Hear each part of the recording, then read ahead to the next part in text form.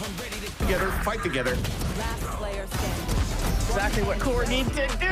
Moves, delivering as the anchor. Spam early. Valor through the smoke and off we go. Envy trying to get these classics involved in the game, but Seven says, just stand right there for me, please. Rounds this time, though. Not so serendipitous. Nerve here. No reason but to stand and fight. He's down to 8. And there's Alum. That's the Phantom. Brought up by the save. And trouble without his rifle. He'll get it just in time to fight this all the way out. But the spike can still be held with just enough time. And isn't caught by that bite, actually. So no extra damage done. Early drop down. And Ange catches all of it from hell. Every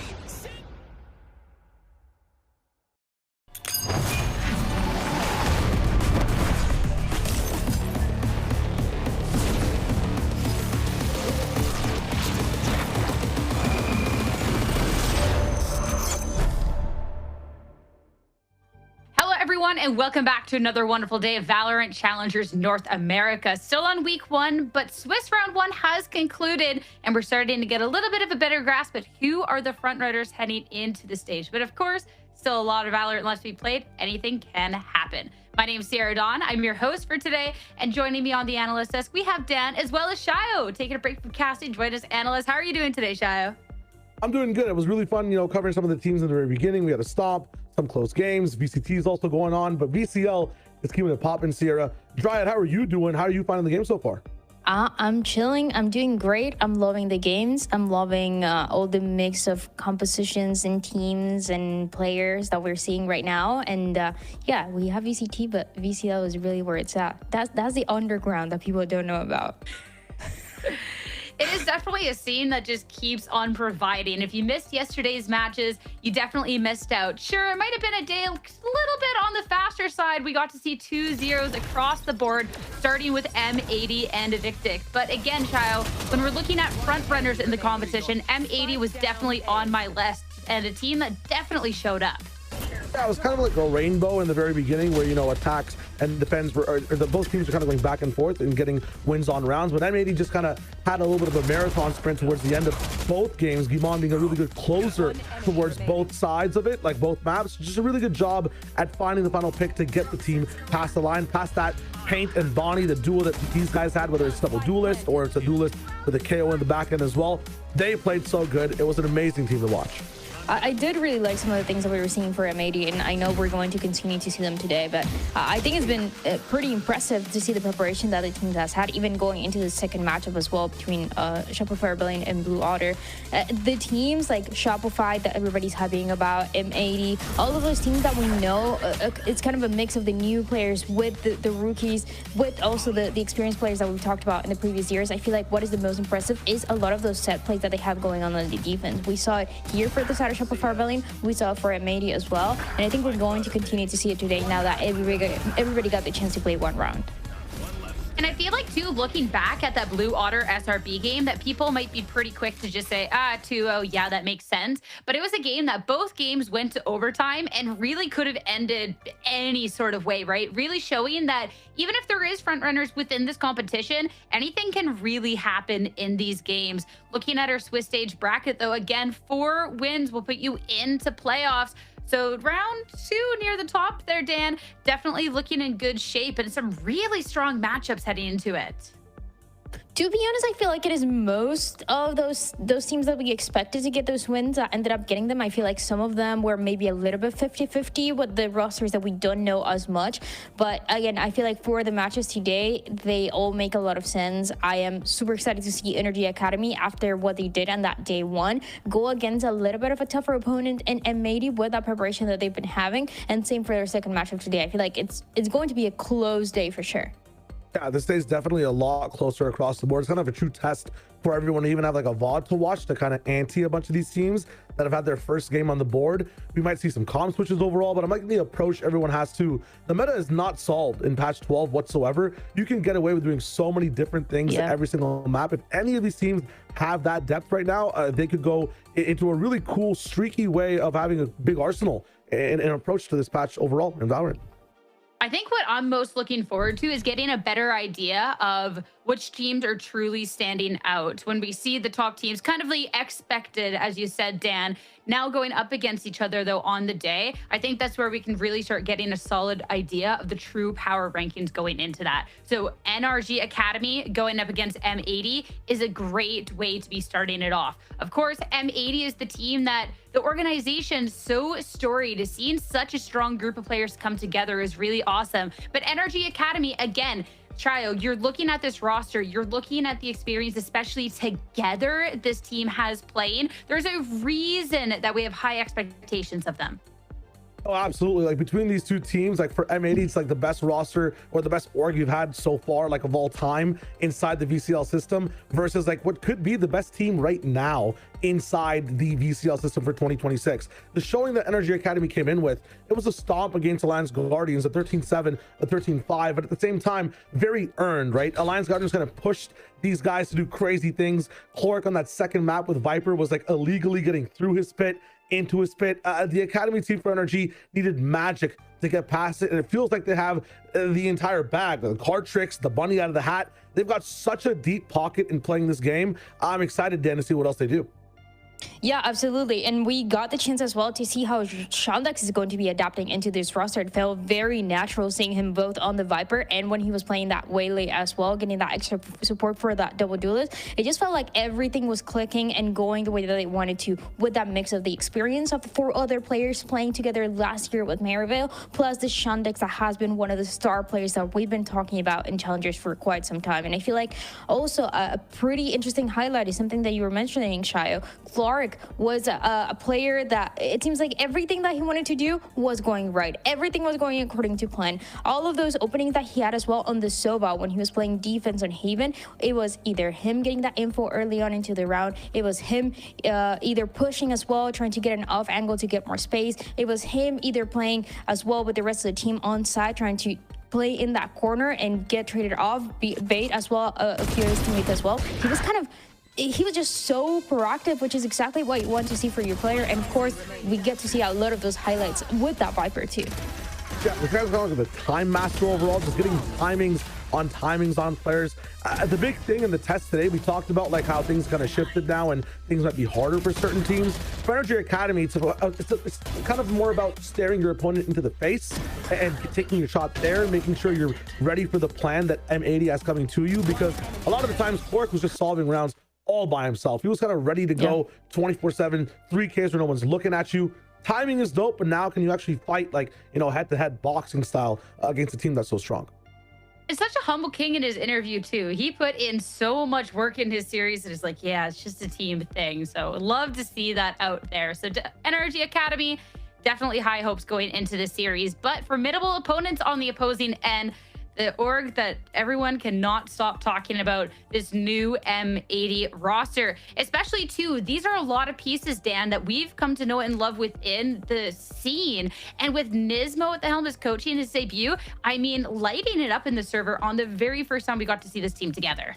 I honestly have to say I'm loving it. I really love what they got the chance to show us yesterday. And like you're saying, is these players that we know in the scene, is these players that individually in their respective teams we were always hyping. Obviously, we talk about Derek and his experience. We talk about Paint and the records that he's been breaking in the past couple of years. GMD as well, and how vocal he is and wanting to make it to the top, wanting to be better, wanting to be the best, wanting to move to the tier 1. And of course, Bonnie and Alvin that have been always so strong in their roles. This is a very complete team, and on top of that you have Nismo as that new coach that I feel like really added a lot. This team was constantly trying to get a space on those 2 maps that we got to see on the defense, was trying to be very oppressive towards the other side, and that's why I feel like today is going to be a really good challenge for them to see how far they can push this out of NRG Academy.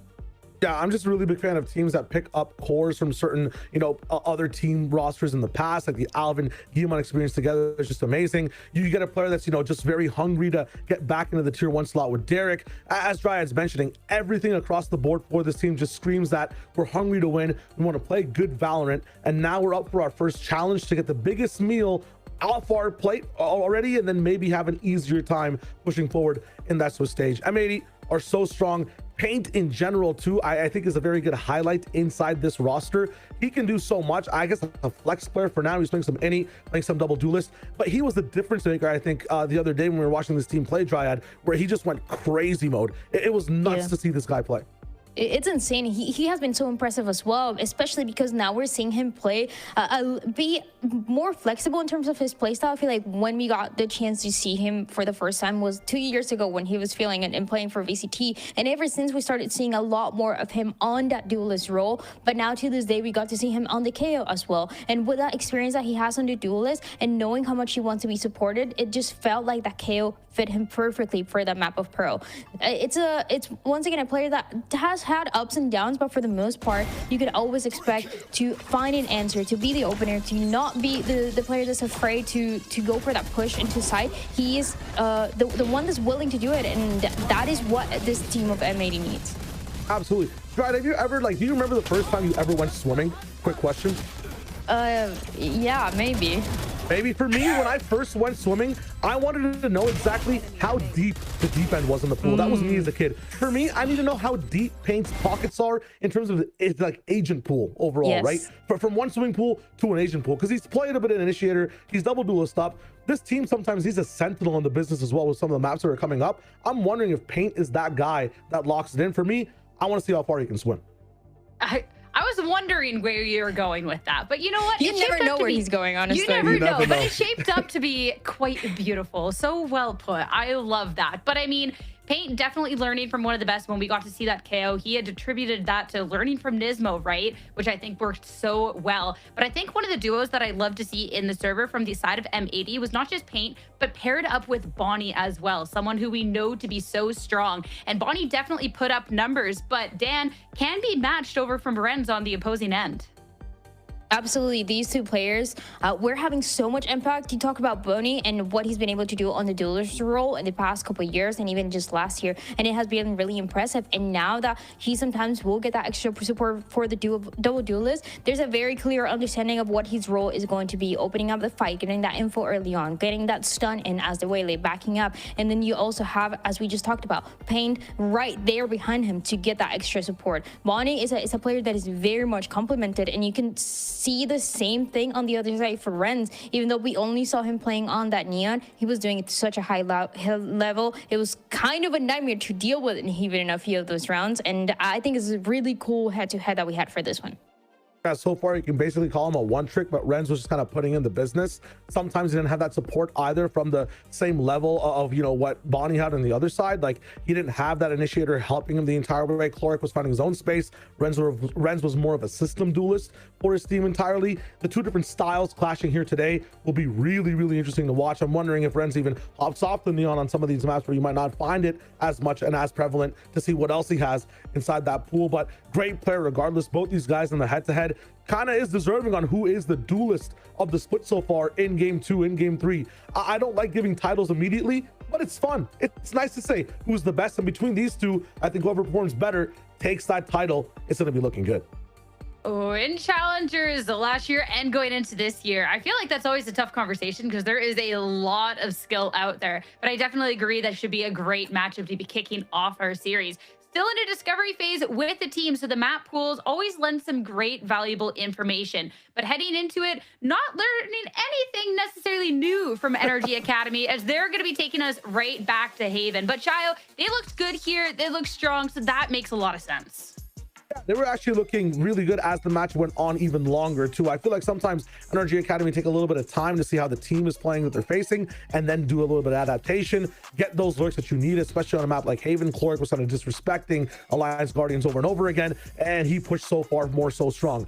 My big thing is that map too, when it comes to split, M80 looked a little bit shaky in the beginning until they got that op online from Paint. NRG Academy looked really good on split all the time. So Dan, I'm not sure if you have a take on this in general, but this is crazy in terms of a map pool. It seems like it's Academy NRG sided.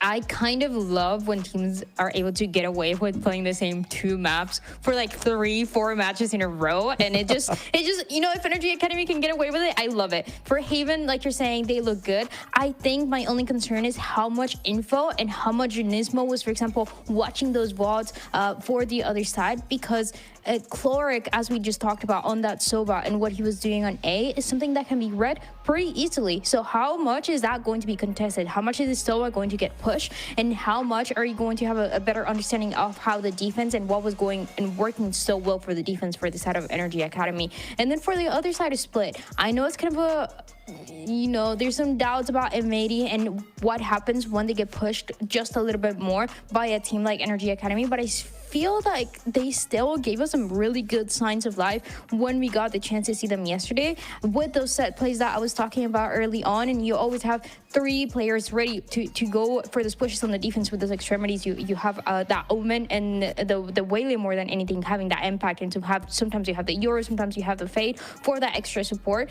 and those things are a little bit harder to read, and you never know what round is going to happen. So I feel like if M80 were to win that map of Split as well, it would be because of that.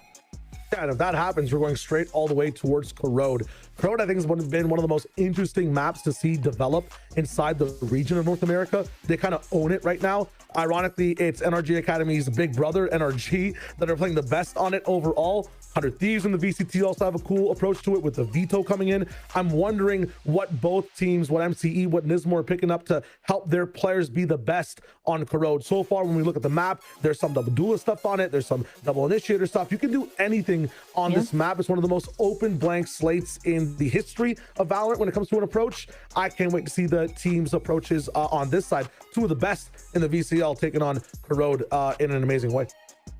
If we get to that point, that's the big question here, because I definitely think we're in store for a great series here, but it's just how these first 2 are going to be wrapping up. And for the side of NRGA, definitely a strong start to the pool. In terms of official predictions, again, we make these predictions before we see any sort of map pool, and I gotta say, the first glance of the predictions seems so disrespectful for NRG Academy. I mean, Roy's was talking a little smack before all this happened, the sole NRG believer.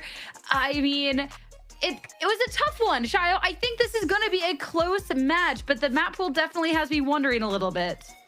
I think the rule was if your picture was from LAN, you have to vote for M80. If you were hired to be on the cover of Vogue magazine, you have to vote for NRG, right? Like Roy probably just looked too good, couldn't make it to LAN, and just had to vote NRG. He's just a step ahead of all of us, you know what I'm saying? But in this matchup, I think we just have belief in the Nismo system. We've all watched M80 just, you know, wreck stuff so many times over and over again, split after split. Roy might be cooking though, and we might have overcooked. We'll see what happens. I like to stand on business though, Dan. You know a lot about that. Standing on business when the world is against you, win predictions, and you always flip them, and you're right every time.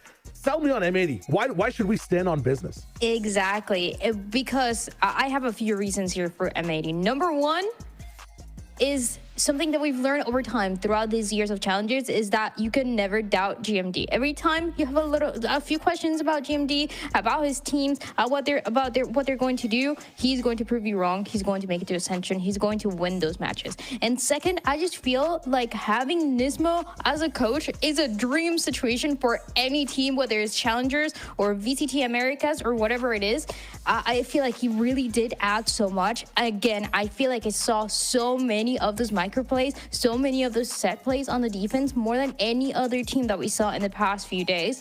And if he has a lot more of those cooked because they've had that time, those are the little rounds that in the big rounds as well, they were able to win. They were doing it in the bonus rounds, they were doing it in a few of the eco rounds, they were doing as well when they had set plays around the operator and how they wanted to play around paint. I just feel like they're a pretty complete team right now, and not to say that NRG Academy is not, but I definitely want to give the upper hand to M80 for this one.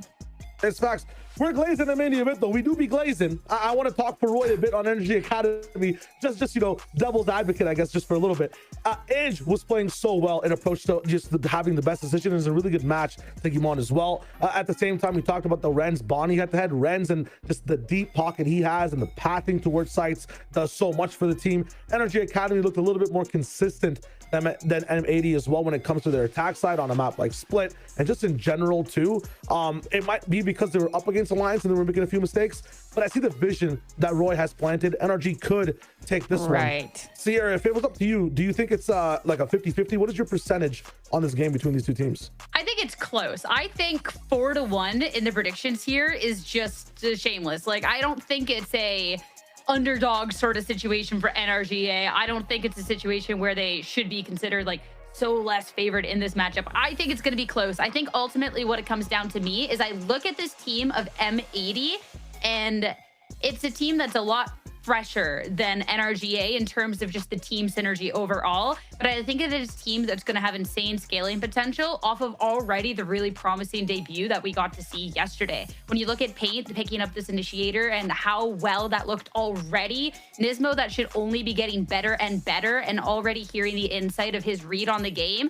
I don't know. I have a lot of belief in this M80 squad.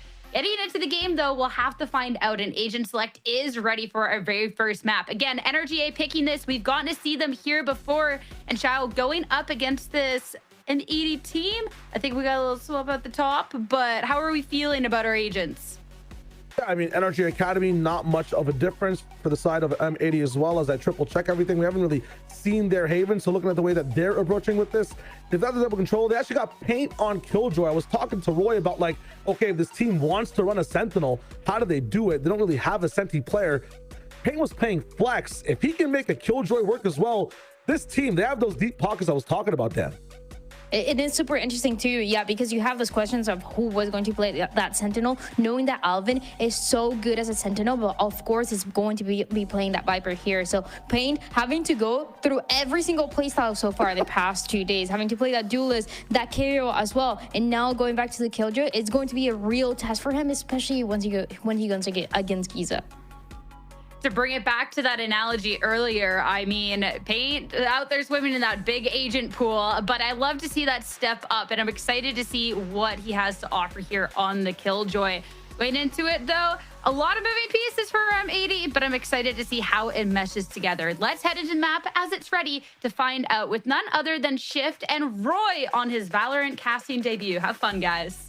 Oh, yeah. I get to work Roy in. Are you kidding me? That's strong leg, baby. Let's get this thing going. I'm Shift. With me, I've got Roy. Yeah, I mean, the desk hit on a lot of the things that I think we were looking at, kind of. I'm just assuming, you know, the big storyline pieces. But what do you think maybe we need to get into the minutia on here? Like, who are you really looking at? What kind of compositional thing are you really looking at here for both these two teams? Yeah. The first thing that comes to mind is I was like debating what M80 was going to be running, right? Because their roles historically is a little bit awkward. They don't have the double controller and the extra Sentinel player. So I was wondering if they're going to lead into the double Duelist, but it seems like they've got Paint going on the Sentinel. So it's going to be very interesting to see how developed he is in that role, taking on not only the flex role, which is already such a difficult role, but to add into another one in the Senti, that's going to be interesting to see. But for me, Shift, I think the kind of the big difference between these two teams right here is the fact that NRG Academy's had so much time together. Their strategy is going to be so well constructed. They're going to be cohesive, and it's really going to come down to M80 to dismantle a lot of that. Yeah, I totally agree with you. I mean, it is kind of the powerhouse names this year, North American challengers. So we'll see what exactly breaks between the two of them. I think we're expecting this series to be pretty hotly contested as Bonnie's already making their way up forward through sewer. A bit of assertive pressure, and wait a second. NRG have no idea about this, but as the smoke fades, they do turn, find the shots, no help from the front, as the rest of M80 are making their way into B. All the ruse as well. They've gotten the B side for free. Now it's really come down to where they're going to be challenging it. Into the C link they go. They get the kill. That's actually their opening to the C site. It's going to be completely free 4v4 as NRG Academy. They actually have so many things they're going to need to clear here, Shift. Yeah, it's going to be difficult, to be sure. But it starts with one. That's what we always say, and it's better if it's two. Okay, Clorix able to find the double. Now it's just the walk down. Another tag comes through, has Alvin low. Should make this simple for the follow-up here for NRG Academy on the retake. Good relay bolt come through over towards Cubby. Alvin able to stop the post plant at afar. Recon bolt could make this a bit dangerous, and yeah, Derek's able to follow off that information just onto Ange. And this is going to be one of those swings and tap type situation. Time's becoming an issue. Alvin's just going to fiddle for it. Ange gets the Elim, though. And that will do it for the defuse. Okay, how about that for a start? Okay, I mean, we're starting it off like that. That is crazy. You had Mr. Clutch in there as well, Derek and Alvin in the 2v1, and Ange to come out on top. The one thing that I feel like goes very under the radar for Ange is how long he's been competing, Shift. This guy has so much experience, and I kind of mentioned it before on the desk where I talked about how many players there are left in the pool that haven't played Tier 1 yet, that are kind of in the same shoes that Scuba and Mata were, right? Where they're very young, but they also have like almost a decade of FPS experience. Ange is actually one of those players, so expect a lot from him in those late round situations. Yeah, I mean, that's just a feisty little finish to the pistol. So here we go. after all said and done, NRG do come away with the round, but you talk about, again, just the conditioning that comes with playing a Neon and trying to put some assertive energy onto the map. How about it? It comes through once again here, just inside a window, but Geeza does have the trade. Nice shock dart over towards Sewers. Actually has a couple low health blows for M80, and that's easy pickings right there for Chloric and Ren. 3 down. Last one left was Derek, and he's got nowhere to go at mid. Clean foul for NRG Academy. Man, the consistency that Chloric has shown in the IGL role and just how strong he's looked on this A defense is honestly inspiring. Like, once again, he's at the top of the scoreboard. I guess Haven is just his playground. He's looked so great on it. But I'm starting to notice already a bit of a trend, right? There's a lot of push and pull happening from the M80 side. Obviously, we've only seen 2 rounds, not too much to go off of. But I feel like so far, they're not really accounting for that Viper util to come out. And maybe they're not accounting for NRG Academy to be holding so strong on the side, even though they're getting pushed and pulled. So I want to see how M80 is going to maneuver some of these details. Well, we got a little bit of a battle here with the rifles not being purchased for M80. Looking to take it to them at A long. Ends in an opening trade, though, so nothing really kind of gained nor lost for either team. Just the only real big part here is that both Neons are off the floor. Yeah, they're also just sending in Bonnie just on solo missions, even though they have the weaponry advantage. It's kind of an interesting decision, and they seem to be eyeing out this B site quite heavily. It seems to be the kind of the theme where they want these numbers to overstack towards A site, and they have some kind of reading to the B pulse plans. But Ange is making his way in quietly. He's going to maybe catch a free kill. Oh my god! And there it is. That's the 4v3. Maybe not as clean as we would have assumed, but hey, it works. And now we're on the lineup. Placing swamp grenade. Paint. Yep, cinematically, we're going to see that thing drop right on front doors, but it's not in a position to stop Geeza from holding on to this. Spam is good for 1. Now you still have to clean up the rest of this retake, though, as Ange is already up top, able to find a counter. 2v2 situation. Derek on the cross. Just watching, waiting, trying to see if there's going to be any further defuse from the halfway point. It is, but it's a perfect reveal. Easy double, M80 on the board. Wow, his reveals on those pulse plants has been so on point, right? Especially with the longer cooldown, you have to be quite precise with the timing and precise with the usage, and he's gotten a ton of value so far. A great bonus attempt here for the NRG Academy and M80. They've gotten one on the board. They've done the hard part. That's it. They've gotten rid of the donut. Now the pressure should come down a little bit. Money should still be good for NRG Academy. This should be a full gun round coming into this, and we're going to see if there's any ults in play as well, because that should start to come online. And yeah, there it is. The defending ult for Chloric. He's probably going to be playing fast rotate with that, so keep eyes on that shift if it is a fast C play here. Absolutely. Good call. Love the prediction out of you, Roy. It's like you're a seasoned veteran out here, my man. And you're going to get exactly what you frame up. You think Roy knows ball? He knows ball.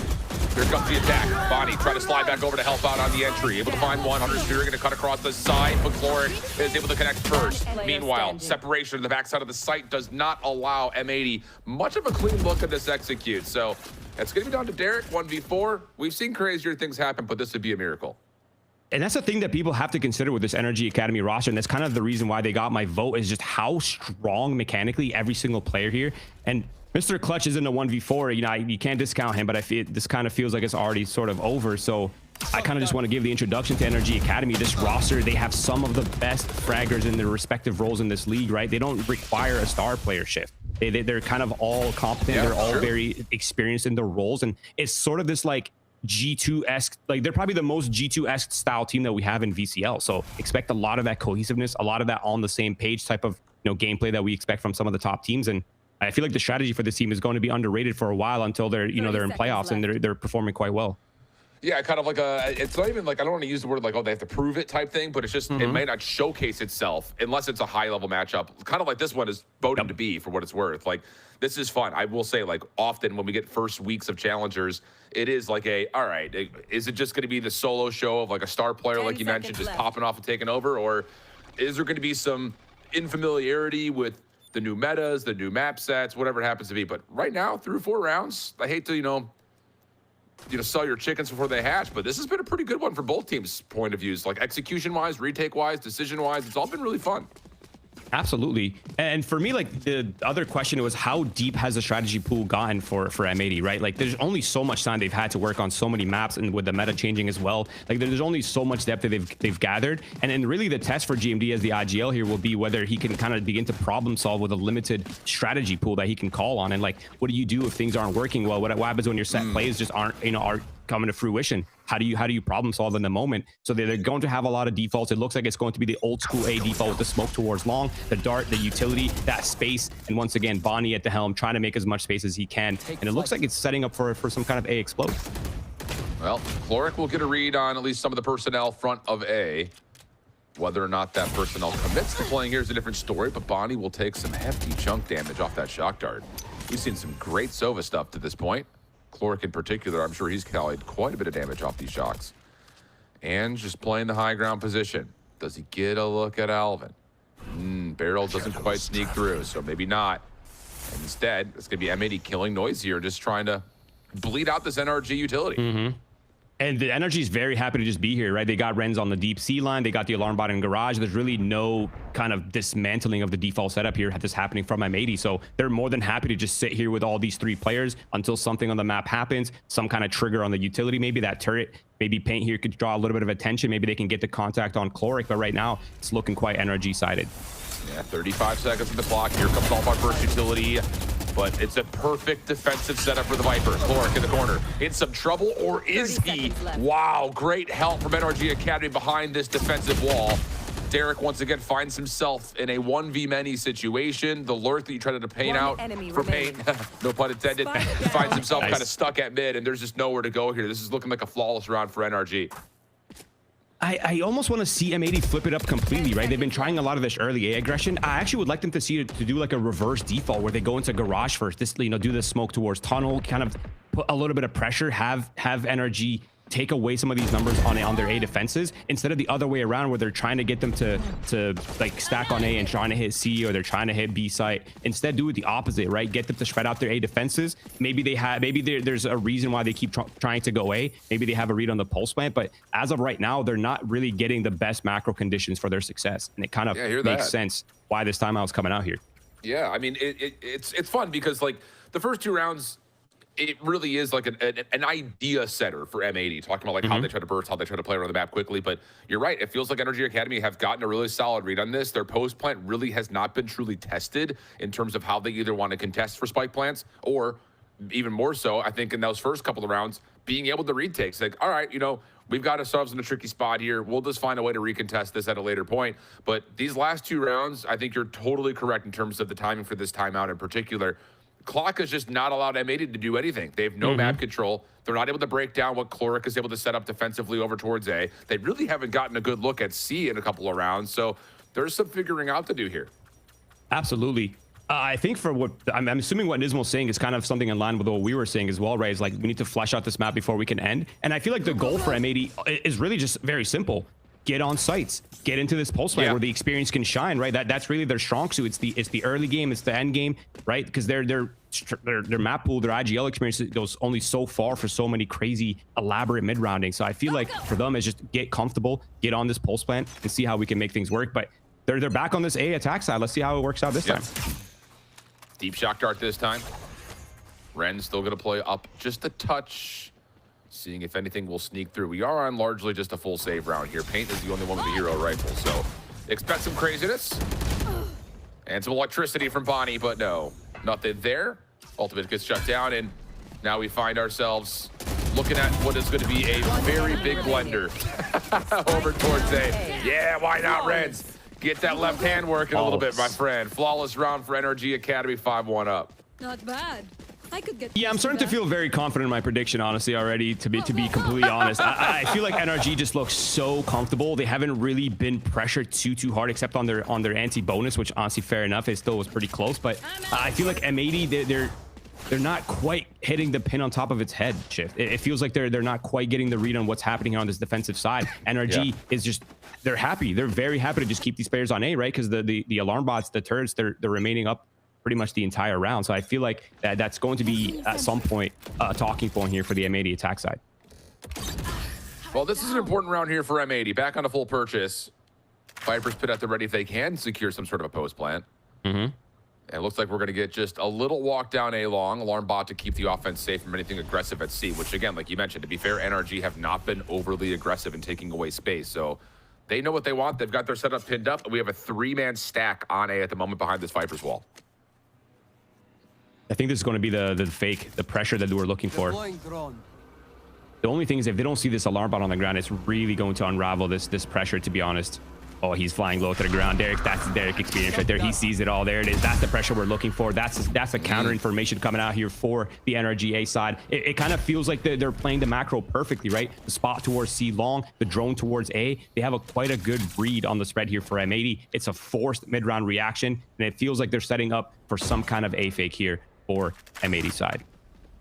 Well, it's going to be Bonnie on a Saving Private Ryan style mission here. There's the smoke behind from the shadows to create some distraction, trying to feel out the backside of the C site, but Bonnie will drop it. Look how quick the defense is already moving over. They've gotten a pretty solid read on this. Ange will stay in place. Geeza on the site has already found one. Nanostorm to dance around, but not able to lock down shots onto paint. Cutting things off as GMD with the Viper Spit going down. We're going to have a full retake here, 3v3. Beautiful. This is exactly what we were looking for as well, right? The Viper Spit coming out, the pulse man situations. This is where M80 should be shining. How they play around the utility is going to come down to pretty much these individual plays. And Renz, he's making it work. Shift, he is completely dismantling them. That's the experience that we were talking about. And it's all down to this 1v3 Guimont. For the first cross up here, though, gets caught looking the wrong direction. So an opportunity looking to look, honestly, pretty darn good for M80. Yeah, it was read nicely by NRG Academy, but I thought initially Viper Spit down, 3-man post plant, and a 3v3. You like your odds there, but Renz just completely says, nah, I'm good. I'll just stand in this box and shoot you. And NRG Academy, they're looking great right now. I'm loving the way they play. I'm loving the confidence coming out of them. It feels like they're almost not stressed at all, right? The individual timings, the intuitions coming into play. And I think that's the sort of the beauty and kind of the underrated aspect of this NRG roster is just how much of that we're going to be seeing coming out of them. Now, they're going to be switching it up a little bit here. They've been playing relatively passive, sitting on sites like turtles. This time, it feels like they're going to go forward and try to catch M80 in their A default. Bit of spam coming through from Chloric. Dark cover is going to allow him to move a little bit further up just to try to feel out lobby. He's got help with Ange nearby still. And they are going to let Chloric stand here. So you're absolutely right. Once again, NRG just changing up the tempo at a critical moment in this game, because if that last round felt like a, wow, we really need it, this one's a must-have for M80. You do not want to go down 1-7 with no money. Now, I do like the fact that they've swapped it up. They started with the C pressure early on. They've shown their numbers on that side of the map. They've weakened the A defenses. Of course, NRG Academy, they have that forward pressure. How they deal with Chloric here is going to dictate a lot of this, right? Are they going to kill and accelerate on the A side, or are they going to kill and fall back towards C side, or not even kill at all?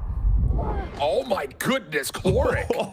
How does he take down the third? God. I mean, I thought it was going to be Guimont who's going to fall there with only 21 HP with that shorty play, but he's still just center mass chunks, and NRG, the versatility showing up. We've been playing slow, we've been playing passive. Here's a little pre-fire spam, get you guessing. It all takes is Chloric standing forward and said, I got this, I'm good. 30 seconds left. Dude, it must feel so nice to have an IG on the team that could just take over the game. Like you're the player, you're not even calling, you're not even doing anything, and your IGL just carrying. Like what? Someone do something, help this man. Jesus, 12-3, insane. Like, all right, boys, just stay back there. I've got this. Just pre-fire me out. All right, put his dark cover. I'll win the round. Don't worry. Legit. Unreal. He's got his second Hunter's Fury up as well, so that's going to be coming into play in this next round as well. So there's a ton for them to work with. They got the Viper ult, they got the Hunter's Fury, they've got the Renz ult as well, the Electric Fingers. They can easily fast flood. So I think we're going to keep eyes on that for the next round. I don't imagine they'll be doing anything too crazy in terms of early round aggression. I think they'll just play their ultimates. They have the natural advantage, and they'll likely just press it as the round starts to dwindle. All right. Wow, this has been a statement. I mean, it's just like, it's so tough because, again, the sample size for both these two teams is 1 in terms of challengers, but then you also just kind of go through the lists and go through the names, and I mean, we're dealing with some players who've been playing this game for a while at this level, and you start to think, okay, it's kind of like make or break time, and I think a lot of the M80 fans that are out there are like, hey, we got Derek, we got Guimont, we got Paint, we're chilling. Like, this is the stack loaded roster, but NRG has really come out with some metal here. Drone deleted at A on. Smoke. Actually, it's a defensive smoke, and to try to get them a little bit further. Shot next fuel under pressure just says not so fast and throws a sticky green goo on the ground. Oh, they're actually just going to brute force the plant, and there's the Hunter's Fury. They're going to lose a number pretty much off rip right here. That's the advantage right now for NRG Academy. Established the Spike is down though. The hard part is done. Now it's the pulse plant though. They don't really have too much to work with. 2 sheriffs, 2 vandals. An important fight coming up here as well for avoided. The timing here for Ange is beautiful. He's going to catch someone, and there it is. Nah, yeah, that's a 5v3. The advantage is now in NRG's hand as they collapse on this mid control. Yeah, Ange just heard all that. Derek, Bonnie, what? How has that just happened? I thought for sure, knowing that you had Paint stuck in the offensive spawn, you're just going to collapse and confirm the eliminations with the numbers up front, but we didn't really see much of any of it. The crossfire setup, though, across the doors must have been perfect. M80 steal away around. Yeah, you're gonna have to bear with me. I'm still discovering I have the caster's curse in my hands, so just bear with me here. It's all good. Yeah, it looked completely in NRG's control, right? The 5v3, the collapse from all directions, the flank kill as well, the garage pinch as well. Tough. Yeah, I mean, I guess that's the power of the M80, right? You never know when these players will step up, and Derek stepping up huge for them in that round as well. Now things get interesting. Another mix-up here for NRG Academy as they look to press forward on this A control. I think it's mainly to deny the Paint ultimate, but lately, it used to be the kind of the go short, but the Killjoy ult sewers push them off the A defenses. But recently we've been seeing a resurgence in Killjoy ults towards garage, actually, to push back all of spawn, to push back and isolate these defenders on C. So expect that. Yep, there it is. It's coming down already. We'll see what this does to how the defense tries to play around it. For now, it's really just Geeza holding on one side, and everyone else is going to flood around the back, taking away the deep post plant. And depending on the timing of this, they actually may catch out one for free. That would lead to an opportunity to possibly break back in. But really, I'm just looking to see if Geeza can isolate, find a 1v1 win, and get a lockdown to get them back into the site here. Because this is just all gunfights, and BMD already in place to find the opening 2, gets a read onto the 3rd. And you have to really hope here, yeah, that this paranoia can cut across and maybe give Renz an opportunity to open up from the side door, but everyone's being held. Renz will drop, and M80 are looking very comfortable down the post plant.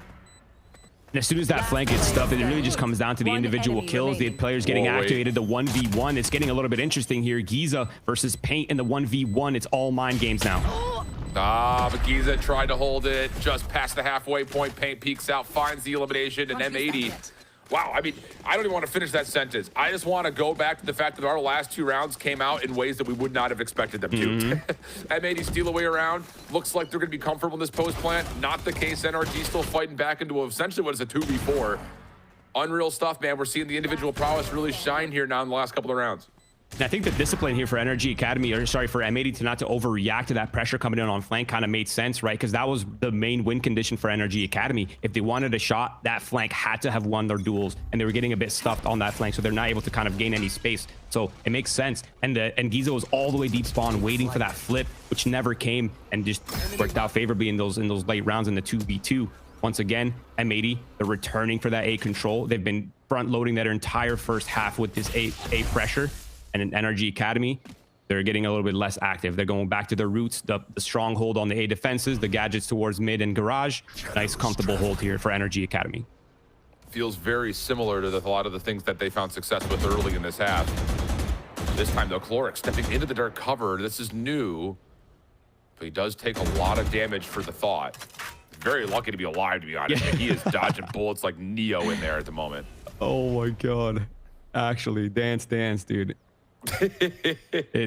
Yeah, I mean, we're seeing a bit of a slowdown here from M80, right? That's the symptom of the reduced cooldowns for the initiators. They're waiting for some of the utility to refresh, but I feel like without that pressure, they know NRG Academy is going to just feel very comfortable holding here. So we're seeing some players fall back. We're seeing some pressure. I think it's all just a fake now. They're putting the A pressure. It's a very obvious sell, and now they're going to be waiting for the hit to come into the C side on the side. Yeah, Albani will still find one that keeps the defense maybe more interested. Geeza trusted to hold off by themselves. Has not tried to try to maybe pull out and whoa, get the lockdown in, but don't need to.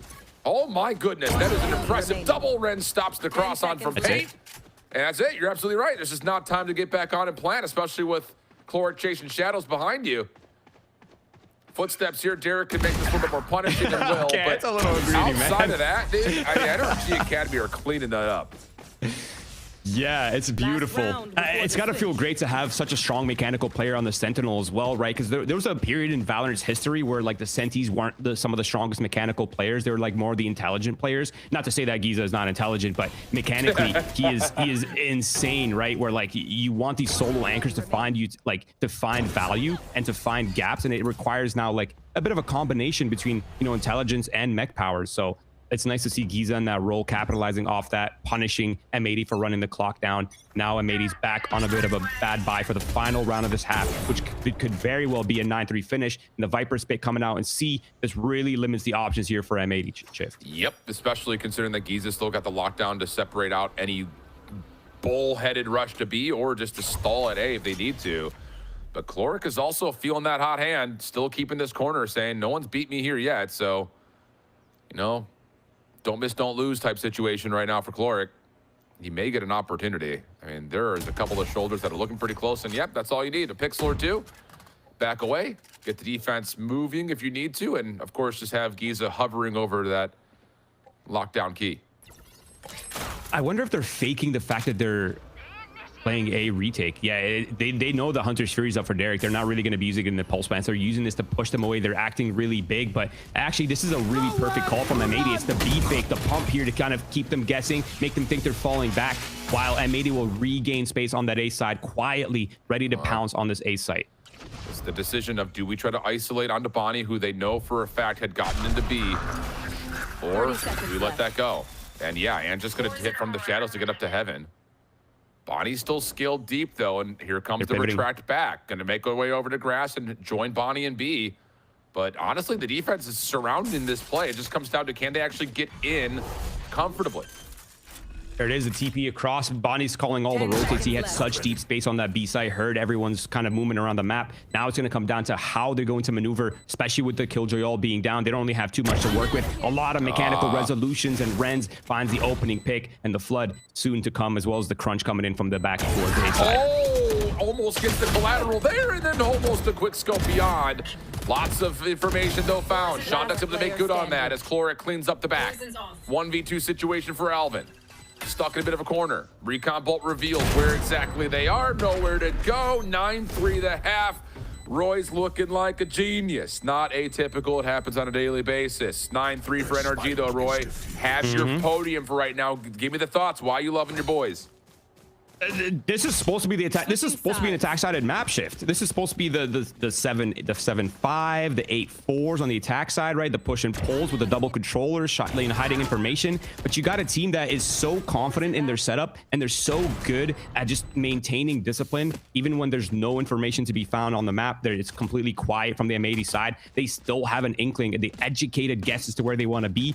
That you have that, plus the way they're looking right now mechanically. I mean, it kind of makes sense why that ended 9-3. M80 just unable to find any of the solutions that they needed problem solving that first half shift. Crazy scenes. What a statement, though. And the fact of the matter is, it starts with one of the wildest finishes to a pistol round I've seen in a while. So we'll get more of that here as we get to the second half. Swap the sides. NRG now onto the attack. And just a little bit of early feel out towards C. Put some pressure on Alvin just to say, hey, keep your gun up. We're coming. Not actually, though. We're in A sewers. And the sentry turret. Let's see how reinforced that is, as there's a full 4-man walk down here. I love how confident they're feeling to the point where they have 3 sheriffs in this round. Like literally no util, just straight contact with the sheriffs out towards the A side. And it's going to be an open site. They hear the turret. They have an inkling. It's on retake. Now, whether M80 fast floods here or whether they respect the 5v5 retake, that's really up for question. Dart. Great dart over the top from Heaven. Paint finds the first, and the drop. NRG dealing with some damage, trying to stay stable, waiting for Cloric to get involved, but they need to go quickly here. Bonnie's going to get this to halfway. Here comes the spam. Nope, not going to happen. M80. Well, initially they do get a couple of kills, but the follow from Cloric looked like it may have stopped, but no. The defuse comes in, and M80 find a very quick pistol. Off to a great start. I mean, that's exactly what you need, right? 9-3 first half. You want that pistol. You definitely want the second round as well. But I feel like for M80, the attack side will be the hard part, right? We talked about their, their lack of time, their lack of ability to develop a deep strategy pool. But the defensive sides, that's really where the individuals, a lot more voices can come in and kind of control things. They have a lot more, agency in terms of how they want to push and pull on the map, where they want to re-clear, where they want to refight. So M80 off to a good start in the second half. huge advantage of the weapons, but most importantly, let's see if Bonnie can connect with the Outlaw. NRG gonna show Ange over through sewer. It looks like M80 safe bet. We're in that. Yep, little double swing, little 1, 2, 3 peek. That works out nicely. First blood tallied, and now NRG have to make a decision what they want to do with the rest of the time. Yeah, and if it's a garage contact, Bonnie's gonna farm them. He's got the Outlaw. He's posted up. The turret's holding his C long as well. He's very comfortable just being isolated right here, and he's got the fast lane if he needs to get out. I mean, he's chilling, to be honest. I think M80's in a pretty good spot to close this map out. If it's an A hit, it'll be shut down. If it's a garage peek, it's assassination. Yes, and well, there's our first victim at garage. And this is one of those force the square peg into the round hole moments. If you're NRG Academy, you're not going to find anything that's open. So you kind of got to brute force something and hope you have some good timings.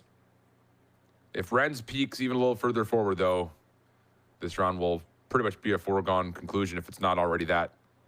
In this current moment, Alarm Bot Nano swarms defensively around what looks to be a desperate B play.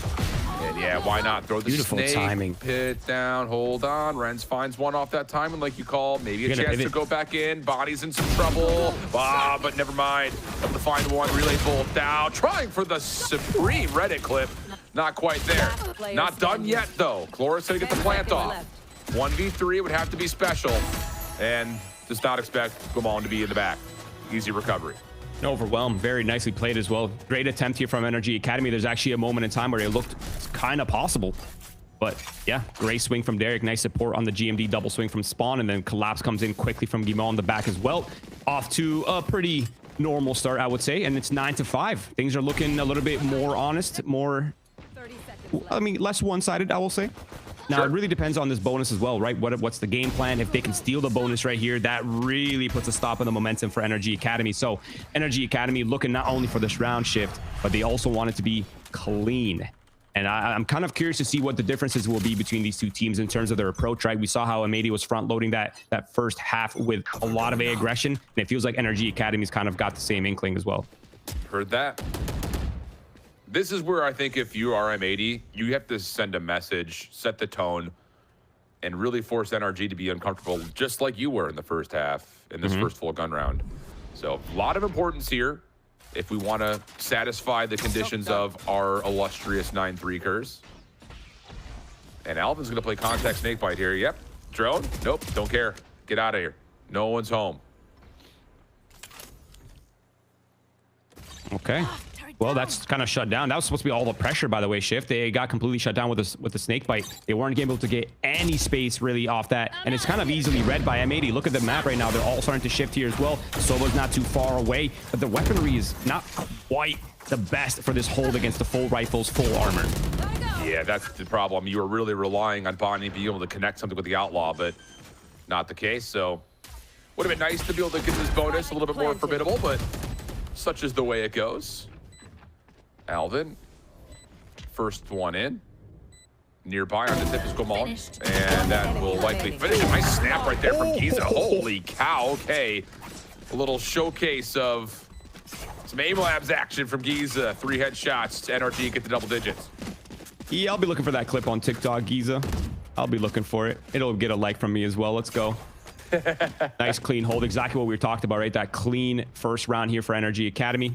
The bonus. Now things get interesting, right? The Odin's coming out for Derek. This is where things start to get a little bit annoying. You have to figure out where the op is. You have to figure out what the Odin's doing, how they're spreading out their numbers, right? And by the time they could figure out what's happening, it could already be too late. So I'm curious to see what the approach here for M80. It kind of seems like they got Derek towards the B side. He's looking for that, mid-round opportunities to drone out mid. He's looking for the spams towards garage with the Odin, make things annoying, make people not able to follow the drone.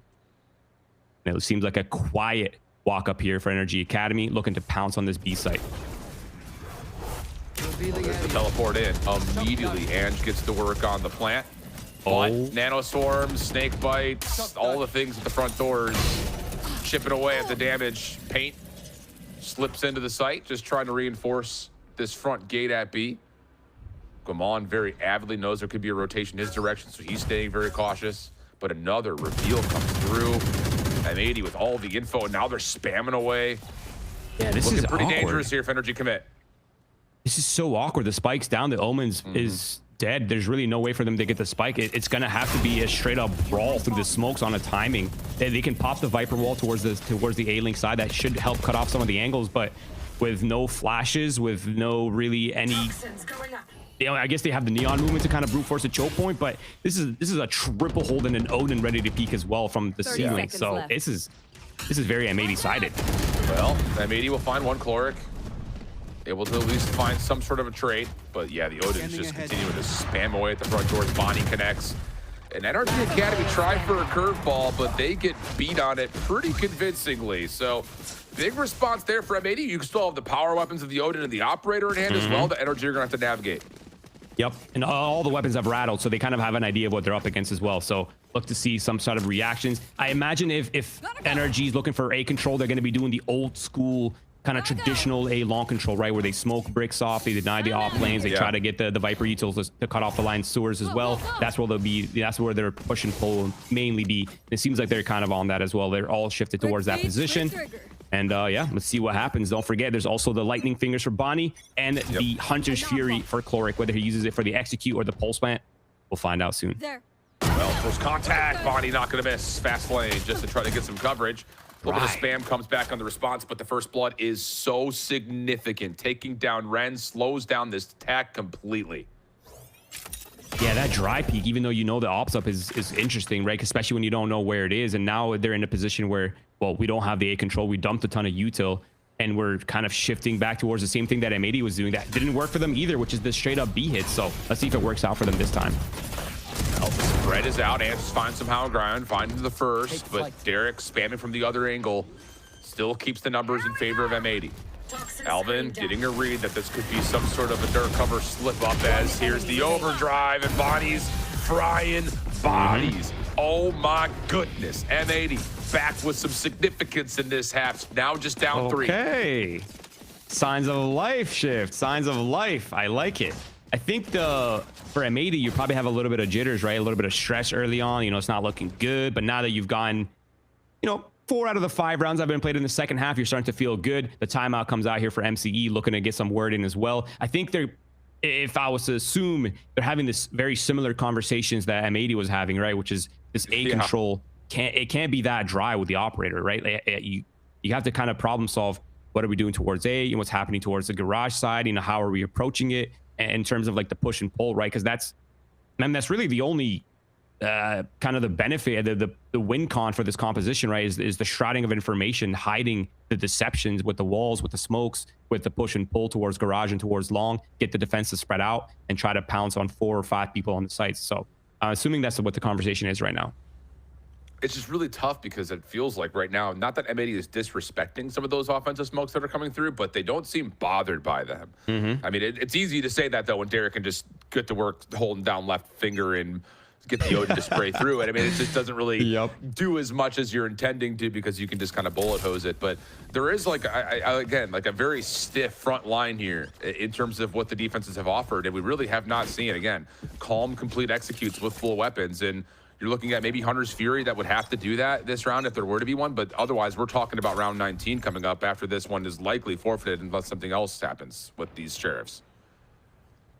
The old school smoke top C walk up. Wow, the pop against the op. This actually could work if the utility's on point here for them. What? How? Okay, how? There's no chance Bonnie just slip and slid his way with a shorty back into the operator for a second kill, let alone the snap reaction on the teleport. That was stupid. Flawless round for M80. Now we can talk about round 19. Oh my God. I think that's the Bonnie effect, right? It's like, yeah, he might not have the most experience in the league, but mechanically, he can bail himself out of so many situations, just pure mechanics. And that for me is the main difference between him and Renz, where like Renz has so much experience in a deep FPS stack background, right? And Bonnie's kind of the new kid on the block, where he's very mechanically heavy, he's very flashy, and we kind of got to see a little bit of that right there as well. So, you know, it was an eco. Not much going on for NRG Academy, but now the real deal is here. The Hunter Fury still up in play. Geeza not too far away from his ultimate as well, so expect the lockdown if it comes in. And the okay. Oh, we got a Hunter's Fury battle. Chloric. Oh my goodness. About to say, the initial reveal into the Hunter's Fury immediately triggers the response. But everyone stays alive, only just barely. Derek, yep, that's the power of the Odin. I can't see you, I don't care. Hold down the trigger. What's up? Ange in the back line, able to find paint for at least some sort of an opportunity here onto B. Spike making its way on, and it looks like we very well may work off of the plant, but Bonnie connects on the cross. Sean Dex with the counter. 3v3, that's the longest reload in history, but it doesn't matter. Oh my goodness, Bonnie is insane. 3v2, advantage to M80. It's been devolved, but Cloric's in the back. I'm not even sure they're there. No one's even looking towards him. So whether it's Cloric taking the first contact. Oh, he's got eyes. He's got eye shift. Oh, this is dirty. Finds the two. Spam down the corner. And NRG Academy are able to finally put a little bit of quiet into the long-range barrel of Bonnie, who had been in takeover mode. Oh, my God. Cloric stepping up again for NRG Academy. I mean, you gotta love that. You gotta appreciate that. That is beautiful. Very well played. Great timing lining up there for Cloric as well. And just catching the same timing towards... Maybe they just don't like looking backwards at Gong shift. That could just be it. They just don't like that position. They don't want to look there. They don't want to check it. Ange there as well. Cloric to close off the round. I mean, that's got to hurt, but the economy, it's feeling good. It's feeling quite nice for M80. They're still on the page here. The Odin's back, the Ops back as well. No ults in play for M80. It's going to have to be purely mechanical resolutions. Whereas for the NRG Academy side, they got ults for days shift. The full kitchen sink is available essentially. Let's see how the plumbing comes in though. That's the real question. That is the real question, and we talked about the Killjoy ults, right? It's kind of looking like the same thing, right? Oh, okay. Oh. Nope, never mind. Geeza just wants to win the round. That's a 3K. That's the green light towards the C side of 5v2. I mean, this is an instant save, surely, right? Yeah, it has to be. He's trying. Wow. I mean, how many of these moments have we seen though from the new guys up? Geeza, you already kind of talked about it, but that's just like. Not to make it's not the full on call, but that was essentially just a contact 3-piece for him. One enemy remaining. Shot next for another. Bonnie actually just going to hold this angle. Wait, we're committing the op into the site here. I don't like this. This feels like a VLR staff farming, to be honest. Well, maybe just be the one and out. Cloric. Whoa, hold on a second. Bonnie's going to find another, but here comes the hunt. If Ange falls. Oh, okay, my. Barely. I don't think that was the plan. I don't think it was supposed to be Geeza come get 3 kills in garage. I think it was Geeza come drop your ultimate. Let's hope we can do something with it. And he just 3 pieces and gets to keep his ult for the final round. Not a single ult was used in the previous round shift. That is a massive advantage. And now they have 4 opportunities to gather an idea of how they're going to use these ults to close out this final round and take us to map 2. M80, they need to defend 4 rounds in a row right here for that OT. Well, see how we get it this time. Nano Swarm, Sentry Turret to C, Alarm Bot, corner of B. So all of the Sentinel utility largely stacked on the left side of the map for the defensive M80. A double contact up through sewer could potentially be a call here with the op on the other side. And initially, Ren saw the little glint of the elbow, but the trade is out, and absolutely, that is a huge trade for Cloric to keep a 4v4. But do they know? Another member had already snuck through because now you've got GMD playing aggressively, and he can stay here and scale. Yeah, he is the round-winning position, honestly. They just need to either defend the C site or fall off if they think they can make it in time. The utility's coming out. The smoke is perfectly timed. It's a defense. It's a pivot back. A forced rotation coming out here for the NRG Academy side. But it looks like they've deposited, and so expect maybe a comeback here to the C side after they put either pressure towards a re-clear perhaps with the drone, but put that pressure, kind of push Guimond back, push some of these players back on the defenses, and a return back to the C site. GMD figured out, pushed back, but he's able to kill some of the clock off and, of course, get the Aldrin out of the pocket, so that's not the worst news ever. Kind of feels like we're going to be getting into some sort of a lockdown execute, though, at this point. GMD, ooh, that would be huge if you could have found that little stray kill. But all the pressure is alleviated, and now you've got the setup over towards C, and there's a defensive lockdown first, but Geeza's not losing those. Trying to follow up, keep the lockdown safe. Alvin was there, but cannot find the win either. NRG is just coming out and shooting a little different. Cloric over the top of the window. Shut down, not done yet. Derek and GMD for 2v3. There's the reveal. Swing out from Geeza, who's feeling the hot hand. Just down to Guimond. And he has got absolutely nothing to work with besides a dark cover and this here Vandal. First corner's a tough one. Not gonna get through it. NRG Academy make a statement on their map pick in map number 1. Wow, what a performance from NRG Academy. The beautiful close towards the end, but I gotta be honest, Geeza bailed them out of so many of those rounds. He provided the way, he split the water, he walked on it, he did everything he needed to do to get NRG Academy over the finish line, and it was beautiful to see coming in, a huge step up from the Sensi player for NRG Academy. Of course, M80, we kind of we're getting a glimpse into their potential. The second map, it's gonna be interesting, but this first one, I don't know, man. NRG Academy, they're looking quite formidable, I cannot lie. That's a statement, dude. It really is. I mean, a lot of individual moments that we're really impressed by on both sides, but I think you're absolutely right. Looking at it from just a statistical standpoint, strategical standpoint, definitely feels like the full squad is clicking for NRG. But that is on their map pick. It's early. It's stage 1 of Challengers. We're still in January. Anything can happen at this point in time. We're going to head to a break. When we come back, M80's turn to get onto their map selection, try to even us up before we possibly go to 3. Don't go far. VALORANT Challengers coming up right after this.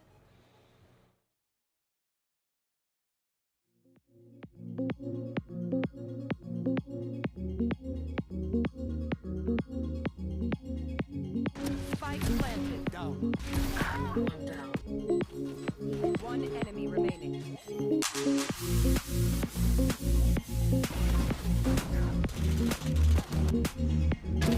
No more. One enemy remaining.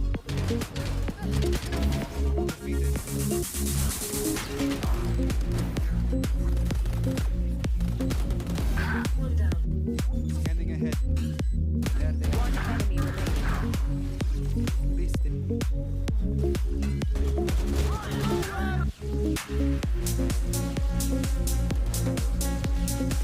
enemy.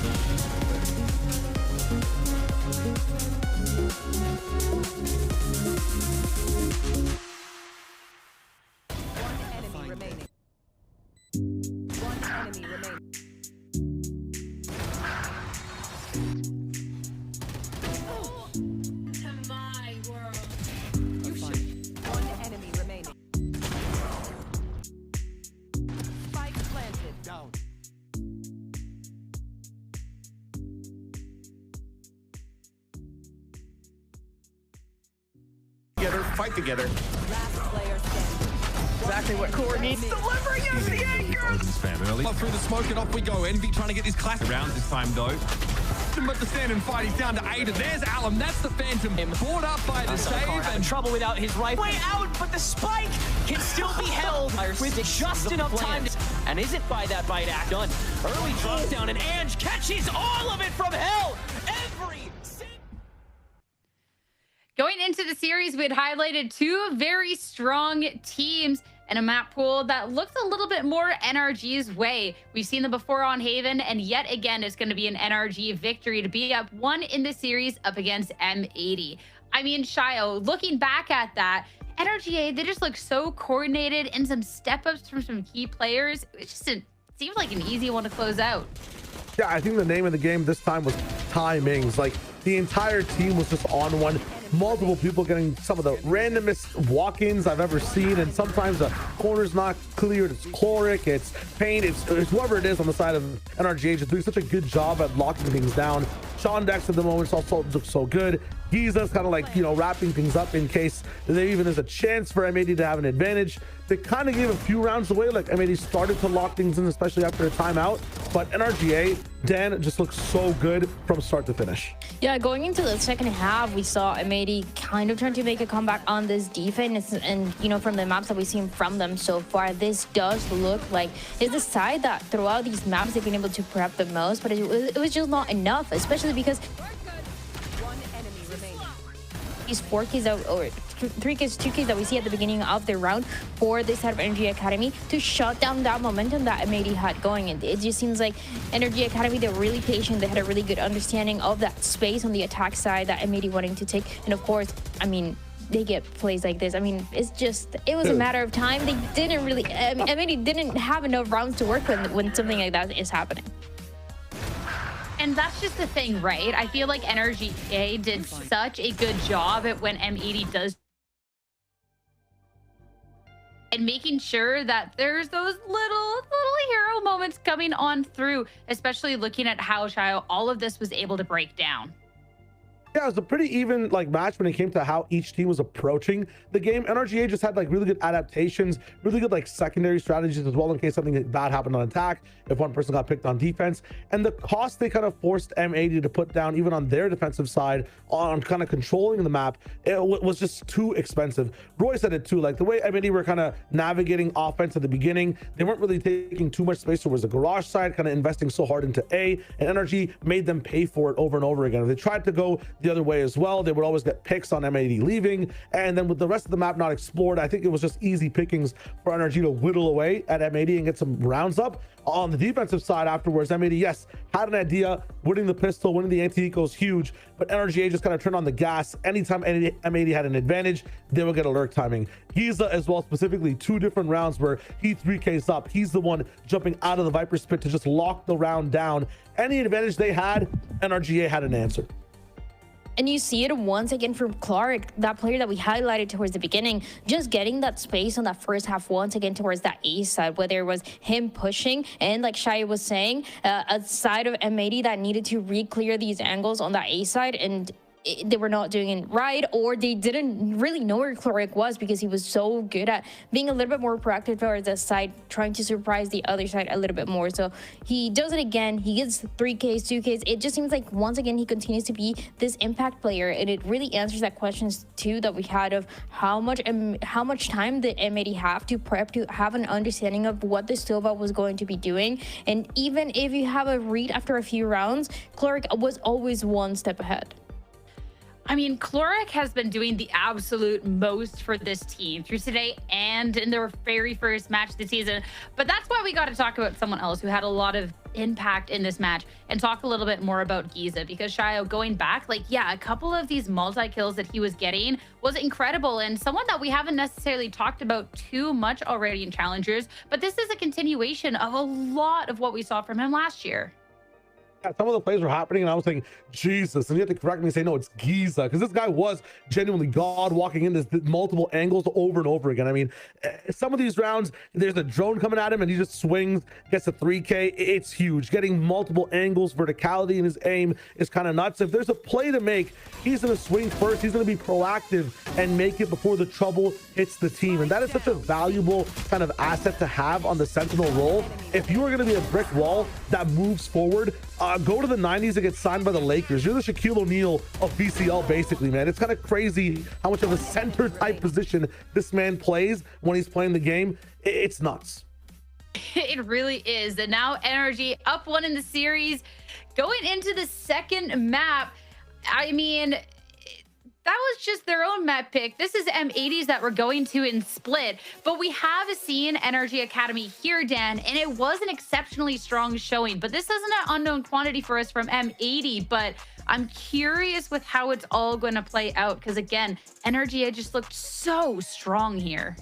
Yeah, M80, they got the win on the map of Split against Evicted. It was at 13-10, but also on the other side, like you're mentioning, NRG just played a 2 for their opening against Alliance Guardians and won it 13-5. So there is a little bit of a difference in score, and this is what we wanted to find out. This is probably the most interesting map that we're going to be seeing today because it's the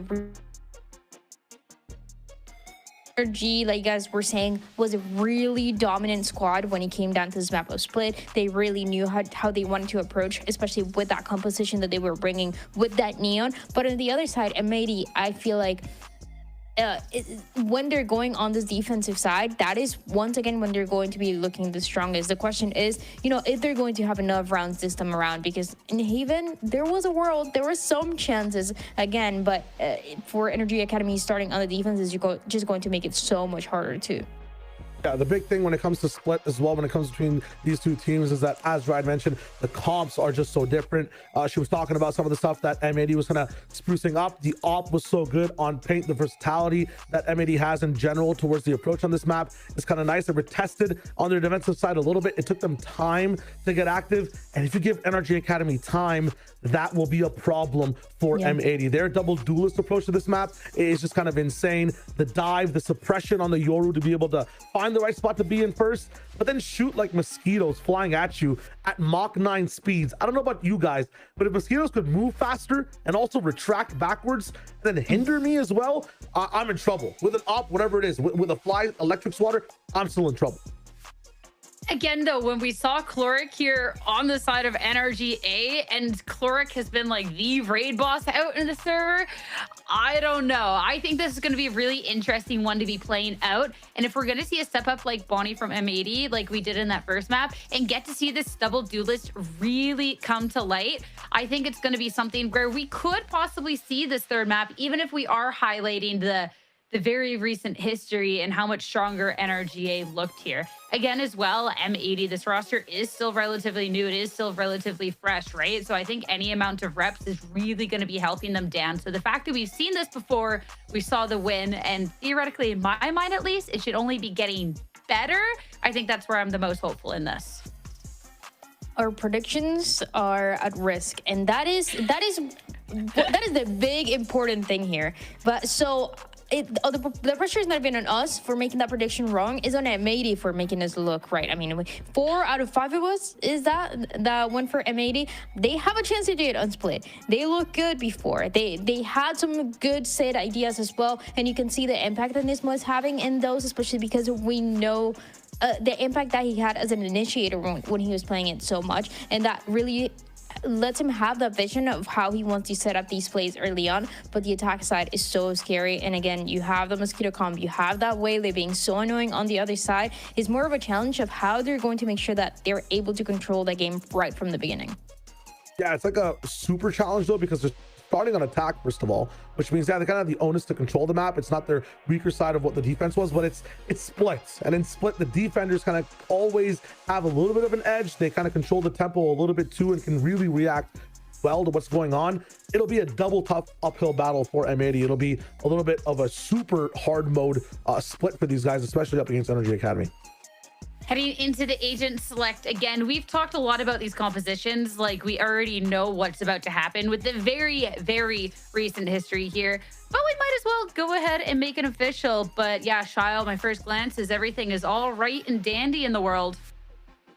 Yeah, I mean, when you look at the comps, it's similar on both sides, the exact same from what we saw before. The biggest highlights in differences are a Yoru instead of the Neon on the side of M80 and NRG, and then a Sky instead of Derek's Fade there. Now, the big things with M80 is that you can have this op just teleporting around the map with Paint. That's exactly what they did on Yoru. Sky should let you get that early pressure and early space first, and then there's more onus on Neon and Waylay to dash in to get that space done there. It's a more close and personal operation for NRG Academy.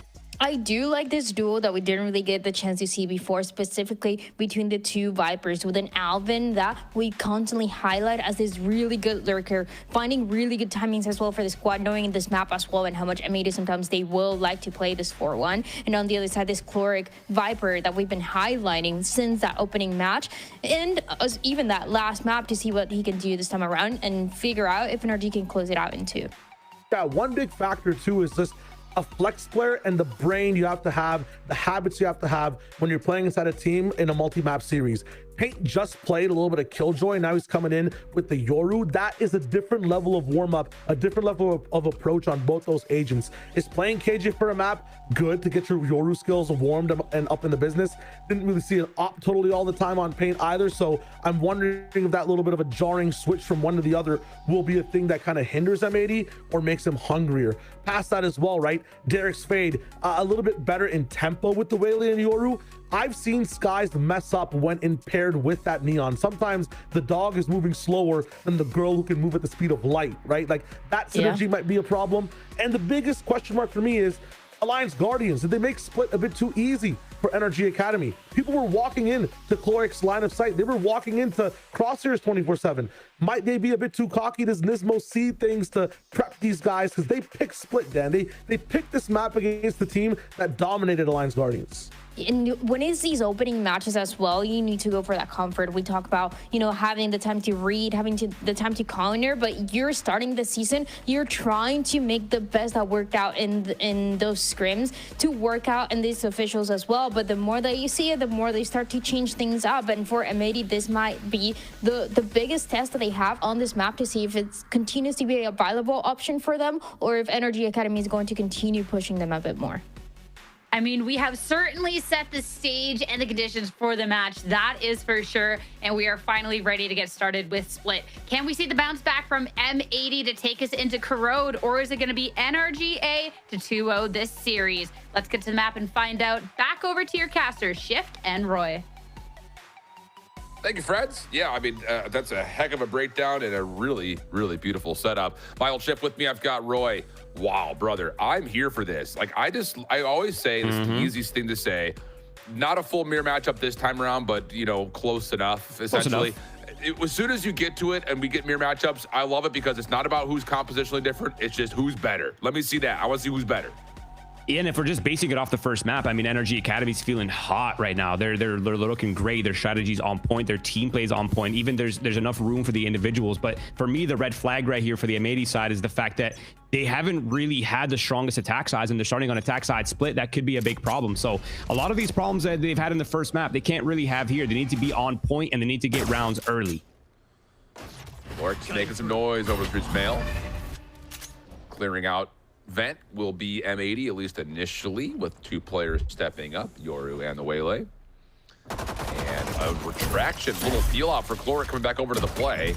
It's going to get a lot of damage. It actually gets Bonnie reflecting back over at really just 2 shots of health at most. So it's just down to right now, how do you collapse out of this? Because M80 have really shown their hand here.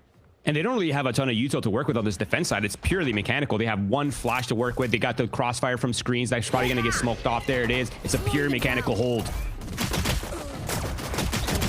Well, first 2 shots, first 2 kills. GMD and the rest of the force of M80 clean up the A site. Have NRG, well, I'm sure feeling a little desperate here. There are a lot of low health pools, so the 2 classics may not be as weak as you'd normally expect. And of course, Rens could be a huge factor with this Ghost. Just comes down to when this wall decides to drop, and there it is.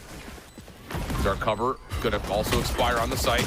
On up and first will be dealt with. Angie with the connect in the corner. Nice shots come through, but the response from Melvin is there, and yeah, just too many members to deal with on top of the sign. Yeah, not gonna tag much through the wall there. And a little bit of a here, a little bit of there. Alvin able to finish things off. M80 take the pistol, looking good. 5 players on site too for the M80 side. That is crazy. You don't get to see that very often. Little turtle on site. Love it. Alvin, GMD, closing it off the double controllers, putting in work on that pistol round. And off to a good start. We talked about that early start. We talked about that early momentum. And it's, well, couldn't have gone any better for M80. Now it's the ecos, of course. Now, the only thing with these compositions that we're shifting to here, Shift, no pun intended, is the fact that there aren't really much utility to work with. They got the fade dogs, they got the haunt, and that's about it. Everything else is purely contacting. So it's very easy to find value with Buckies. It's very easy to find value with shorties and with the newly added bandit as well. So keep eyes on that, whether we see it come into action. Hard to say, but a nice spread default here for NRG Academy. I would have liked to be honest, I would have liked to see a little bit more of a gamble or some kind of gimmick in the round, but it feels like a lot of just one and dones across the board with these new weapons. Well, let's take a look, because Sean will rotate back over to B tower. So there will be a little bit of a stack and a crossfire opportunity at B. And if we don't check our corners, we could have a free first one here. And oh, I like this. Andrew's going to show some force. He doesn't check the corner. That's a critical error. All just by Andrew saying, hey, look at me. That's a Marshall. But the most important thing is the information. Look at them. They're just flooding towards this A site. It's a site race at this point, Shift. Who gets there in time? Who gets the turtle on site? NRG Academy, then the right places, Shift. Yeah, Geeza's able to get a read, though, on the teleport from Bonnie.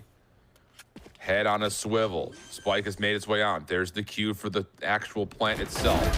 Geeza walks up and find one, but stuck in a bit of a corner. Renz follows. Sean ducks in the corner. Able to keep this thing a pinstripe kill feed. It's just down now to the 1v2.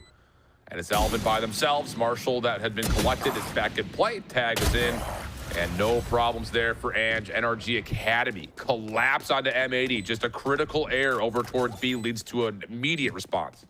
And no hesitation from NRG Academy too. As soon as they saw that B main was clear, it was just off to the races to that A site and getting there right on time as well. This is a disaster Shift. This is supposed to be the early momentum. We talked about some of the the growing pains that we've seen from M80 on their attack sides, and to have this kind of a start, that's got to be tough on the mental, to be honest. That's got to hurt a little bit right here. Yeah, it's just, man, I get it, because you're getting interested. You've got a scope up. You want to try to tag the guy on pillar, but we got to clear corners right there. So NRG Academy get a good response. We're into that weird economical situation where it's flipped just a touch, but only a touch. Bonnie's got a Vandal. We also have a Bucky out for paint. Those are all things that could potentially cause win condition in a very weird round. And here's the feel out, and oh, Sean Dex missing out on a pretty key opportunity. Bonnie gonna have to teleport back, trying to hold the angle a little while longer as everyone is flashed. Chloric doesn't even know what he's looking at right now. Trying to stay alive, but Sean Dex is able to find one. The follow-up though from Chloric is great. Still forcing the issue at Ventus M80. They only come away with a single response. Bro, the entire kit got dumped in that veteran. The fact that they came out with a 2-for-1 is crazy. I can't lie. That is insanity. Demo with the ult, he's thinking about it. They've got 2 rifles though. This is a decent trade, not perfectly even, but a decent trade here. The ult back site, whether it gets value, nah, denied. Now M80, not really many paths to work with here. They're kind of just funneled, whether they want to go vent or they want to go up mail. It's really up to them. Let's see if there's a pivot off to a main here. Maybe they go for the A split, perhaps a B split. Maybe if you go B main, you can get the isolation onto Ange here. But no, Ange is thinking the better of that thing. We got 35 seconds. Let's just hold this. But you're right. The timing is awkward. Trying to re-clear. Think he just saw an elbow. Yep, dark cover right at the front gate at B. 30 seconds Defense left. starting to lean back over. Keep your eye on Guimond. He's in the cutoff position over through screens, but looks the wrong direction. Where are they going? That very well may just have this round come to a very anticlimactic conclusion. There's really no time. It's a full sprint now. It's just up fence. Up fence it is. It's over. There's literally no time, and they have an anchor on the A side as well. A little bit of farming as Sean will find 4 total in the round. Surviving with just 4 HP, 2-1 the count. And now we get into round 4, where NRG Academy could really do some damage here. They pull off what is, I guess technically you could kind of classify this as a bonus, but like not really because of the way things go. But if they win this round, they're going to be so wealthy. Like legitimately, they will send bank accounts to Switzerland if they win this round out. Yeah, no, you're absolutely right. I think M80 needs to stop the bleeding right here. Like, there's really no other way to put it. And the ults will come online as well for the next wave of gun rounds for NRG Academy as well as for M80. So this round right here is so important for that early momentum. M80, they're probably left wondering what could have been right here in this early half, but back to the mid control they go. They want to put a little bit of pressure. They want to, draw out some of the defenses on A. They want to keep them spread, keep the player top ramp, and they're hoping for the 5-player hit here on this A side against the Sky. That's a little bit of a show of force at B, but everyone's stacked up, ready to go. The dog, able to try to find things out. Bonnie, really good conversion off the flash. Paint follows up, just spamming through the Viper's orb, and that works out for 2 kills for M80. So clean execute here for the attack. Should be a very comfortable post plan on top of that, unless Chloric can cut someone off here. I love that. That's really just the power of the... Wait. This is now a 3v3. The things are getting a little bit tight. Oh, but the snake bite does not connect onto Bonnie or GMD. Now to the 2v3. Rens shows themselves just a touch, but wins this 1v1. Traded away. Ange now for the 1v2. Paranoia is out, and everyone knows where he's at. So they're going to set their post plan deeper, just play off the spike. Yeah, and I think with this crossfire, it's pretty much sealed the deal. I don't think Ange is going to get much right here unless he gets this instant contact onto screens and then immediately pivots back to site. We'll see.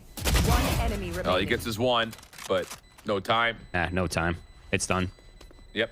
Okay, so good execute right there from M80. Again, it's one of those things that gets a little sloppy, though, for a moment. You start to think, well... We like to do a little bit of trolling. But yeah, stage 1. I think the one thing that we are witnessing though is just the power of this waylay Yoru, right? Is the ability for them to explode onto sites with the teleports, with the waylay dashes as well, and just like the overwhelm. And I think that is the one kind of glaring flaw with the way some of these teams play the defensive side is it's really just a Sky trying to hold back against a double dive with so much utility to work with. So sometimes it can be a little bit overwhelming for that solo anchor. So I think if NRG Academy, if that happens to them one more time, they're gonna have to rethink the way they're spreading their numbers. Yeah. But a lot of action here in mid, though. I'll tell you that much. This time it'll be just the Poison Cloud being replaced by Dark Cover. The defense will still hold on to that staircase position for now, while M80 are just kind of saying we'll see what else they want to throw at this. Cover going out. So the information is being denied by the Viper Util. Shondex had a line, got smoked off. The dogs re-cleared the space, so he knows he has the line again. This is actually a really good push and pull happening in terms of utility. It's not flashy, it's not sexy, but it's very effective. But Bonnie brute forcing through the mid control, that's going to put a huge wedge on this defensive side. They're split 2-2 now. Shift, there's no fast rotates to either side. It's really just an island for both of these players to get some value. Ange has traded a little bit of that space towards B main. That's allowed them the extra rotate, the extra player to make their way, and it's going to be a 5v3 here on the defenses. Could you possibly see a world, though, where Shondex snaps, finds one, slows down M80 a touch, and things get messy again? He's got the conversion pass, and that will be tossed out immediately. Shondex able to find one response, and there it is. M80 is completely stifled, cannot approach yet. Now through the smoke, this is the wrong corner. Rents up top, trying to peek through, shut down by Alvin. Response from Shondex, still holding on this position at screens. On site, Geeza. No one has any idea. Shondex is just going to say, hey, look at me real quick. Now the knife falls out. We have to stick for the plant. And Shondex will not be in a spot to stop it. We'll go to the 2v3. They actually got... Wow, I did not think they were going to get the spike down. I'm not going to lie. That was insane and crazy brawl. The 2v3 now. It's going to be a playmaking ability. The op's going to be a little bit awkward. There's the flash. And there's the retake. And it connects. And the follow-up. Oh, my goodness. An absolute breakdown. Shondex just watched all of that round unfold in front of his head, and he said, I'm good with this. You guys good with this? And said, yeah, I'm good with this. Unbelievable, dude. That cannot happen. Great team play coming out of them right there as well. And we didn't really get to talk too much about Shondex in the first map because, I mean, it was just Geeza. It was Chloric kind of doing a lot of the heavy lifting. But, man, Shondex is actually a beast. He's so mechanically strong. He's reminding us why he was picked up for this roster. I talked a little bit about it on the first day that we saw NRG Academy, where this is that player that's going to kind of give that extra oomph mechanically to this roster, something that they've kind of lacked with previous iterations. So I think he was that sort of the key piece to get them up to par in the mechanic department across the board, and that's what we're seeing right now. Unreal, dude. 3-2, weapon switch. And all things are pointing to NRG Academy. You guys could only understand the smile that's probably on Roy's face right now. Is it obvious? He's feeling very smug. We'll put it that way, I'm sure. Okay, beautiful gameplay that we're coming out right here. It's a desperate attempt, but an attempt nonetheless with, of course, the weaponry that they have. A clean house for NRG Academy. It's Alvin just with a bandit, not really much to work with. A solo man's is pretty much over, but I think the most important thing right here is the ults that are getting racked up for NRG Academy in this upcoming round. It's going to be very dangerous here for M80 for sure. Yeah, it really will be. Well, Alvin is going to fall. Gets one, stops us from shouting out the flawless, but this has been really tight from NRG. You lose the pistol, you bounce back in the anti-eco. A small trade between round 4 and 5 that was tight, but I'll tell you, man, I'm liking what I'm seeing in terms of them just forcing M80 to only really be able to play with 20 seconds worth of time. Like every single full purchase we've had to this point, even going back to that most recent full buy where Shondex just stops them at A main, it's just like they're not getting comfortable. The one round that they had was the one where they get that weird little Bonnie dive in with the refract, and then they get that follow-up from paint, but everything else has been well controlled by NRG's defense. Absolutely, and I think there's some degree of you know, like what are we going to do with this round specifically, right? Because they're 1 point away from the Yoru ult. There's things in the play that could make, you know, tip the favors for M80. But I think also to kind of go back on your point shift, it's kind of the curse of having so many vocal players on a team, right? Where you can kind of clearly tell that there's a bit of maybe too many people in the airspace, not enough people, you know, kind of listening and kind of going with the flow. There's a lot of people that are trying to problem solve in the moment, and it's kind of leading to these situations where, I mean, like you said, 20 seconds left to plant the spike, to get on, not only to plant the spike, but to get on the site, clear out the players and plant the spike. Those are not great win conditions if you're the attack side, to be honest. So I'm assuming that we're going to start with some B main control right here for that Yoru ult. It's one of the strongest ults in the game. It's an unstoppable drone that can clear out sites, fakes, executes. So it's going to start to that, and whether they pivot off back to the lurkers towards the A side, we're about to find out. Okay. There's the read. Can M80 find some success in the first minute of this clock, though? That's the real question mark for me. And they're going to try to feel something out over towards B main. Dark cover will possess the front of the doorway, but doesn't take away the top corner on the boxes. Sean is going to connect for first blood, and now M80 are going to be sitting here saying, what now? That was the whole plan. It's literally gone. They've taken away the win condition. They're in man down as well. No map control to work with besides B main. They're getting stuffed towards the A side. The dog's in a clear space as well. It's going to see the Viper. It's not going to mean much, especially with the amount of time left on the clock. But yeah, NRG looking comfortable. And not only that, Shift, but they also have the Viper's pit. So if M80 keeps drawing down the time, that could be a problem. Yeah, it really feels that way, man. Wow. Beautiful. It's got to be so frustrating on the IGLs, especially for M80. It's just like, dude, we just wanted to get our play off. Like, let's just execute something. Now we got to just force something out. There's the saturate off of the refract, just trying to keep Chloric at bay, and he very well will fall. Cooked. So here comes us around from B tower. You know what? Sometimes we're just getting maybe a little bit too cute with it. Just run it on down if you're M80. Shondex stops one, though, from falling into the site. And another. Are you kidding? Are we joking right now? Shondex for 3. Gets a 4th before eventually falling. Unbelievable. NRG swatting away M80 5-2.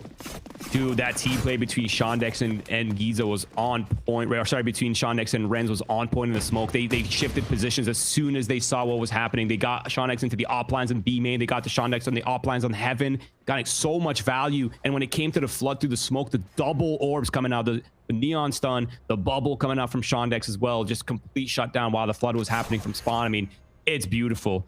And now the money's broken for M80. This is another advantage for NRG to get 6 up on the board. Shift. We talked a lot about the red flags. We talked a lot about the M80 attack sides, right? Their defenses have looked overall solid, but they need a lot more rounds on this attack, and it's going to start with these rounds right here. And now we're just trying to get, again, a little cute. This is the same idea, though, that M80 tried to execute off of before. What a teleport! Ange was dead to rights and says, now you see me, now you see Geeza. Oh, mercy! An absolute beatdown on the A site. NRG up 6-2. Dude.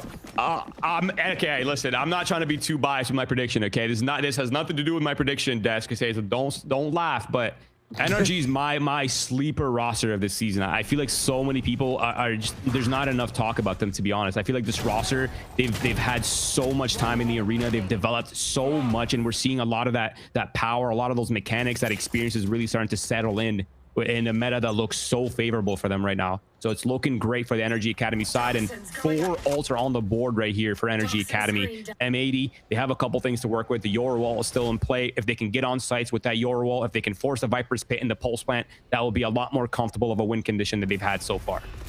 Wow, this is unbelievable. So Again, a ton of ultimates that can be played with, and Chloric almost stops the play before it can happen again, dude. Who's next? It's just these small timings that worked out so nicely. Paint, dimensional drift, up and into B. Renz is following him. Whether he knows it or not is a different story. Off out, doesn't need it. Just our low health pull onto Paint. Where's the rest of the attack? It's not here yet. So it's going to give Shondex a chance to set up and get comfortable. You still have Renz on the cross. Renz going to find one, almost slides away from Derek, but the double is big. The Nightfall will come out behind it. Beautiful. There's timing here for Ange, though. The Viper space gone down. It's looking a lot more comfortable. It's all down to the individuals, though. A split sandwich coming in here. One from spawn, one from the flank.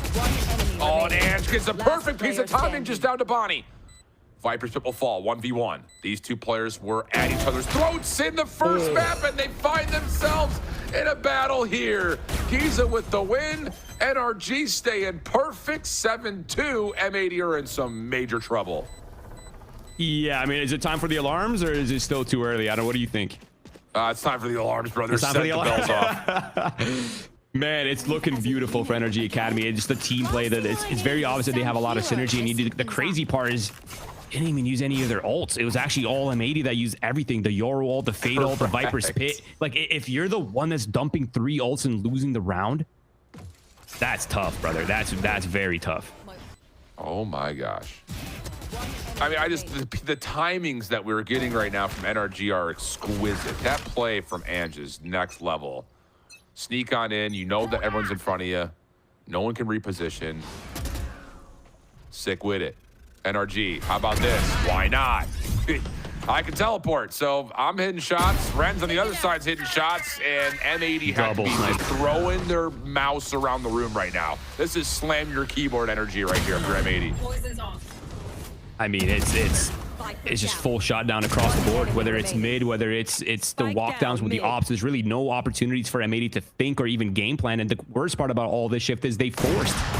That was a double force in a row. They got the full gun run. Now they have this buy. I'm talking over this because I think it's quite literally cooked from all directions and overwhelmed here on Alvin. But you're starting to see the desperation coming out of M80 shift. They're forcing. They're recognizing that they need to try to get some rounds on the board. So I think it's likely that we'll just see just nonstop buys coming out from M80 for the rest of this half, which puts NRG in a really good spot for a potential 10 rounds on this defensive half on split. That's scary territory.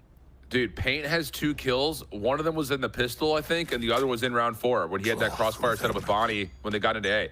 He's got to be so frustrated right now. They just haven't had anything, man. And we saw it on Haven as well when M80 were on the attack. It's just they were not able to get through the threshold to even have a legitimate chance to plant the spike. So now you're in this, what do we do? Like, it's just, we don't even need to call timeout. Let's just force something. Let's just 5-man pub it. I don't even know at this point. Also, kind of like what Shonix is doing too, where he's like sometimes walking down aggressively with the op, sometimes he's holding like lanes, and this time he's anchoring the site with the operator. I feel like his position has been so unknown, and important kill right here, but the flood, it's coming in. But even trades, not bad. Yep. Weapons maybe collected, but Chloric was playing defense there. Spike down, 3v3. Renz sees one over the backside of that spike plant. Overdrive's at the ready. He's going to go for it. Kind of clear out the back elbow. Here comes the slide over. Oh, yeah. Chip away at that. Renz. Line him up. Shock him down. A little bit extra. We like him extra crispy out here. 9-2. NRG up big. Wow. It feels like every coin flip situation, every 50-50 that M80 has found themselves in, they've lost shift. That's got to be frustrating. You're trying to get something going. You're trying to do your best to try to put yourself in a situation where you guys can get some rounds, get the confidence back, but continuously ending in the favor of NRG Academy with just impeccable team play from the beginning of the round, continuing all the way to the end. I'm out of words, Roy. And it's not just because my voice is gone. This is unbelievable. I legitimately thought we were going to get an early taste of what the bar was going to look like between 2 top teams in this challenger split. And right now, it has just been all NRG. And I know, like, up the top left, it's 13-8. Shift, that's not that aggressive of a scoreline, but, like, it still didn't feel like 13-8. It felt like a 13-5. Like, it just felt so comfortable for NRG. And they're going to kick off round 12 with the first blood again. This is where things start to get a little bit we entered the realm of jungle Valorant, right, where you're up so many rounds, people can start to take a lot of risk and kind of just, you know, take things into their own hands. That's the fade ult, by the way. It's gone. That was supposed to be a big part of their execute pieces, but there it is now. It's an execute here on this B site. Up and over, and still nothing. Still nothing, dude. It's like you're up and over. Renz isn't even looking at you initially. You still get turned on. Holy cow. The scoreboard, I say, is probably doing most of the talking for us here. Remember, bullets hurt. What's happening? I did not expect this in this matchup. Okay, I didn't expect this to be this much of a dominance showing from NRG Academy. Like, I knew there's a possibility that NRG Academy could take this in a 2-0. But I think when I saw the veto and I saw the size that they were getting and I saw just how good NRG Academies looked, I started to lean a little bit more in favor of NRG Academy. Still yet, though, I do not expect this. I did not expect a 10-2 half for NRG Academy. M80, it goes without saying here, Shift. They need this pistol. They need the eco. And they probably need the bonus for them to have an actually good shot at closing the second map out. Yeah. Good shot is even a stretch. Just a shot, long shot, small window, maybe. But you're absolutely right. You have to take the pistol first. Shondex just wandering up mid, saying, who's home? Okay, we know exactly where a couple of players are positioned at the mid. Meanwhile, Chloric behind double Viper Squalls is looking for maybe a chance to get into main at A.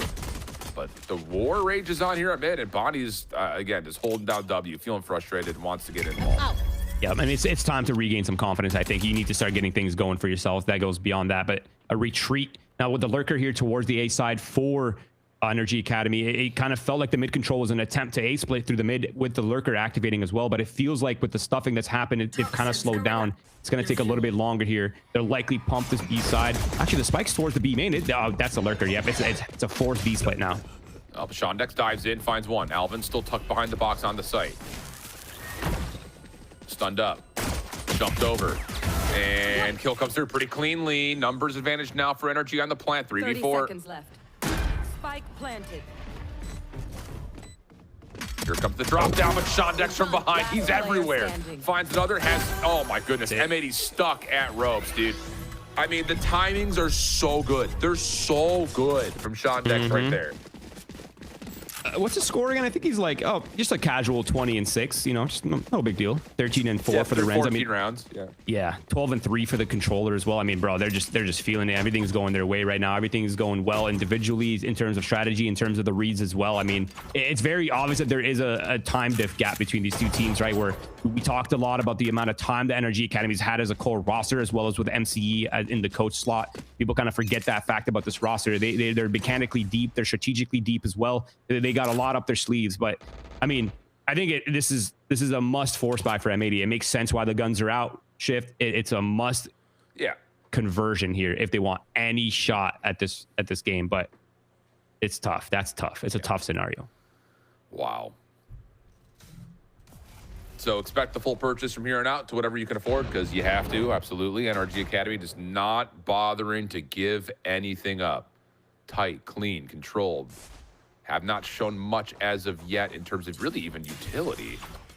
Defensive Cloud gets blossomed at mid, and NRG are going to kind of just rejoin each other by B main and see maybe can Chloric create enough noise here. No, gets caught again. So again, the defense can start to lurk over and lean B. There it is, the flood. It's completely out. The full util opening kill here for Geeza as well, and it's only one player defending now. He's gonna have to do a lot. No more Viper. I mean, it's the fact that he gets it with a Spectre at long range, and now you got all the Guardians tapping away. Oh, mercy me.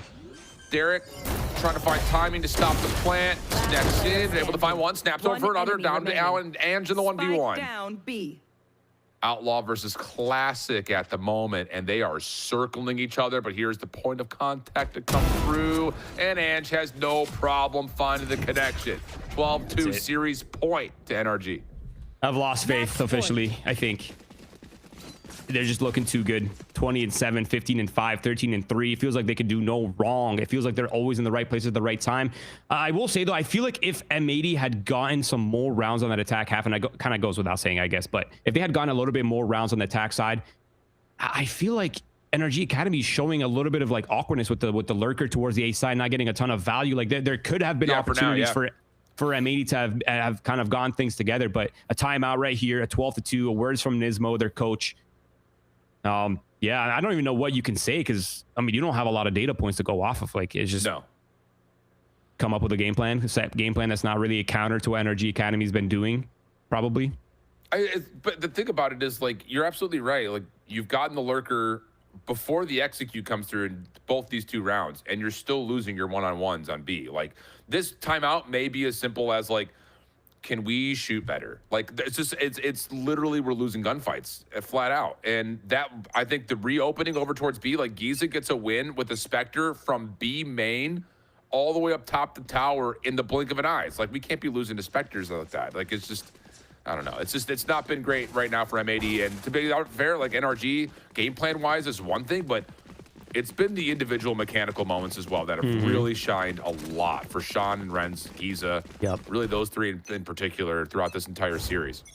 I think that's really the power of this NRG roster, is the fact that they have so many competent players in every single role. They don't really need a star player, but there it is, just a full-on A-rush and overwhelm on this A site, but a good hold here for M80. They have the numbers. And they've got some of the weapons that they need too, but Bonnie's Bucky only finds 1. Derek runs out of ammunition. That's where he falls. Up top, nothing for Alvin. And again, that's a gunfight that I get it. It's a 1v3, but you've got a little peeker's advantage from up top. So now it's on to GMD with a stinger. And if you can't take it by the tone of my voice, it is good luck, have fun type energy right now. And he's not even to get through it. Unreal, dude. 13-2 on M80's map pick. Wow. Let that soak in a little bit. Holy cow, what a statement. Like I said, I had a feeling NRG Academy was going to win. I think over just looking at their, how long of their history together, how well they performed against a lot of the good teams last split as well, adding in Sean next, whose career I've been following as well. I had a feeling they were going to win. I certainly did not expect it to be this dominant. I didn't think it was going to be a 2-0 either, but wow, what a display from NRG Academy. The power levels, the power is beginning to show here for NRG Academy. M80, of course, still struggling from some of their growing pains as a fresh roster. I have not lost hope in this roster. I think we're going to see a lot of good things from them in split 1, if not in split 1, split 2. But hey, long days ahead. It's only round 2, baby. It's only round 2. I was going to say, we got a long way to go still. And as far as like setting the bar, statement's been definitely thrusted into the conversation by NRG Academy, but that completes just our first of 2 series today. We still have more to watch, more to look at, more to have fun with. We're gonna go to a break. We'll come back to Desk to give us their thoughts and of course set up our next series.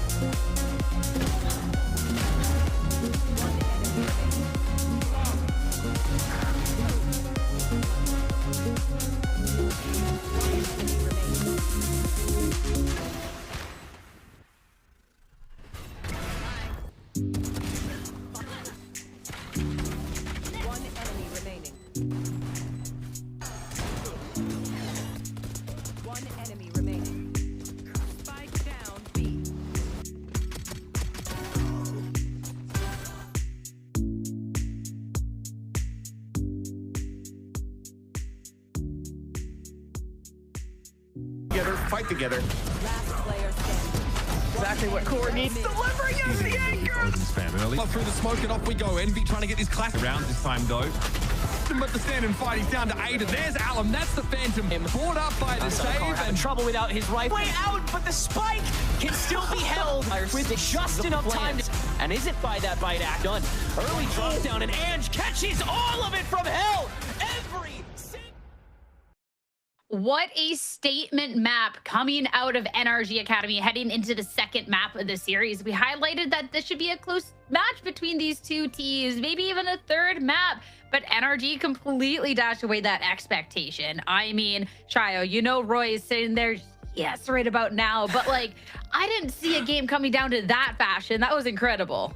I think I heard him laughing in my actual headphones, so he's pretty happy about his prediction. But man, in this one, it felt like I was watching someone read just a Goosebumps page, but not make it to the bottom where it tells you where to go next. I was looking at people getting the first step 1, step 2, finding like the treasure map in the bottle, but never finding the treasure chest. M80 had step ups all the time. Still, you can see it on your screen right now. Chloric is finding angles in corners. Geeza is saving rounds where M80 has to step up. There's pits down on the floor, but at the same time, NRG Academy are just repeatedly finding ways around them. My favorite thing about this match for me was the way that NRG Academy were working in twos. You had people teleporting to their teammates, kind of just baiting lines of fire, lines of sight, and at the same time, when there's trouble with utility, they always had a teammate to be able to help with that pressure and to be able to deal with the problem. The setup that NRG Academy had here was just so good, Drya. It was so good, and those plays as well, and a lot of them you get to see Ainge and kind of that support that he was given to the rest of the team. Something that I really liked seeing was his positioning in a few of these rounds when they're expecting those side hits. Not only is he smoking as well for main, but he's playing a little bit more forward, knowing that the Whaley is going to be dashing in, trying to catch a little bit of that off angle, trying to shut down that duelist as there's any sort of attempt from M80, and it happened once again. We talked about how that win condition for M80 was winning just enough rounds on the attack side, knowing that their defense was going to look a little bit stronger, but they just didn't have any room to work with. It was so tough. Like the plays that were being made here were inside the post one. It was Ecos getting down towards sites and getting that spike down as well. It was actually really nice from M80 in terms of the approach, even in such a big round differential. Look at the first bloods as well. The approach was there. The pathway, the garden in front of your house was lit, but there was no living room, there was no bedroom, there was no furniture inside the house. They had nothing left to finish, and that was just one of the issues. Just pure talent, and the setups you had from a micro perspective for NRG Academy were absolutely amazing.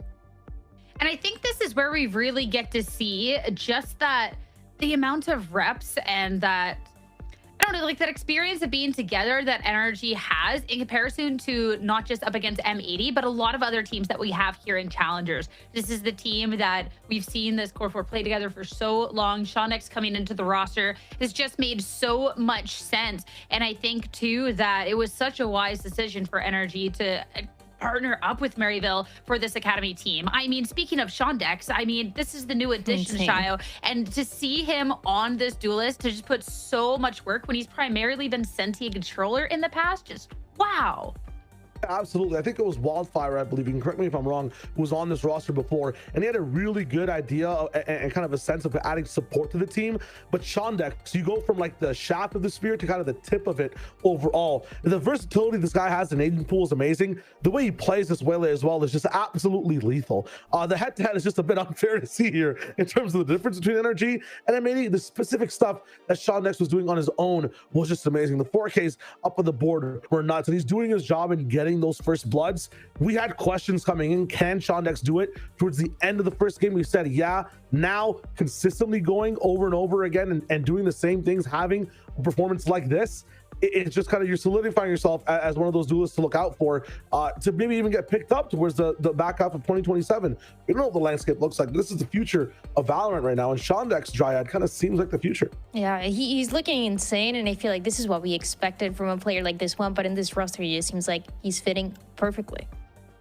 I mean, someone that we had some conversations about last year, but definitely has made sure it's all about him this time. It's time to have a conversation with the man of the hour, with Shondex on the line now for our post-match interview. Congratulations on this win. What a start to the Challengers year for you and the team. The 2-0, but in such a statement. Like, how are you feeling coming off of that win? I'm not gonna lie, we needed that win. It felt really good. I thought it was gonna be a close game because they have like really good players on M80, but today we were feeling better today, so we just kind of like it was like easy. So you really needed this win. Was it like more so through the mental, just to make sure you're getting the start? Like, I think it's like I think this win good. So we're gonna like build that confidence in, and then like like this is like every other team's gonna be like really bad for me to play against because I'm gonna think like they're like bad. I mean, to take down such a powerhouse team and in such a statement, I mean, yeah, you should have that confidence going forward. I also want to talk about just what you've put together here already to be kicking off the season, because we've seen a lot in the Senti and the controller from you in the past, and not quite as much. Just a little bit, but not as much. Now we're seeing a lot of this Waylay, and you're just putting up this performance. Like, was this a natural pickup? Like, how are you just putting out so much kills out there, Shondex? Wow. Yeah, well, the team needed a Waylay player, so I was grinding Waylay, playing ranked like 24 hours a day. I was like putting the work on the Waylay, and I was like kind of opping on it in the match. It was like these like free kills. I mean, it seemed like it. The amount of kills, I mean, you're a front runner for one of the duels players we got already going on in the season. Now I want to know, you're joining this core Maryville team as you're picked up by NRG for the Academy team. How do you feel just slotting into the team and everything else? How has that been? This group of people in Maryville were already my friends. I knew them before, so like fitting in was like kind of easy for me. And so like yeah, that's it. It's like easy for me. I mean, it's a fit that's definitely showing up in the server. Shondex, congratulations on the win. Thank you so much for chatting. Best of luck with next match. Thank you. Thank you so much. I mean, great start for NRG Academy going on within Challengers with, again, a statement up against M80. Of course, though, there's other matches to be played. And after a short break, it's going to be Azure Dragon taking on Rose. Stay tuned.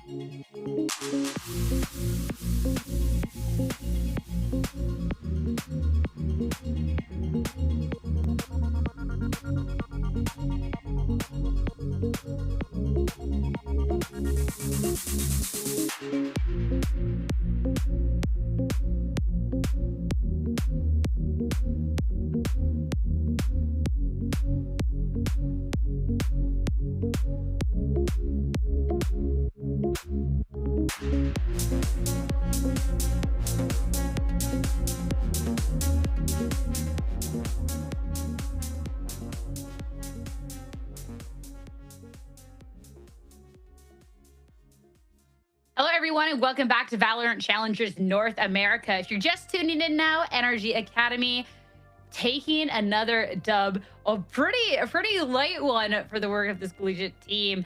Now going on forward, though, focusing on the second match of the day, we have Azure Dragon going up against Rise of Scarlet Empire. And two teams, too, that going into this, Dan, have a lot to prove, especially if maybe the first match not going quite their way. But, you know, we can forgive that, right?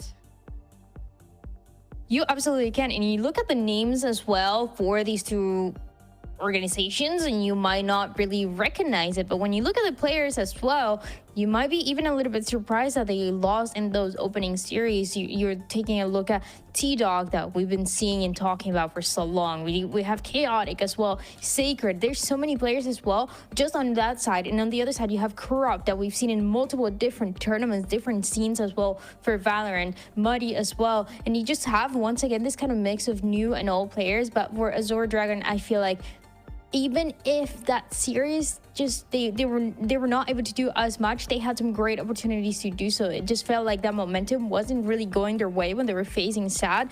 Even in that way that it started, it was a 10-2 on Haven where nothing that they tried was working out. But as they swapped it, they were warming up a little bit more, and it feels like maybe that was the experience that they needed now to try to make and get that win here.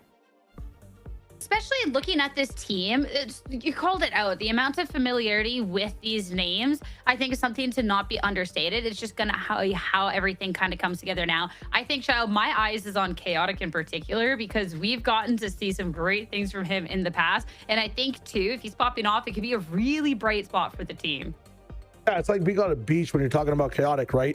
Really good when the sun is shining and the water's flowing as well in the ocean, but flip-flops are also kind of involved when you're kind of in the sand. Haven was good for him, or let me just say Split might have been better for him in the game that we just watched beforehand. 7 first kills, a few less first deaths, but on that Haven match and trying to figure things out like Dan was talking about, 8 first deaths is a little bit uncharacteristic from that duelist role. Want to see this team still locking it in, still top frag, still dropped all the kills needed overall, but was kind of a sacrifice play for his team to get up into the business, which might not be the best case scenario. That being said, the best and closest game they had was on that split. Not many spikes planted on that map either. I feel like ADG are very good when they're playing a scrappy style of try to get that first pick, trying to get the round over before it hits the site type Valorant. Split is a very good map for that. Breeze can be a good map for that too when it comes to set plays in the very beginning. Corrode is a map that you might want to stay away from if you don't really want to play retakes and kind of head towards those sites. So when it comes to clear strengths and weaknesses, we can see what type of game ADG are going to try to play. I think, too, that it's a team that, again, as we see them go on, we should be able to see more and more from, just in terms of how this has come together. Because, again, we have some players that we've seen in challengers for a hot second here that have been able to impress in the past. And another one of them, I said I was excited about Chaotic, but Sacred is definitely another boon for this team. Someone, too, that Shio, if I'm looking at someone to be able to step up and just more so be a consistent piece for the team, I think he definitely has the potential to get it done. I think this is the season where like you have people who are kind of in the initiator role who can swap off to the Viper as well. They get to have the pulse on the game, never really dying first, always have a chance to be kind of omnipresent on the map because your util doesn't distract you as much. You definitely have a chance, if you're a player like Sacred, to be the difference maker. If you're playing well, your team can stay on tempo too. You can have a pulse on timings on the map as well. You saw how good Chloric was in this last game. He's kind of playing that similar role there, Dryad. Yeah, that is what I wanted to say. If you maybe don't know Sacred and you're wondering what kind of playstyle he's going to bring, what kind of agent he's going to bring, you can look at Chloric in that last series, and you know, it's a pretty good comparison. They're not only playing the same agents and the maps that we saw for Haven and Split, where Sacred is playing that Sova on Haven and that Viper on Split, but also in terms of how aggressive they're willing to get and how aggressive they're willing to get. For example, as that initiator, finding an opening and backing up, getting that support for the rest of the squad. This is something that he was doing and is the reason why he ended up doing a little bit better when it came down to the first kills. But something that, you know, you were mentioning a little bit, Shao, is how chaotic it can really get, how messy it can really get between these two. So I feel like it's going to be just a back and forth between the two, trying to find those openings and seeing if it's actually going to turn out that way. Because I mean, even in that last series, you really never know. You certainly don't, but if we're going off of last series, I kind of want to put that in the past here for the side of Roses. Let's talk about them next. Maybe the debut here for the 2026 season wasn't necessarily what we had wanted, but again, we're looking at the score of Legacy Kingdom. This was a team that got to qualify and keep their spot here from the 2025 season and getting some wins as well. So I'm not, you know, Shio, it's not about how you start, it's how you end, right? So I'm looking for the bounce back heading into this match. I think the most impressive part about Rose is you're playing on bind. First of all, you're starting off on attack. I've never seen a team actually land on that site so many times and then lose out over the match as well. The unfortunate part for them, I think, the other day is that I think they only won 1 pistol overall. In bind, they've lost the pistol twice as well, and they lost the bonus towards the very end to get 13-2'd. But they made that spike, or they made it onto site and planted. I'm just looking 1, 2, 3, 4, 5, 6, 7 times. I mean, that's insane inside a half to be able to push it all the way to that point out of 12 rounds. After that, too, you're just kind of losing pistol. There's potential in Rose here, absolutely. When you look at the team across the board as well, there's a definitive chance that Blast can still turn things up again. Muddy was still dropping numbers, getting 13-2, getting 13-5, still having a little bit of a chance to be near positive is huge. Brian, I don't know about you, but when it comes to this team in general, I see potential here. The jerseys at least look really cool. Absolutely. I know. I mean, I feel like we don't often see teams having jerseys. I like the vision. I like what they're cooking. Also, I want to say for Roy, who's casting with us for the first time, I need him to say the full name of both teams as we go into the series. So please just call them Rise of the Scarlet Empire against Azure Dragon Gaming, or you're fired, Roy. I'm just letting you know ahead of time. Damn. And now, that being said, yeah, the teams are looking great. She's just laying down the law over here. She really, we as the analysts are not taking Roy's betrayal very well over here. Like yeah, we have to make sure the first day is rough. I mean, going into this, let's bring it back, guys. Let's bring it back to where we can start to see Rise of Scarlet Empire. Like I said, we're saying the full names over here. Where they could really start to take advantage here, and someone to maybe be able to do that would be Blast. I feel like Blast, we've gotten to see a lot from this NT, from this controller, and someone too. I mean, if we're highlighting them from both teams, if I'm saying I have my eye on one, Shio, I mean, naturally eyes on Blast as well.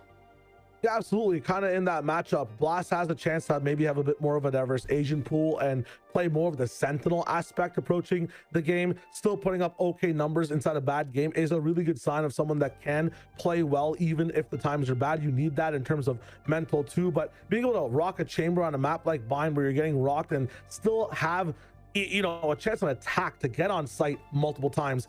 Amazing from the side of Rose, amazing from the side of Blast. Definitely a difference maker. I just want to see what he can do today. And the biggest eyes, I think, heading into the series for today, we had the conversation about it within the last series, but always bring it back here as well, is what we can expect from the duelists going into this map. And I think that's going to be a really, really interesting one, especially on the one end. As I called out, Chaotic is someone who we got to see a good amount from last year, Dan, and going up against Muddy. I think this should be quite interesting, again, too, with the fact that we didn't really get to see the most from Muddy within their opening match. That is the difference, how much we know these players from last year as well, and from Chaotic that has been in so many different teams throughout the years. We remember that Trust and Plug iconic team from 2 years ago now, to Lander as well, where they're keeping pretty much that whole team that we're going to be seeing today. And it's a Chaotic as well that is always finding openings, always very aggressive, always one of the best players that we've ever had on the Euro here in Challengers. And on the other side, you have Muddy that definitely didn't have the best opening coming into that first series, but you know, you're playing the Rays, you're trying to adapt, you're also playing a little bit of a different composition compared to what everybody else is doing in a few of these maps. I just feel like a lot of those reps are going to be helping Muddy, but I definitely think Chaotic is a few steps ahead for now. I mean, there is a reason we had eyes on this player last year, and I feel like too, the biggest reason I had eyes was just like, okay, this player can come out here and contend, was he lives up to the namesake in Chaotic. I felt like some of the rounds, just this duelist play style could just take over and was just really fun to watch. So I think going into the series, that Rose definitely have their work cut out for him if that's what we're going to be seeing coming out from the duelist. But again, we're still figuring out from these teams how they're going to be playing, and it could be anyone's game. Heading into the map picks and bans, it could be make or break here, especially Shao. Again, with limited information, but a little bit more since we already haven't seen them. And it's ADG picking up Haven. Interesting. So Haven's one of the maps I feel like is one of the true tests of Valorant when it comes to a team's attack side. It's one of the most honest attack sides as well, in terms of like, you have to have a development of, can you default on the map? What are your executes like? When it comes to ADG, it'll be exciting to see what T-Dog and the rest of the boys have planned up approaching this map. The one thing you can't do on Haven, in my opinion, is be flip-floppy. You can't be the person that's not consistent rocking into this one. If you're a duelist, whatever you are on the team, you have to be reigning true, because we saw it a little bit in that first game as well. You give someone an inch, they can take a mile on Haven, Dan. And I'm really excited as well to see the other maps. Every single one of these maps is going to play so different for these teams. I think a Breeze is going to also play out well for them, just looking at the compositions that they have been playing, giving even a chance for Rose to get something done, especially as they're going with this. But for Haven, like you're mentioning, it is interesting not only for that, not only because of the approaches that we've seen on the attack side, but because this is the map that they played for the opening against SAD, and they couldn't get anything done on the attack side. This is what we mentioned before before. It was a 10-2 half. Only the last 2 rounds were able to close out, and you're still willing to commit to this. This is the same scenario as we had in the last series, and probably we're going to continue to see these teams that have a favorite map, a map that was doing well in scrims, and now is really being tested to see if it's worth it, to see what changes have to be made, because they are as well playing with this double duelist composition that can be hard to coordinate together. Oh, no, absolutely. And I think for broadcast as well, when it comes to Breeze specifically, it might be one of the first times we're watching it just with our analysis, us casting over it. It's really cool to have Rose picking this map specifically, as Dan is mentioning. It's a really good pickup for them. On Bind, if you can hit site multiple times, Breeze has changed now, if it's the first time you're tuning into Valorant, to be a map where it's easier to gain space on the attacking side and execute on a site. The trade-off is defenders now can also have an easier time gaining space. The changes to yellow, the changes to kind of the half wall, left side, big wall and pillar and backside of B. There's ways to gain a lot of space now and then execute. Rose is a team that likes doing that. That's kind of been their game plan. YFP the other day was just better at diffusing that game plan, being able to retake on them a lot of the time. So this will be kind of their ultimate test at stopping the defensive team to come in, retaking their site. Breeze is one of the best maps to have that attacker defender retake relationship. It should be very cool to see A, how they play for space on the map, as Dan is mentioning with the double duelist comp setup, and B, what else they're going to be doing once they're actually on site, because when you're in those situations, that's where the true test is. If we make it to Corrode, I'd love to see a map 3 today. That should also be fun, because again, I mentioned at the very start of the show, comps on that map always get crazy. I'm waiting to see a nice Phoenix played on that map as well. That wall can do crazy things, but we'll see what happens. You know what? I feel like I've seen a Phoenix a couple of times there, and it's hit or miss, right? But I'd be super down to see Corrode. It's just, will we be in the biggest question going into our predictions for today? I feel for this one, maybe we're a little bit more split. I can't remember how we all voted here, but I don't think so. I don't think so, Sierra. I don't think we're split. Wow, first off, we're also cute, we're also coordinated, but wow, Dan, we're all on the side of Azure Dragon here. And I'm gonna say this, I ask everybody, yo guys, what should I put for my prediction? All of you said ADG, and so if I get it wrong, is because of you, not me. Listen. Cop out. Nope. I saw the 13-2 and I was like, I gotta go for ADG. There's no way. Like, honestly, and fair. Yeah, but when I look back into it, like the fact that they just, I mentioned it multiple times, hit site so much, maybe we don't know ball. Roy's been right so far, though. We're on the same side as him this time. Does he get to keep his job, Dryad, if ADG win? What happens if ADG lose here? What's the situation? What is the boss saying? He doesn't get to keep his job no matter. He's gone. He's gone no matter what. I made the call already. He's gone. I'm sorry. Also, you're talking about Roy being right, Shia. What you quickly will learn about here is that is not quite as common as you might think. So you know what? These predictions don't normally go his way. So just making sure you know. I love that Roy's not on the desk for the first time, so we get to say whatever we want. But he has to listen to all of it anyways. The start of their catch is going to be the most distracted thing. There could be a 8K on pistol we've never seen before, and they will not care about it. They have to respond. There must be a response here. Shift is also just kind of going under the radar with all this as well. He was on the M80 side. He's not getting any flack for it. What's going on here? Dryad, thoughts? What about Shift's job? Yeah, that's a really good point. I feel like he just makes his predictions. He moves on with his day, and we're not going to let it happen. Yo, that made a prediction. That was you as well. That was the faith, that trust. Me, not me. That was also not my prediction. You know, it was that was something else. But if it's not me, I don't know what you guys are doing.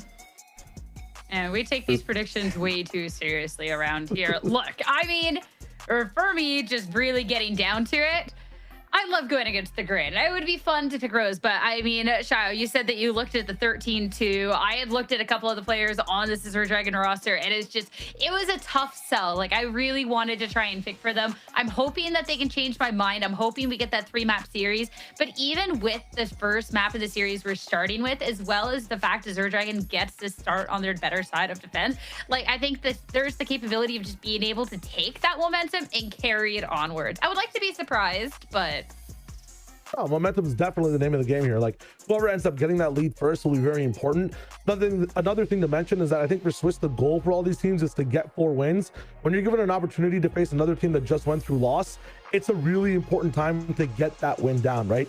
It's not like you're facing NRG Academy. It's not like you're facing one of the top teams in the business.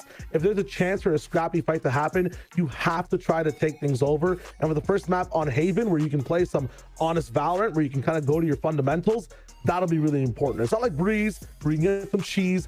It's not like Corrode, where you can find a better road to get in. I have to work on my Corrode rhymes. But like, at least with the first map, you have to play some honest Valorant.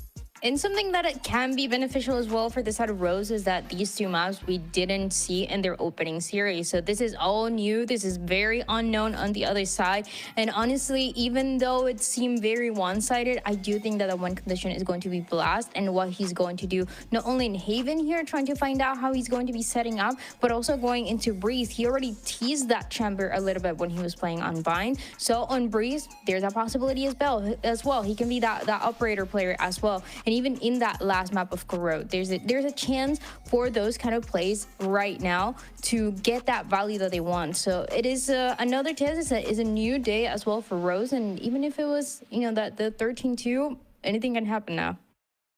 That's true. And like, I feel like we keep bringing up this 13-2 and keep using it as a thing against them, but it was also a Ferbsa on YFP delivering that 13-2 and just took over a series, right? So it's like, if you're going up against a Ferbsa doing that, maybe we can't count it for too much. I don't know. New day, fresh slate, heading into the series. It's time to see what Rose can deliver here going up against the Dragons. Agent select, again, we've gotten to see from Dragon what they want, but again, a little switch up on the day shot. I wasn't expecting that. We get to see the ISO paired with the Yoru. We're going like classic old style. What is this? I mean, Team Heretics or what we've seen with ISO in the past is like Neon coming in the business. Yoru in the business is kind of nice with ISO. The speed might be a bit slow, but the entry here, Dan, is going to be kind of crazy. This is super interesting. Yeah, bringing it back. It felt like everybody was talking about this comp when Fnatic played it again 2 years ago, and other teams like Envy keeping it just for quite some time because of how good, you know, Kane Sarah, for example, was on the ISO. So bringing it again, it can bring them a lot of value, but switching it up so much, I think is once again going to depend on that experience that Chaotic has on this Yoru to get those openings, to get the rest of the team a bit more comfortable early on. I think I really like the switch. I don't know. I'm just a fan of some fun ISO gameplay nonetheless. And Chaotic on the Yoru was definitely the key piece that I think that Azure Dragon need to take this. But this is the first look of Rose here with this agent pool in this map. Words are difficult, everybody. So let's try and see how it's going to fare as Haven is ready. Back over to Roy and Shift to plead your cases with the predictions and all the shade we've been throwing. Roy, let me just bring you into the casting side of the world here, brother. Yep. Talk to me, man. We don't entertain the likes of nonsense gibberish being targeted at us by the desk. So just ignore those clowns. Let's get into this. Okay, so I think the big news here is we are getting a little bit of a not antiquated look of what Haven can bring, but ISO not as common as we had seen maybe at the middle part of last year. Well, what are you thinking between these two comps, these two teams? It's a bit of a rollback on the meta for sure. And honestly, usually when I see teams swapping comps so early on in kind of the split, it kind of just shows that they're maybe not as comfortable with the new composition. So they're rolling it back to something that might be a little bit older. But it's really either going to go in 2 ways. It either ends up really well or it just ends up being antiquated like you said. But Mitch, sorry, not Mitch, Shift, excuse me. One thing I do want to say is we're 50% right on this side and they're 0% right on their side. So let's just, you know what I mean? You picking up what I'm putting down here? That's my duo right there. He's got my back. Oh, let's go. All right, see what we get. Pistol route here at Haven. Gonna get a little bit of a run back from our first series. See what we see in terms of the differences between the two squads, to 4 squads, I guess, technically between the 2 matches.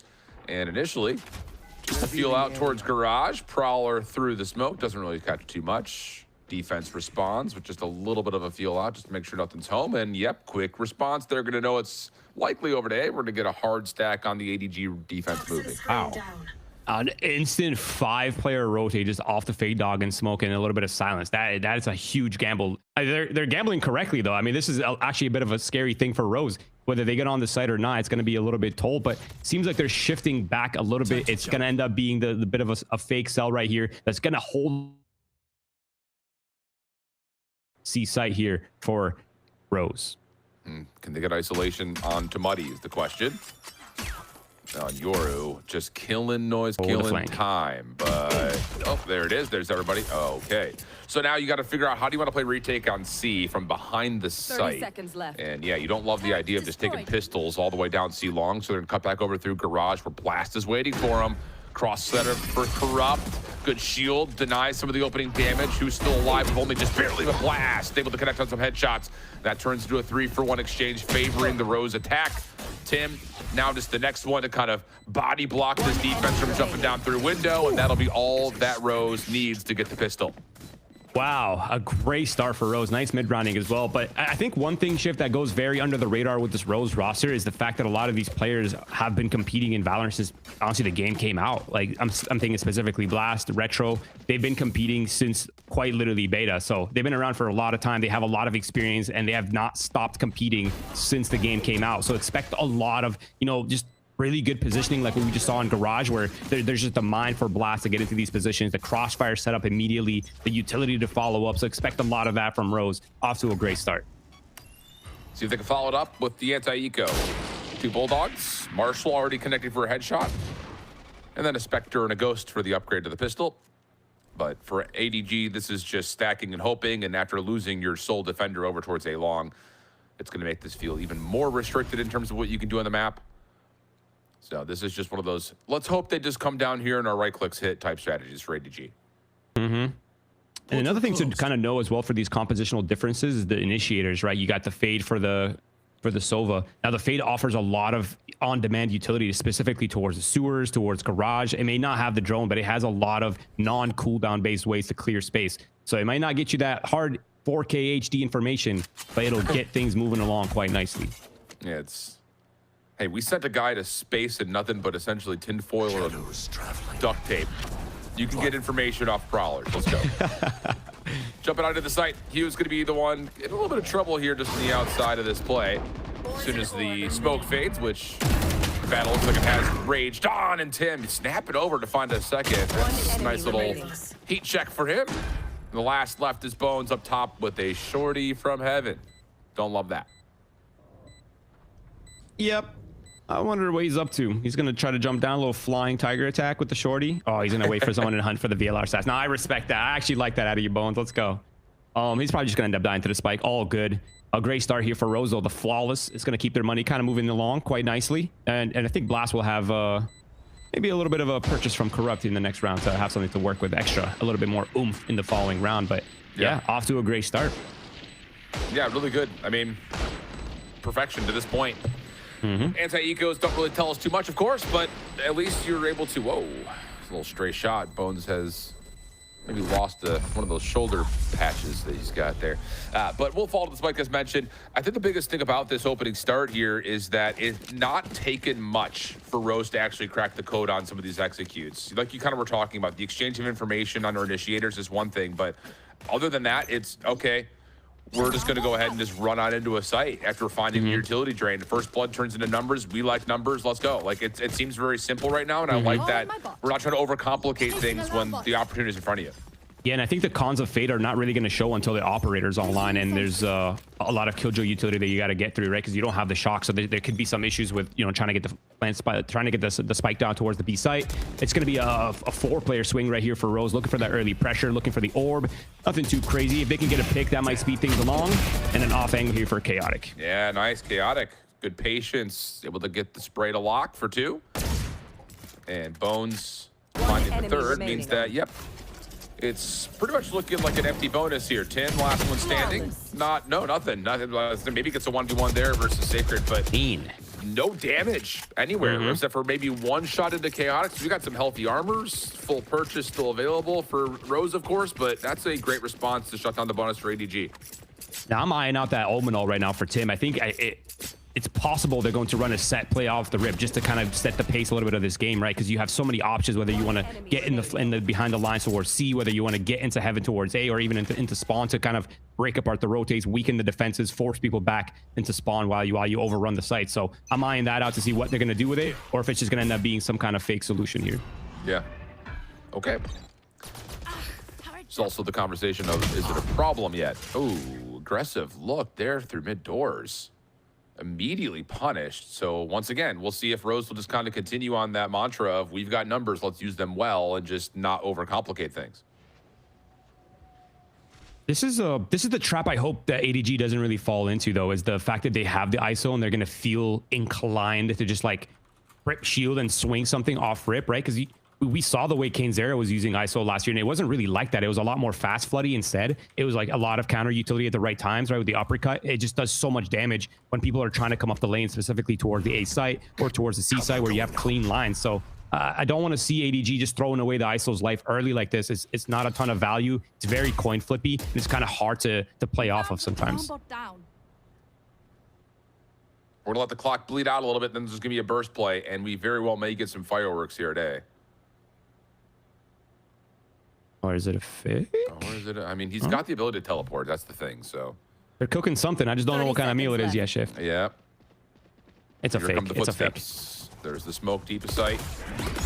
Decoy avoided, but keep your eye on the minimap. There's the spike. Wiggling its way up. Gate crash back. Chaotic with the pop flash, and he will get the read. Well, they're not here.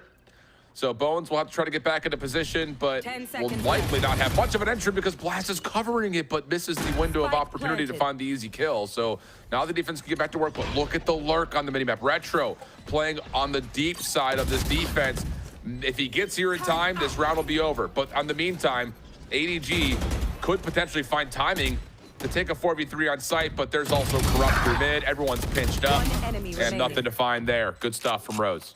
So many lurkers are getting deposited. It's dismantling ADG's any cohesive decision to be made, right? They can't really gather themselves where they want to retake. They're getting shot from the side. They're getting kind of disrespected on all fronts. There's a Killjoy lurk. They don't expect the Fade to be lurking. It's a ton of control being applied here from Rose. And that's kind of the experience starting to shine in, right? It's hard to game plan around some of this stuff, Shift. Like, some of this stuff is not scriptable, right? It's only positions that you can get into with experience and then kind of just outplay the defenses.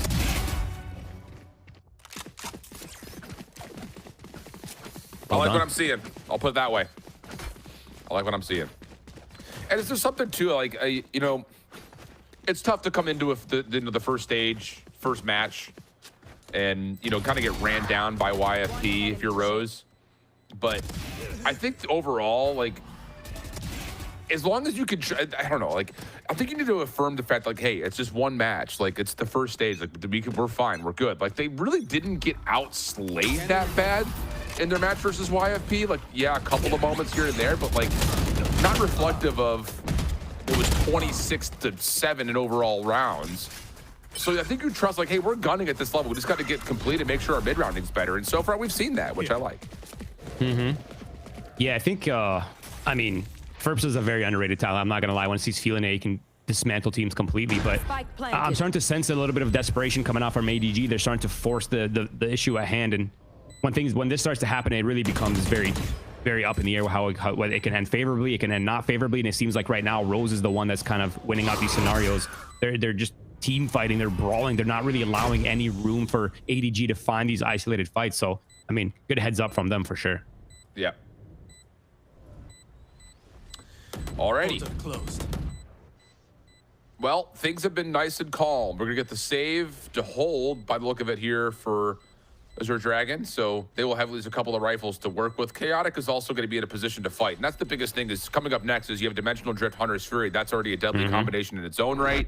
Chaotic can get by just having a Stinger if he really wants to, since he's going to be in the Dimensional Drift. So there's a lot of cause for conversation. I won't say concern, but conversation here, as Rose will need to try to respond to these threats moving into the next round.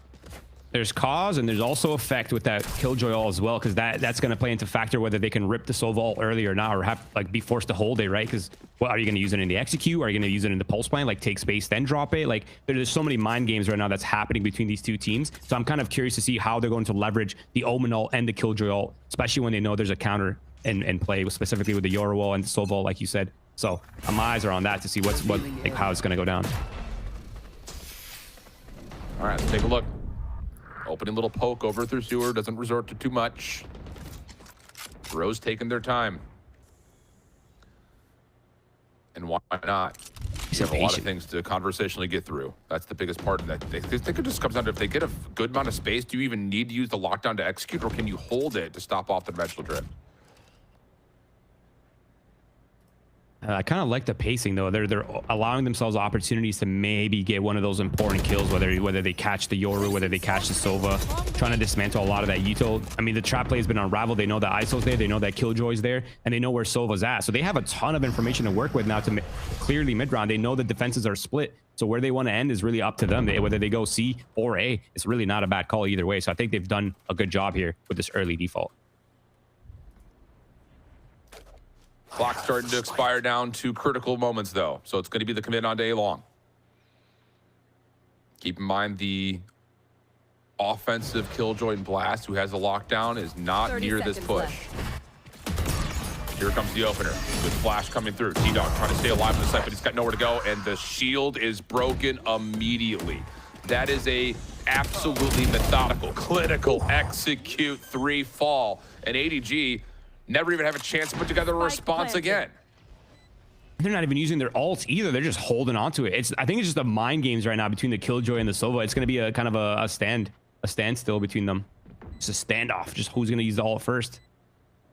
Tough, clean though, clinical even. Yeah. From Rose. You gotta love that. I think that's part of that's kind of where you start to see a lot of teams on the defense side not get a lot of value, right? Is where they're not getting space anymore. They're getting their early space denied. Their early ideas are getting pushed back, and they end up in the situation where they have 1 or 2 players towards C, 1 person keeping eyes on the B lurk, and only 2 people holding A. Like that's where you want the teams to be when you're on the attack side. So I would say in terms of the macro, Rose is a step up right now. I absolutely agreed. I mean, it's just like, so, okay, let's just kind of call that back then and like dig into that conversation a little bit more, because we're going to have some time to chat over it with likely a broken bye here. What do you want to start seeing ADG do to get more ahead of the game here? Because it does feel like they're playing very reactive, very responsive. Some of it feels very structured in that way. Like, okay, we'll let them execute at 40 seconds. We trust our setup, but should we be trusting our setup? Because we're not winning gunfights on site. Like, your ISO going 1 and 5 and not finding any value off of their shield is never great news. Because that's the staying power that you expect out of that agent, is that you can keep resetting shields by just finding kills. That hasn't happened. Yeah, and I think if you're ADG, you kind of need to be comfortable giving up space like the way they are right now. Like you can't hold every single lane right now with this composition, right? So the way the Valorant kind of lore has gone down on this map, specifically with this Yoru ISO composition, is you want to be more in a fast floody style where like you're playing more heavily towards the mids and just flying in while people are trying to take space, right? That's where the ton of value comes in with the uppercuts, with the people anchoring sites. Like that's really how you want this game to go down. And so far we haven't really seen too much of that from ADG. Yeah. Well, the dimensional drift is going to read that there are 3 defenders backside C and through garage, but no commitment to try to isolate and force a team fight there Rose. Instead, they're going to get a player onto C, a player watching the cross at B, and now we're going to show some utility at A and rewrap the spike back to the wide open site. Full control. There's really no other way to put it. This is full macro control. And this style of Valorant is actually one of the hardest to play against, right? Because there's really no way to game plan around it. Like, you need to try to problem solve against this in the moment. You can watch the VODs. You likely haven't seen them play like this. That's typically when you see teams getting a ton. Spike planted. And now it's a 5v5 retake on the C site. With limited purchase as well for the Arsenal here for ADG. So here comes the wall. Decoy came through it first. Nothing. Absolutely nothing. No shots fired. No one giving away any positions. Now the actual take. Retro in a perfect spot. Tried to avoid the flash, not able to. Bones for the first blood. Funny response. Here comes the pitch now from Sacred. Able to find a couple with the classic. Just down to Blast. Able to find the first one. Not as cleanly as he may have liked. Sacred has upgraded into a Vandal. Holding for now. Little shoulder check. Gets to halfway. Pulls off. Second attempt. Sacred wins it. Oh my goodness. Out of nowhere. Sacred on a pinch with a classic. Finds 2. And that gets ADG back on site for the defuse. I mean, if you're going to turn back at half after getting out macro in the first 7 rounds, a Thrifty's a great way to start that, right? The money's kind of swinging back into their favor. Their ults are online. They've been online. They need to get some value out of them, Shift, right? The ISO's not having a hot start, but he has the ultimate online. This could be their way in back into this half. get a pick off with the ult, maybe squeeze out a kill against an important player like the Killjoy ult. That would be a great pickup. The utility, the lurk holding utility will go down, the gadgets will shut down, and it'll put them in a really good spot on this defensive side. So my eyes on to see how they leverage that ISO ult, whether he's going to be playing centered around the map or just passive towards the C side, it feels like. Well, we've got something new in the mix here. Chaotic with an op. Misses. Muddy able to isolate using his own decoy. Aldrone forced behind that, and yeah, T-Dogs is looking for timing and space to try to create something, but he gets put down, and now it's a 5v3 early. Really, the only saving grace right now for ADG is the fact that the Yoru clone is probably getting called out, that it's no longer available in play. So the ISO wall is actually able to kind of equalize this roundup if they should use it. But ideally, he was able to find one kill and then the ult for the full equalizer. But no, not even that. A perfect play, patient from Rose and Last player standing. Yep. Holy cow. Spike Okay. planted. Well, that's one way to go about it. It's going to be 6-2 here. Sacred is going to try to attempt to save, but Retro, why not? You've got plenty of cash to try to take this thing out of the hands of the defense and really open up the map again for you. Turn this entire go back into your favor, and yep, Sacred will go back to the knife right as Retro was waiting for him. So 6-2 into round 9 needs something from ADG, because outside of a little miracle from Sacred, they really have not provided much. Yeah, I actually would like to see a tactical timeout right here, honestly, from ADG to kind of collect their thoughts in terms of what they want to do, because they're starting to slip a little bit in this first half. And it's very clear that Rose is just getting lurkers everywhere, and it's kind of stopping ADG from kind of playing the fast floods and playing the kind of the win condition of their composition, and they're just drawing them so thin on their defensive sides and just constantly pushing, pulling them, keeping them confused. So I want to see a little bit more of that happening from ADG, a conversation maybe about how they want to solve some of these problems, because as of right now, Rose seems like they're running away with it. Yeah, I mean, they are. It's not even a seeming if they are. They definitely just are. Fair enough. Holy cow. I mean, it's early. I get it, and I keep saying that. I don't want to like make us feel like this is going to be like what we're going to get all year, but this has been clean from Rose. It's not even just like they're beating ADG, but in every form of how they're playing this defense, they are providing very similar looks to what we had in our first series from some heavy-hitting names. Muddy, walk down, first blood on contact. Not surprising with just pistols out here for ADG, but still, it's been really, really good. Like, really good. A little shot from the side, lurk activated, another kill. I think the percentages have gone down severely, and just perfect util, perfect support here. Retro farming it up on the ecos. Respect. The 5v1 now for Sacred. This is this is pretty much over, honestly. Go next. But there's 5 ults in play next round. Shift 5 on the one side, 2 on the other, possibly a third for Retro on the Viper's Pit. So there's a ton of things to work with. One thing that I actually would like to see from Rose here, even though whatever they're doing is working, is a massive pace change in this next round. Just completely throw it off and just try to use the Fatal, try to use the Yoru TPs, try to use like everything to just not even give ADG a chance to even think about how they want to use their ultimates in the round. Yeah, it is one of those things that you've got all this cushion and buffer to work with. Why not try something crazy? Like, why not? Full purchase is going to be the name of the game, though, for ADG. The lockdown that we mentioned from a couple of rounds ago is still an option for Blast. Hasn't had a need to use it. Same could be said, though, for the Dimensional Drift and the Hunter's Fury. So, like you said, it's just going to be one of those rounds that is, I wouldn't say, like, half-defining, but it is a great moment for ADG to swing maybe these last 3 rounds back into their name. Like, it's going to be tough because it's going to be pretty much full purchase the rest of the way for Rose.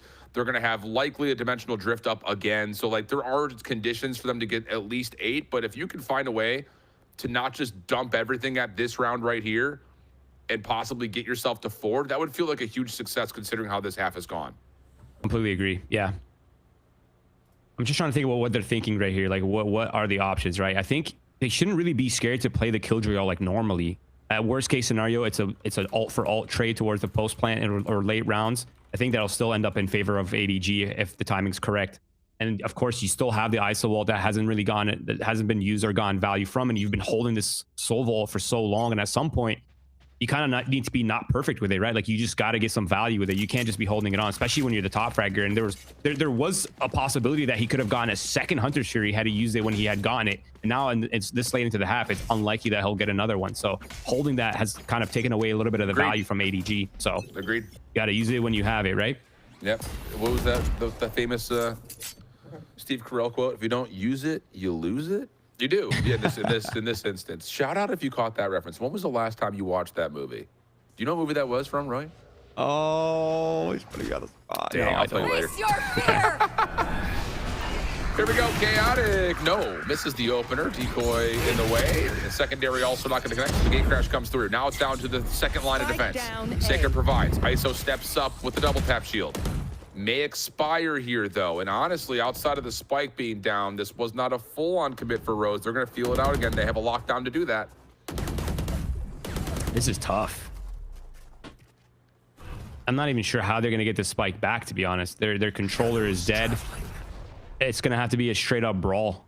And they can't even use the ult. It's going to be ult for ult. So it's literally just a mechanical resolution. The ult posted on shore. That's going to be the first one. Yep, that's the player gone down. This should be an ADG finish here. One enemy remaining. Okay, well. Last player standing. Yep, there it is. Got down to a 1v1 in the end. I was about to say, Yeah, got a little closer than would have liked. It got brawly, it got bloody, it got messy, but it all works out all right. 3-7 the count. And again, like you had mentioned, most importantly, didn't have to spend any ultimates. So now we're starting to look like, hold on a second. Thanks to that first blood, we very well may have an opportunity to end this with 5. And all things considered, 5 on the defensive half is still a really good Haven defense. Like this is still a pretty attack-sided map, I would say. So I think all things considered, there's still hope for ADG to make this respectable. But if you're Rose and you finish with 9, that's a lot of rounds to work with on the second half. So I'm curious to see again how ADG is going to leverage some of these ults, how they're going to be putting themselves in positions to come out on top, because they need to get value from this iso wall, from the soul wall. They've been holding it for far too long. I want to see some kind of value coming out. And it is possible, though. And my theory is they're holding this Yoru wall because of the Viper's Pit. They don't want to deal with it in the pulse plant. So they're probably just holding counter for counter. But at some point, you just have to use these ults to guarantee these rounds. Bot coming back. Okay. No ifs, ands, or buts. You have to have it. There's the dimensional drift making its way through C. Bones, the only one really scouted at this point. But honestly, yeah, Muddy's going to come, well, maybe commit to staying back here. He thought about it, it looked like, but that was all just to move the defense around. And for honest sake, ADG's okay. Like they're set up in a spot that they can still respond with their ults. Yeah, this is where I think Blast is going to get activated right here, because they know the C-side's clear. They know that someone's in garage, so the timing is going to have to be impeccable here by Blast. He's getting collapsed on, though, and that could be the Killjoy all gone. Viper's Pit out aggressively. T-Dog, wow, spraying it down, finds Blast. That will keep the lockdown safe. Viper's Pit. Can it get reaffirmed? You need Tim to save it. Oh, they lose the smoke. But it might not make them a difference. The time is becoming an issue. Hugh going to make his way over. Long flank on the way as well behind. Do they have it? From Chaotic. Do they have the time for it? No, they do not. So it just got too long. And the cleanup from Chaotic also comes through. Huge round for ADG. It's scrappy. It's not beautiful, but it's getting the job done, Shift. 4 rounds now. Finish with 5. Hey, sins are forgiven for that beginning of that first half. I agree. Beautiful.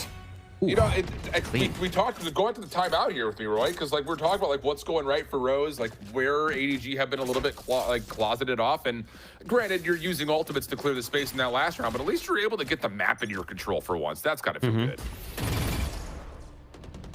Gotta feel good. Yeah, I kind of like the approach now for ADG. They have the Omen holding garage. There's a little bit of Killjoy utility holding the long C, so they're able to be a little bit more together towards the mids, fast flood towards A like we talked about before. That's exactly how you want to be playing it if you're ADG. So I think the adjustments are there. They're definitely catching on to what they need to do. Now it's really in the hands of Rose to see what their adaptation to it is. They know that the defenses towards garage has been quite isolated. They might try to overwhelm, or they could just go B and just force the plant quickly. Looks that way. Fast plan it is. The smoke trying to get into place, but most of that's been beaten. Hunter Fury going to come through. That forces players out, and Bones actually gets caught trying to play for the kills. So the Hunter Fury will now fade. We have the one-on-one up top in the corner, and Tim's able to win it inside of the ult, so that's not expected. Chaotic in some trouble, but is able to find one. Looking for more, and is able to finally lock down the shots as T-Dog follows behind him. 3v2 now, advantage to ADG. But The attacking lockdown is now in play. T-Dog gonna try to hop on and get this into halfway. Maybe more than that as Sacred plays get down, Mr. President. And they do secure the defuse. 7-5 goes the half. A crucial hold there from Sacred. Beautifully played, capitalizing on the shots as well. But man, if that ult from Blast had gone down even a second sooner, that result would have been completely different. So the time really, it came down quite literally to split second and capitalized on by Sacred, who's having a phenomenal first half. 10 and 8 in the solo role. You gotta love that. 5 and 7 though, Shift. That's exactly how they wanted to close that out. 5-7, a respectable defensive half. Now they have a lot of utility to work with. They can easily overwhelm sites if they play their cards right. The name of the game here for ADG: spread the defenses thin, rip ISO shield, and run down these isolated players on defense. That's how Envy did it all year long, and no one found a counter to it. So I'm looking to see them kind of bring that back. And of course, hey, I got to be initiated right? The tech pause, baby. There was a time and place where I think it was stage 1 last year. I felt like every broadcast that I was on had at least a 30-minute total tech pause. Like, not just for one pause, like it'd be like, oh, okay, we're back. Oh, never mind, no, we're not. Like, it was crazy.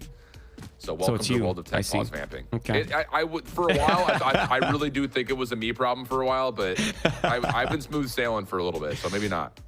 Yep, you might be the NA pansy. Who knows? Yeah, facts.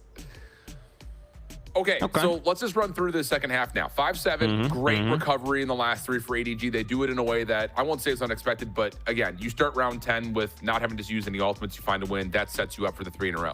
How do we get back into this from the offensive side now? Because again, the dynamic's going to look different knowing that there's a Yoru and an ISO compared to just the Yoru by itself. So are we intel gathering, then popping shield and running forward, or what are you thinking as far as what you're expecting from ADG? Yeah, I mean, again, the best thing they could do right now is just spread them thin on defenses. So they need to take space, whether it's garage, whether it's long A, kind of the same idea that we saw in the last Haven, right? Where you want to do that push and pull. The only thing is you don't have as much smokes to work with, right? So you're gonna have to resort back to some of the older styles of control where you're smoking bricks, you're pressuring sewers, you're pushing off the op line, right? As soon as you have them in that position where they're corralled on sites, right? They're holding A, they're worried about the B lurk or the garage lurk. Like that's really the time for you to just like, okay, let's group up and let's go somewhere where we think they're weak. Just rip shield, trade out the ISO, and just overwhelm and just play the pulse fence as comfortably as possible. Has been the name of the game for this composition. I really want to see them run it back. It's a good playbook, I think. Yeah, okay.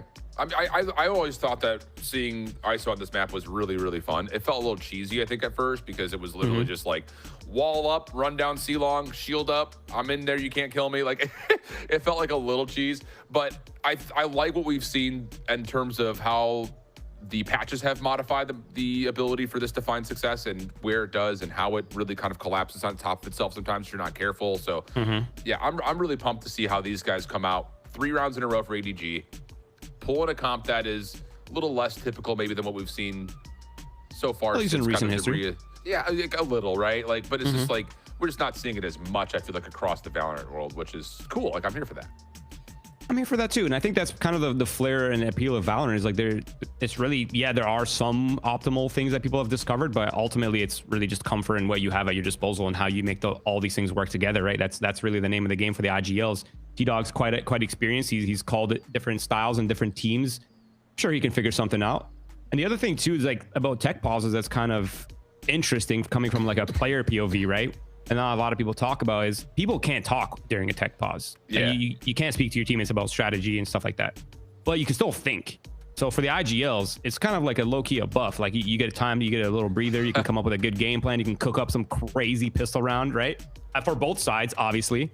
So there's still a lot of thinking. So I'm expecting like a really fleshed out pistol right here, Shift. I'm expecting some high level pistol play coming out from these guys because they've had, a bit of time to think about things while they resolve their issues. I'm here for that, dude. Just like chewing down on a notepad, just scribbling frantically. Hey, if Abraham Lincoln could come up with the Gettysburg Address on a napkin on a train, I trust the IGLs to come up with some crazy pistol concoctions. I'm here for that. Oh, it's okay. I love that. I can vibe with that. I can vibe with that. Oh. Well, we're hearing that it's mouse issues, so hopefully that's something that's like as easy as let me just get a USB-C, charge this thing up real quick, or put some batteries in, we'll be good to go. But hopefully it won't be too much longer overall. Let's kind of run through the, like, while we have a moment, we haven't had a chance to talk, and I know that you are like big brain desk guy all the time, and this is fun for us now. But take me through kind of your first, you know, the first couple of days here, stage 1. I mean, are results kind of coming up the way you would have expected them to? I think we got a really big energy changer in our first matchup today, energy changer between NRG and M80. But like, is there anyone that's like really pleasantly surprised you, or maybe not so pleasantly surprised you so far? I'm really liking NRG Academy. Just, you know, results aside, I really do like what I'm seeing from them. I think they're going to be, I think the sleeper team, they're going to have pretty good results consistently throughout the split. They have the time buff in their favor as well, right? And like the time buff is a ticking thing, right? Because like in the beginning of the split, the rosters that have had, you know, more time together, they kind of get the buff. Like they have a huge advantage, but eventually that gap closes and closes as we get deeper into the split, even in split 2 or split 3. Like as the year progresses, like that buff kind of goes away. So I feel like that early start should put them in a pretty good spot. But in terms of like rosters, man, I've been pleasantly surprised to see the return of some players, like specifically Ferps on YFP. I think that roster is also a sleeper roster. There's an upcoming roster for sleepers. There's a kid on that team named Solada. Keep an eye out on him. He's so flashy, bro. Peep his Twitter. Like he has the craziest clips I've ever seen. Actually, the feature. So there's a lot of cool names, man. There's a lot of like interesting players that have come into play. There's a lot of cool teams that have been put together. SRB's roster as well. That obviously a lot of these teams are going to have some jitters. They're going to have jitters, and I think they're going to have some growing pains, and there's a lot of expectations on them, right? But ultimately, I think the level of play that we're going to be seeing is going to be crazy towards the end of the split and moving on.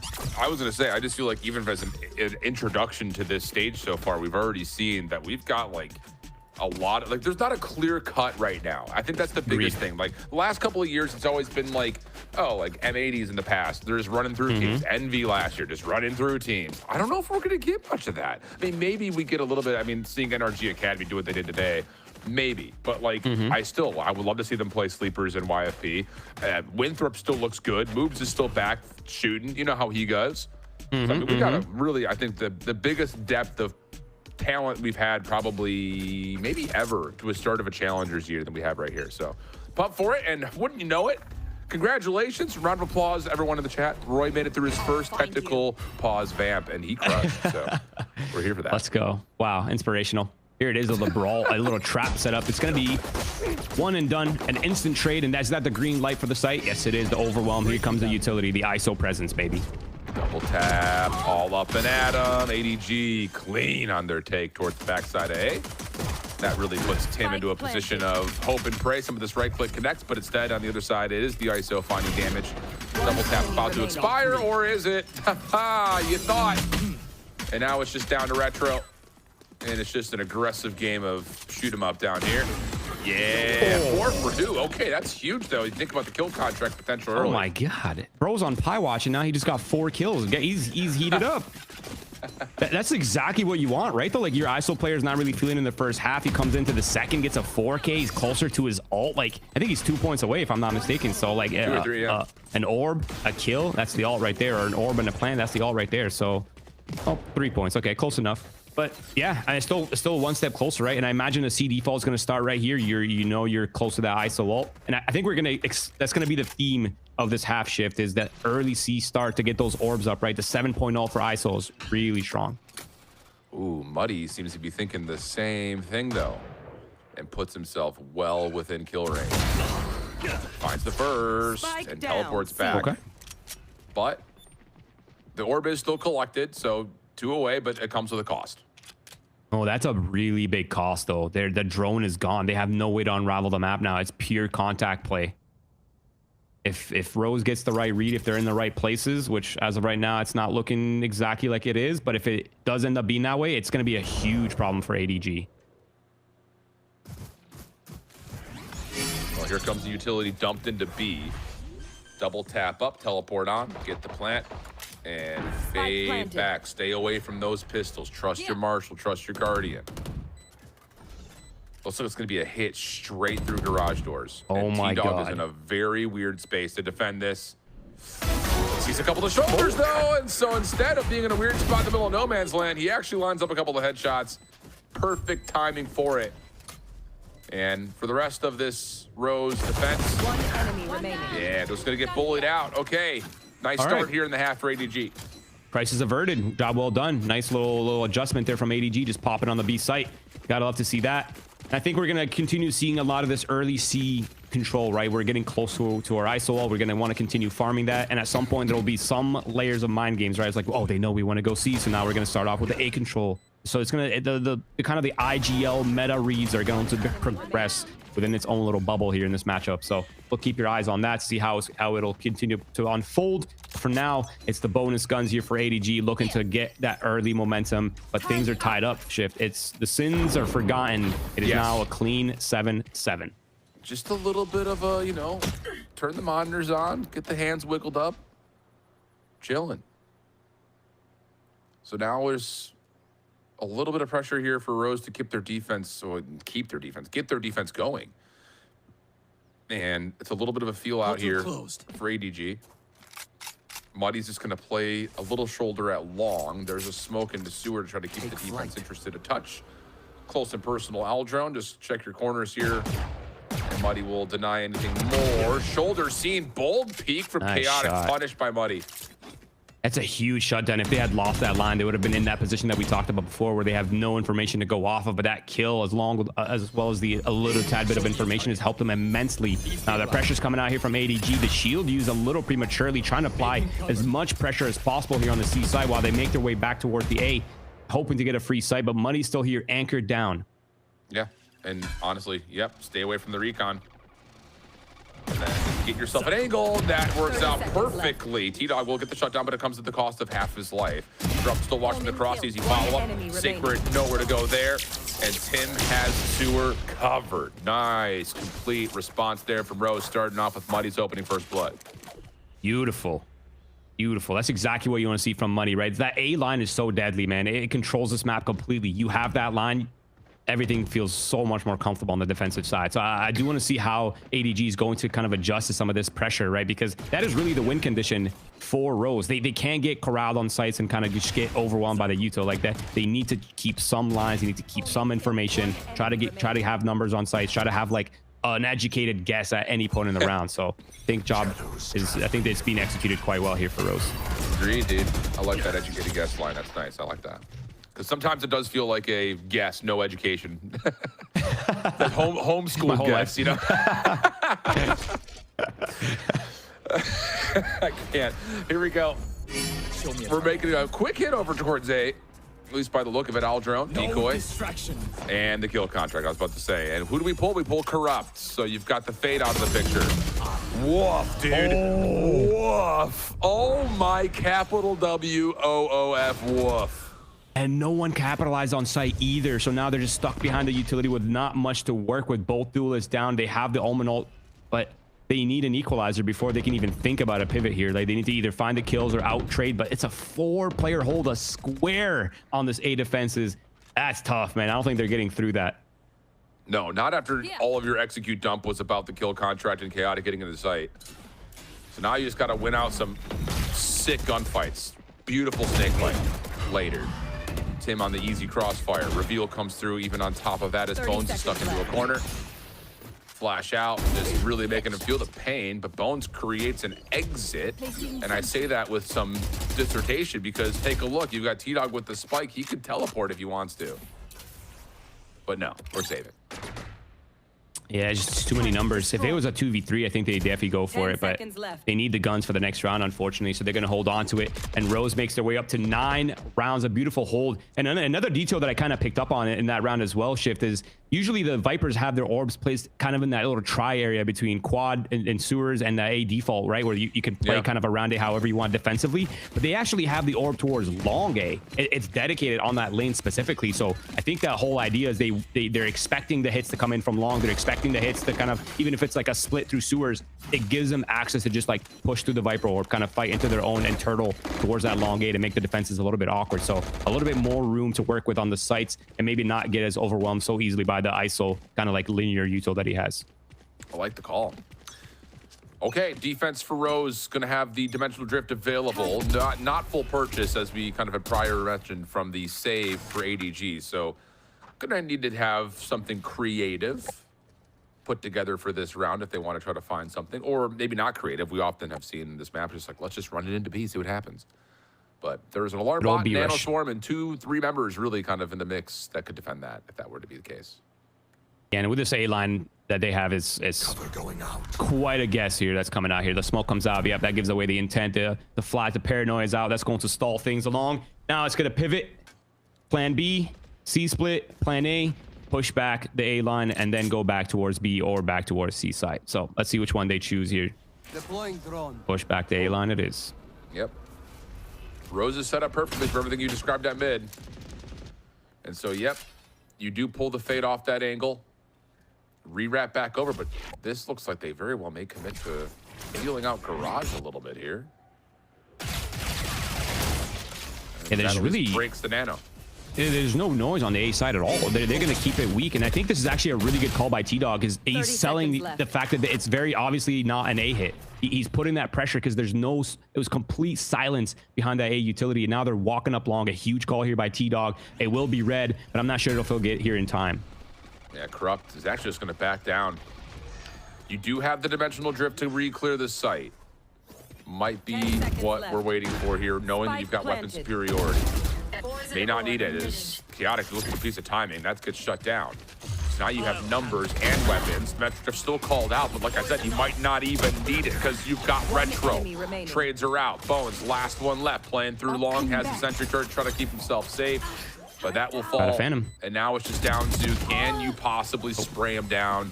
Nope, not at all. Again, I don't know if we needed a dimensional drift. It was a clean start from Retro. Followed up by Corrupt, but regardless, if you got it, use it. It'll be 10 seconds. I respect it. No, I respect it. I think the stingers in those pistols being so close as a retake could be a little bit scary. So I definitely respect it. A round needed to be secured.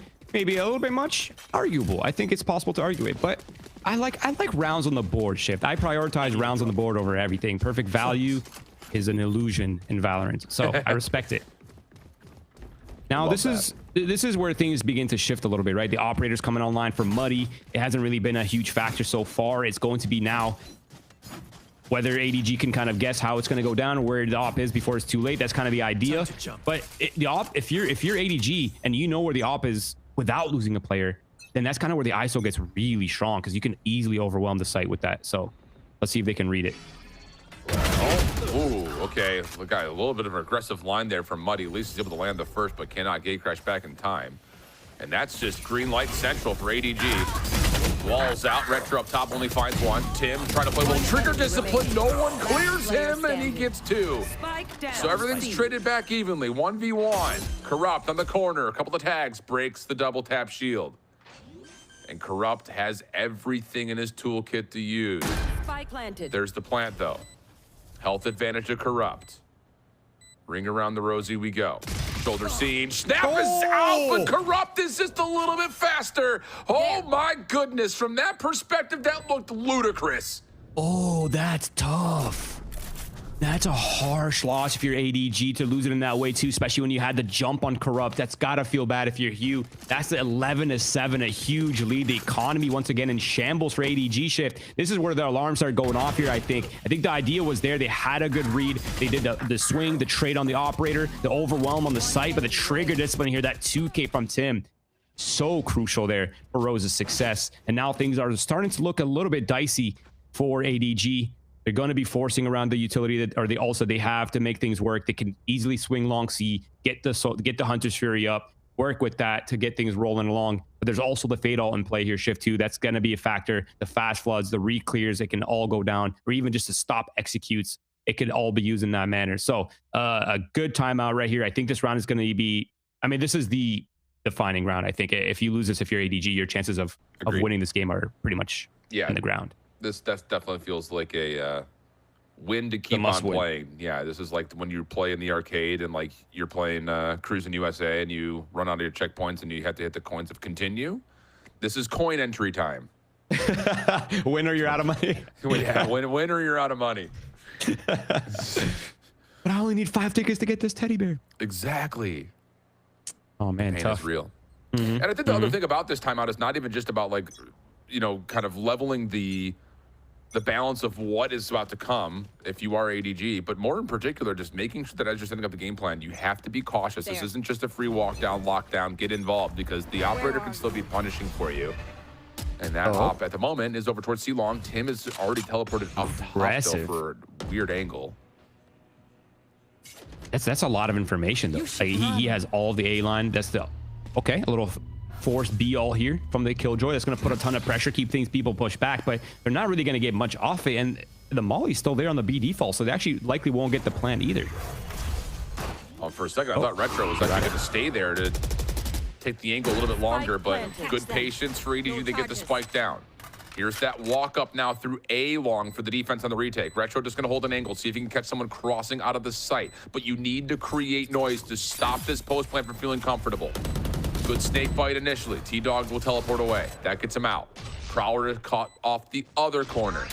But for Rose, it's all about what we can find from this position, and Sacred's got it covered. Nightfall from the front is not open any doors. Muddy also shut down. ADG's post plant looking clean, and Rose is running out of time. They got to go quick if they're going to go at all, and they may not go at all at this point. And no, they won't. Yeah, no time. There's a couple things actually that will definitely haunt them here. Is the fact that the Blast had a nano swarm on the default plant. He just did it too late, and they had already gone the spike down. They killed his nanobot while the dude was planning. That was a little bit of a timing error there from Blast. I feel like if he had popped that, things would have been very different. And of course, the double flank not coming to fruition here for Rose kind of seals the deal, seals their fate, if you will. And ADG secured a very important round. And still have 100 Fury to work with. Kill contract, Dimensional Drifter 1 away. Things are starting to really get put together. So now you start to kind of maybe take the conversation the other direction for Rose. I know you've only lost 1 full gun round so far this half, but there's a lot of pieces coming together here for ADG to try to get them to a level footing. So you're going to have Muddy tucked into corner for now as Gate crashes all the way back over towards Garage, backside of Garage. And he's got a little bit of assistance for Corrupt, depending on if they want to spend anything. And they will. They'll toss the Haunt over the top. They don't really get a reveal, and that's enough for the Gate crash to get reset as the offense leans over to Garage. He might be aware that there's a lurker deposited.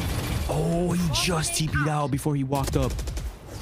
That's some information. They know it's a lurker, though. It's not going to cause too much cause for concern. Retro's posted on the midline, though. That could be a very big problem for ADG if they face check it.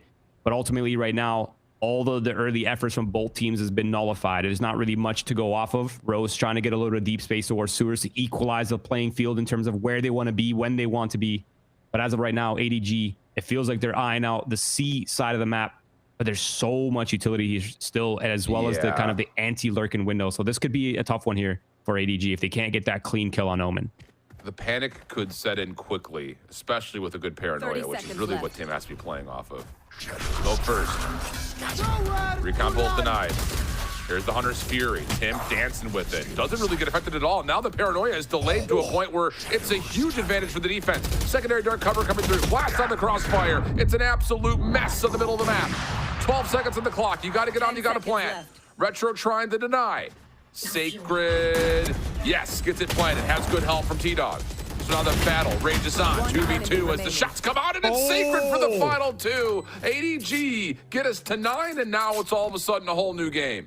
No, all the dancing, all that hard work that Tim put on for the anchor, all just gone to waste in that 3 versus 2. That's so unfortunate. And Sacred coming through for his team once again. You gotta love that. And that's kind of the Sacred effect, right? That's why the Deaths was talking about this player. Is he's so impactful.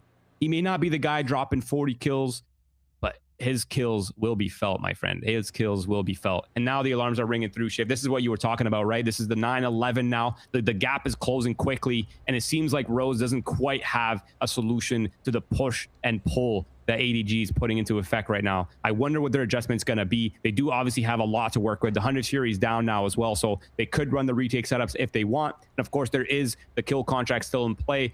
I'm curious to see how they're going to utilize that, right? Because you pop the kill contract, you're either stealing one of the controllers that both have ults, you're stealing the Sentinel player that also has the ult, or you're stealing the information from the Fade. So it feels like no matter who he catches in the kill contract, besides maybe Yoru, it's so much value if he can convert on the kill. So it's going to be the key piece in this round for me for ADG, and I want to see them get a ton of value from it. 0 for 2 on the kill contract so far, though. Tough. That's tough. That's actually the definition of tough. If you look it up in the dictionary, it's 0 for 2 in kill contracts on ISO. That's what the dictionary says now. It's true. Okay. Don't fact check me. It's just true. Smokes down on both sides, though, kind of asserting maybe that there's going to be a little bit of an aggressive look for the defense to be, especially with that fade utility. But instead, it's the dimensional drift on the response. It's you and me. Kill contract will pull out the clone. Beautiful read. Woof. You gotta love that. It's an immediate pivot back to the C side for ADG after their plan has been foiled. They've gotten no value from that kill contract. Still some nano swarms available in the top C to slow things down, but I think by the time they figure out what's happening, I think the spike will have likely gone down. There is a lurker in the front B that's going to play a huge factor. Does he check it? Nope. And that actually splits this defense up pretty convincingly as Muddy will drop at A. And now ADG looking to reflip back over to B here with their numbers. From the shadows for Rose will have Tim joining up on the A site, but this is just down to can Blast be a hero here. If you can find maybe 2, there's a chance, especially considering you have a lockdown to try to stall this out. In fact, Blast is actually set up in a position to maybe just have to isolate onto 1 and then has a lockdown to re-clear. 30 seconds left. Nope. Nah, that seals the deal, I think. Yep, it's safe. It's a safe. Spike planted. Huh? Wow.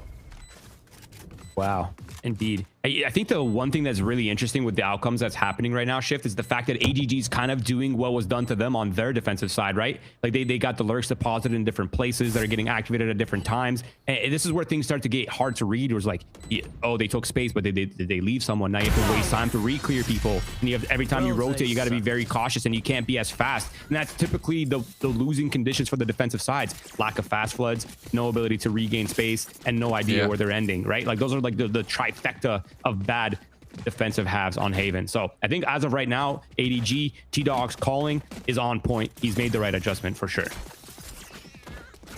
Okay, pistols now for Rose, all sheriffs.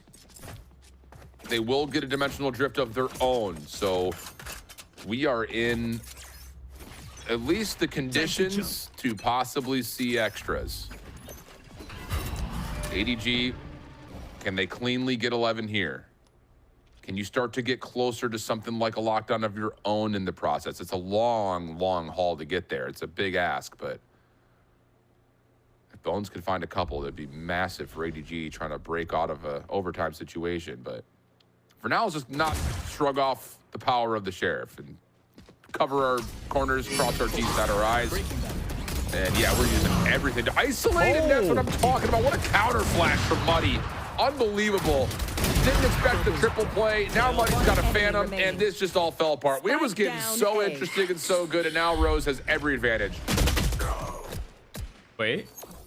Oh, the young talent. It's a hard one, but this player is flashy, man. He can do it. Oh, no. Okay, there it is. Cleaned up. Yeah, you're absolutely right, though. That's a massive drop ball from ADG. I feel like that was a must win. The 11-11 was served to them on a plate, and they fumbled it right before the waiter delivered it to their table, my friend. That is tough. That's the definition of tough. Spaghetti on the floor. That's what they say. Wow. I mean, it's just... I almost wish we had the replay from the other perspective on that counter attack, because ADG are looking like, oh, we got one guy here, but we'll just get the trade. And all of a sudden, pop flash, here's everyone. And it's just... Oh, so tough. So unfortunate. Now you're 12-10. Dimensional drift, operator, lockdown. Revealing area. It's just ADG. ADG did all the hard work. That's what's the hard part about this. They did all the hard stuff. And now they've lost first blood. There's a walk down at mid. Trade still eventually give Rose the numbers. One enemy remaining. That will make it pretty much all she wrote. Wow, what a tough finish to what was built to be a really good second half. That could have been an insane ending, but that thrifty, man, that's tough. You gotta love the call, though. And I think there's some small minor details that I kind of need to give it a shout out for that previous round that we didn't really mention, is the fact that they dropped the Killjoy utility like super early on to very like obviously like, hey, Killjoy's here, unlikely we're playing stacked, but it was actually a full-on bait. They made it seem like a retake, but they actually had the full stack towards long, and Corrupt was the bait for the Hungry Wolves looking for those eco frags, and punish they did, and a victory for Rose. A great first map. Big brain stuff, big brain stuff. Rose coming out. Again, both these two teams having lost earlier in their first initial play during week number 1. But again, how Rose started off the first half looked really calm, really concentrated, looked like they had everything figured out. And then there at the end, of course, the little bit of heroics and fireworks that come out of the pistols to secure it, give them the 1 map edge. We're going to go to a quick break. When we come back, the desk with more.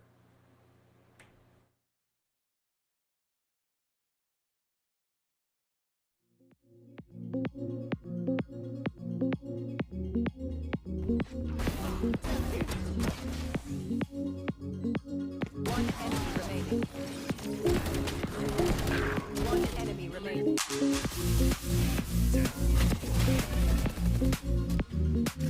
One enemy remaining. One enemy remaining.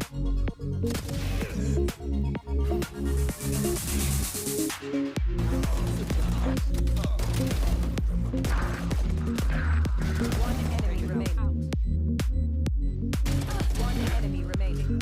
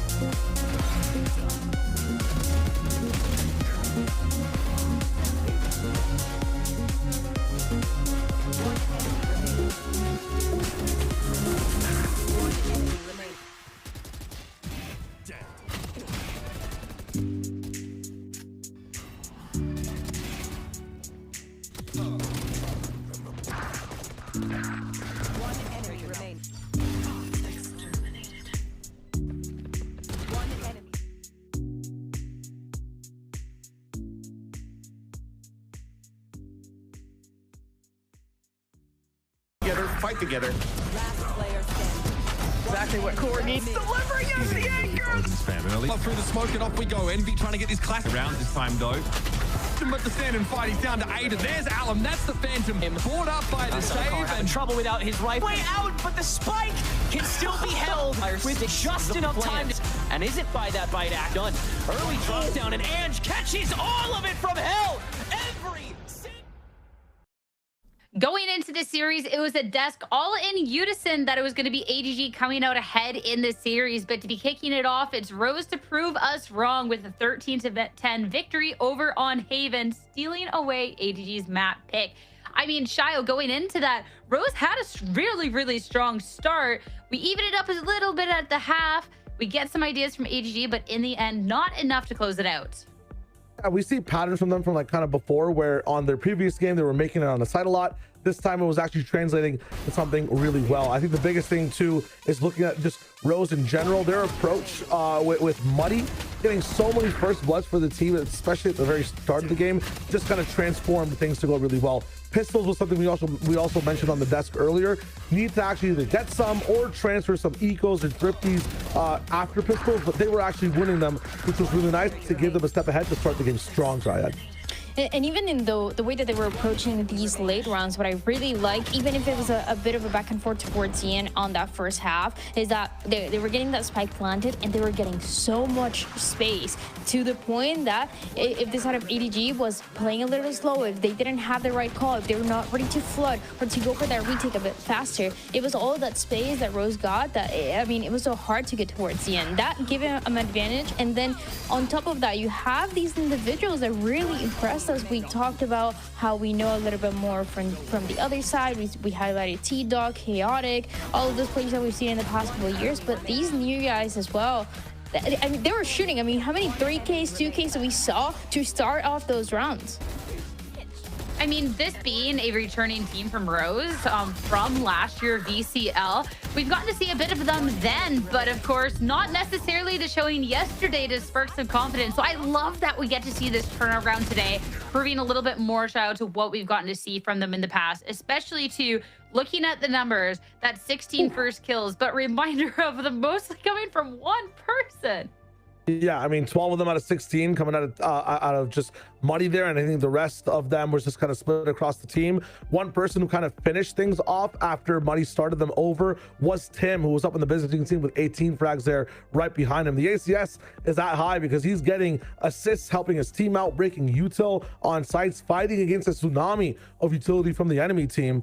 This game was still very close on the other side though, right? You see Bones having a good performance. You're seeing everybody on the server actually having a pretty good game on this 13-10. I feel like when Rose plays, they like to get it scrappy. I feel like they just got the lower end of the stick in that first match they played overall. In this one though, you can see the firepower, you can see the teamwork. It might not be as like clean when it comes to consistency and finishing out a match, but the way they move with momentum is amazing. I think it was Yusira that actually mentioned that momentum would be the key of this match, and it clearly was. It was so cool to see, and especially because, yeah, you see a few rounds going into that second half where ADG, they start to come back, and what you have that round 22 Thrifty as well to shut it down immediately from Rose. So it is those little things that add so much, and I think part of it is having Corrupt as an IGL, knowing that experience that they have not only in challengers but also in game changers, and has been a leader now for quite some time in the different teams that they've been part of. So the fact that you have that and you're able to adapt to a team as well on the other side that is a bit overwhelming is so cool. We have to bring the conversation back around to Muddy though, and the performance, because again, when we're looking at a Rose needing to make this impact, 12 first bloods is crazy. That's more than some teams just get in general, and he did it all by himself. And I think too, when you're looking at just starting things off on the right foot up against an ADG that we know has this ability to be able to take things with it. I mean, I'm attributing so much of this trial just down to Muddy. This was just insane coming up from the solo duelist. I mean, it's so interesting to do it, by the way, when you're solo. Do it when you're kind of also not getting the most help in some of these, you know, forward angles. You can see though, half the time these first bloods come out, there's some greed in the business. He's kind of like finesse inside Chaos. The only time I've seen something like this is Pirates of the Caribbean, the slow motion ship blowing up as the captain moves down. It's like everything is exploding around you, but you're kind of understanding what's going on. You're playing it perfect. Muddy causes the chaos, but he kind of tips the scales forward for his team. We're getting some crazy analogies out here. I don't know. I haven't seen a pirate here. I can't say if it's a good one or not. Scene where everything's blowing up, but like the captain's like, wow, my ship is going down. This is what it is. For Muddy, it's the opposite. The ship's like getting built around him. He's the one placing the planks, but it's going fast. It's crazy. It's crazy. You know what? I love it. These analogies are crazy. But I mean, we'll have to see if we can keep getting that ship building analogy going on forward in the next map. And I mean, we're taking a little tropical vacation over to Breeze. Not only is it Rose's pick, but I mean, taking the first map and now going with that momentum, I'm really intrigued about this, especially too, Dan. I didn't actually think that we would get to see a Breeze in the first week here of Challengers. everybody going for different approaches, and I feel like this is one of them, being one of those teams that can get really good at Breeze early on when you know that everybody else is maybe preparing something else, playing that Haven, playing that split that we've seen so much, even that corrode as well that teams have been getting used to. And as we mentioned before, I feel like Rose, they do have an advantage here. Not only are they going with this pick that we haven't seen from them before, but now we saw a Muddy that is warm up, that is really good on the Yoru, that we also didn't see in their opening. But and on top of that, you have a Blast that is able to play a little bit more with that operator. So it just seems like everything is going in their favor. And now that they're warmed up, and now that we start to understand a little bit of how those pieces work together on the team. Absolutely. When you look at a map like Breeze as well, like you think about some of the duelists that like to cause chaos historically that have been good on that map, like CNED, like Defo way back in the past.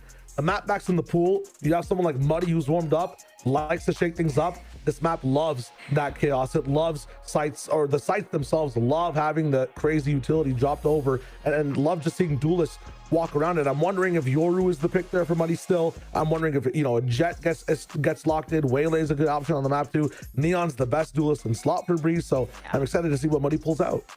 I mean, chaos, I'm hoping we get a lot of that. With the agent select ready, we have to find out exactly what these teams are cooking up with Breeze ahead. I'm expecting some sort of chaos, and looking into it, yeah, we get not just the Muddy Jet, who already had that pop-off performance, but Shao, we're going to get it paired with a double duelist with the Yoru from Retro. Wow, we see it on both sides as well. Is this a mirror? No, it's not a mirror comp because there's Cypher on one side, Viper on the other. I'm actually liking this comp from Rise of Scarlet Empire personally. Rose is kind of locking this one a bit more in control on the map and in post as well with that Viper.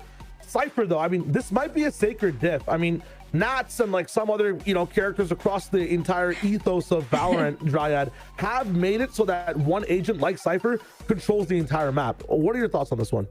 You know, it could work, but I mean, we know that Cypher is not the most played Sentinel as of recent, and on this map, I'm wondering what kind of impact is Sacred gonna be able to have. What I really like though on the other side is how strong that composition for the side of Rose look when you have a Muddy and a Retro that remind me of what we've seen recently from Furia with Koala, Noob, and Elim, both being able to switch between those duelists, being able to switch between the Yorus, and now Muddy taking that operator role that we mentioned before on that Jet, being a bit more comfortable, having Retro be the one pushing, get more aggressive, even set up this Jet for success, and have those post plans as well be effective because you have so much util to work with.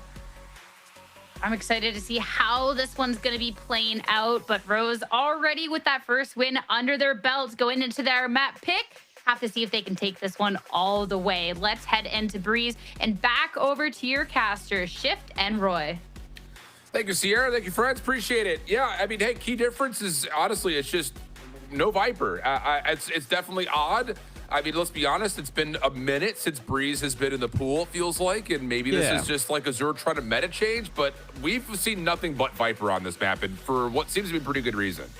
Yeah, and I think the double controllers just provide so many more layers when it comes to the attack side and the defensive side. But I think with the changes, it's possible to run the solo controller Astra, like certainly possible. It's just going to be, it has to be very precise. Like you cannot have anything wasted. Your smokes need to be on point. Your counter util needs to be on point. And luckily for them, they are starting on the defensive side, so they will get a ton of value, hopefully, from the Cypher traps, from the Cypher setups, along with the stars to support and hold things down specifically towards that A site.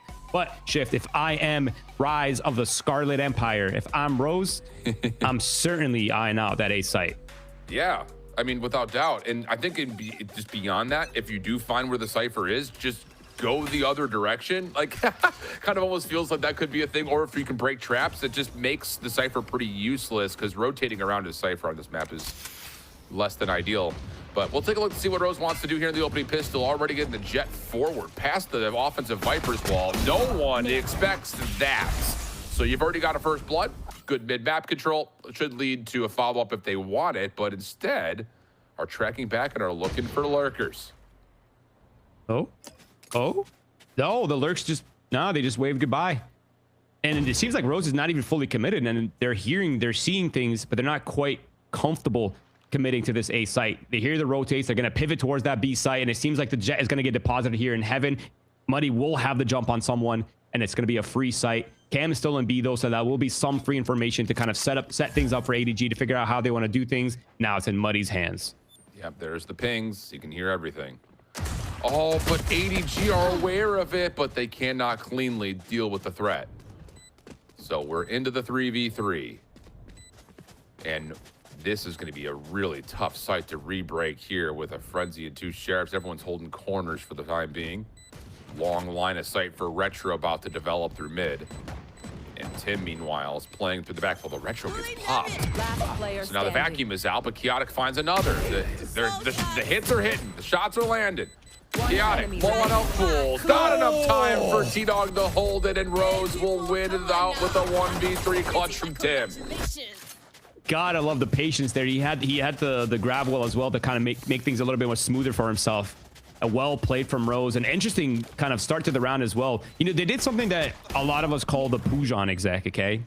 And he used to run this a lot back in the days, back when he was in the IGL.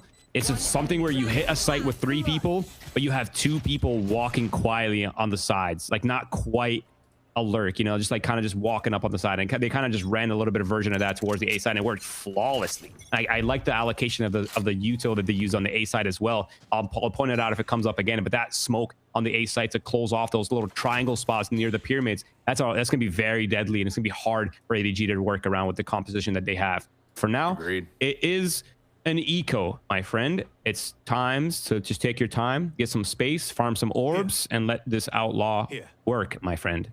Indeed, indeed. By the way, the movie reference from if you don't use it, you lose it. A little upset you didn't know it. It's the 40-Year-Old Virgin. Insanely good movie. Insane. Is it true if you don't use it, you lose it? Is that a serious question? Okay.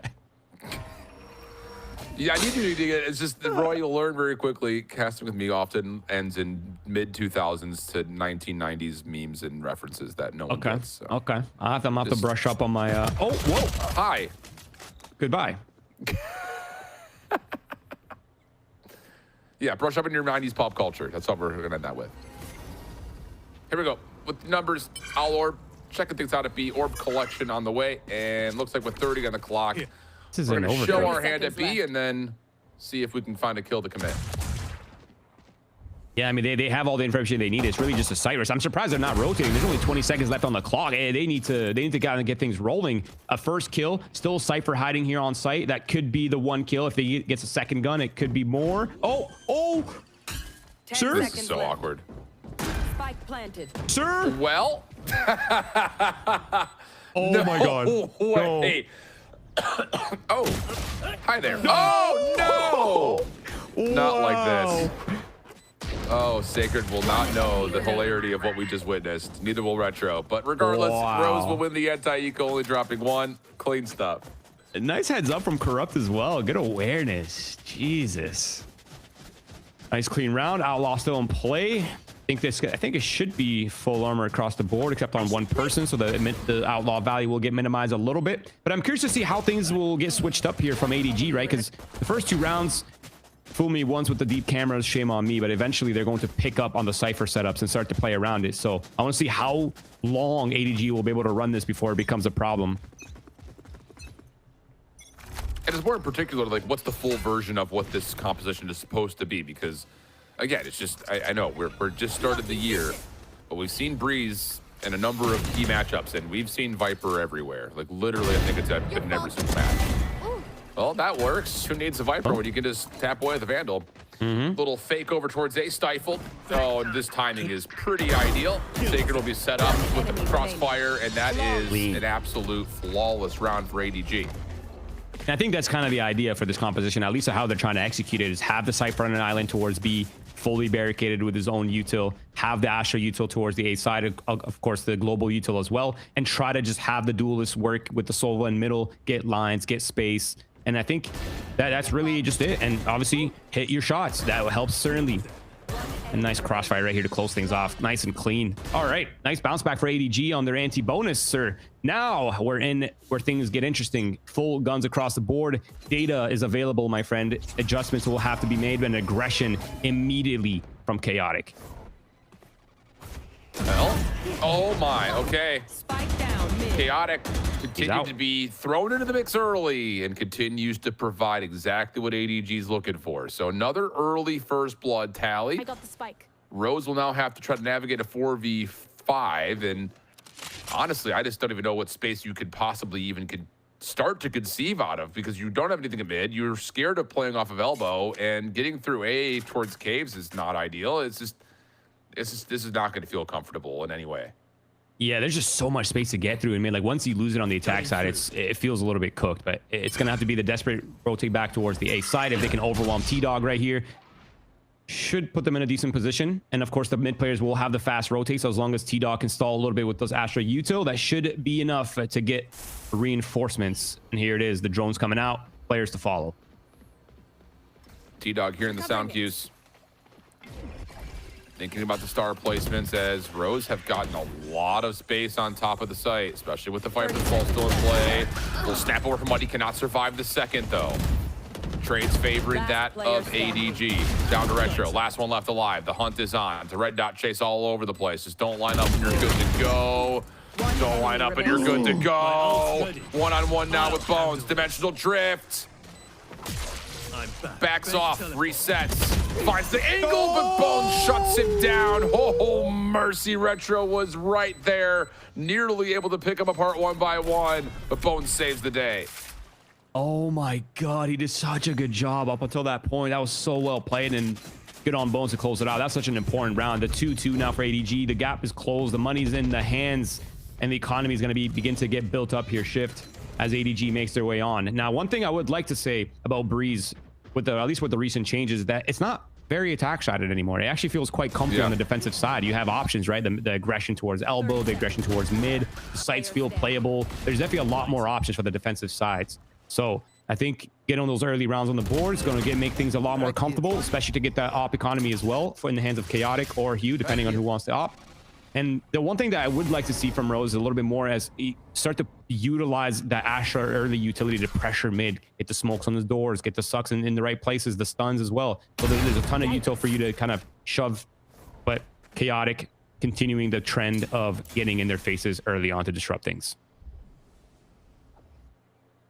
Defensive pings highlighting over the top of that B connecting tunnel. Now pulled out. Enough for Bones to peek. Find himself another double. Yeah, easy. Nice. Absolutely perfect. So to this point, hey, I know that there's a lot of focus about the composition, I think especially with the Cypher versus playing off the Viper, but let's be honest, this defense hasn't really been tested in terms of, you know, needing the Cypher to stand up in at this moment. I mean, it's early still. It's been a couple of weird eco switches, but largely speaking, this has just been a show ran by the other 4 agents. So for ADG, it's kind of whatever. I want to see a pace change, to be honest, from Rose immediately.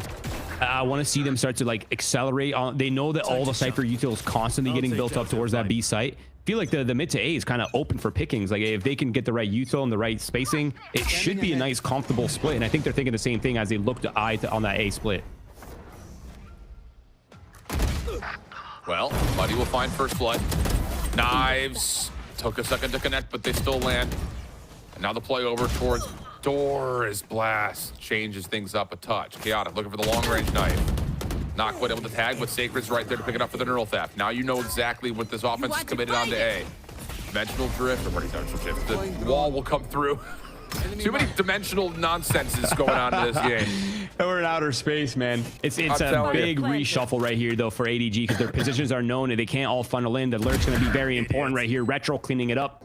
And the space is being made by Rose to compensate for the fact that there was so much pressure. And I think Corrupt is beginning to hear what's happening here towards the spawn side. But if you look at the other players shift towards the A main, they're nice and comfy in main, and Corrupt has the play in hand. Yep. Hey, how are you? Pretty good. Cool. Beautiful. Nice stuff there from Rose. And again, it's just that it's not even like a full-on tempo change. It's just enough to force the first blood on your terms. I think that might be the big difference right there in terms of how that opening engagement happens. And then once you have the numbers, especially when the ultimates are tallied like they are. And it's really just also like a lack of available utility that they have to work with. Like the only things they have to really to defend against the split is the Astra util. They quite literally have to run through and fight on that ace play if they want to defend it. Otherwise, it's going to be really hard. And already the adjustments coming out here from the ADG side. They've swapped the Cypher over. And now it's going to be the plays towards the B side. But Rose is all here. All 5 players. Oh, but that's an easy pickup. Up out. No. Changing the elevation. Muddy goes up top.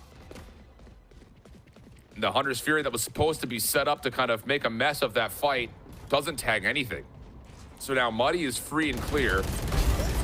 Yikes, looking for the full ace. One more to grab. Wants it? No.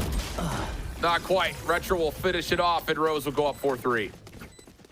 Yep, they're sensing the weakness now. It's the fast plays, the group ups. It's working quite well for Rose. I want to see them keep it up. Obviously, this round's a little bit different. The money is not so strong. Actually, no, it's fine. Ish, kind of half by territory. Okay. All right, now for Rose, I'm looking at the Viper ult.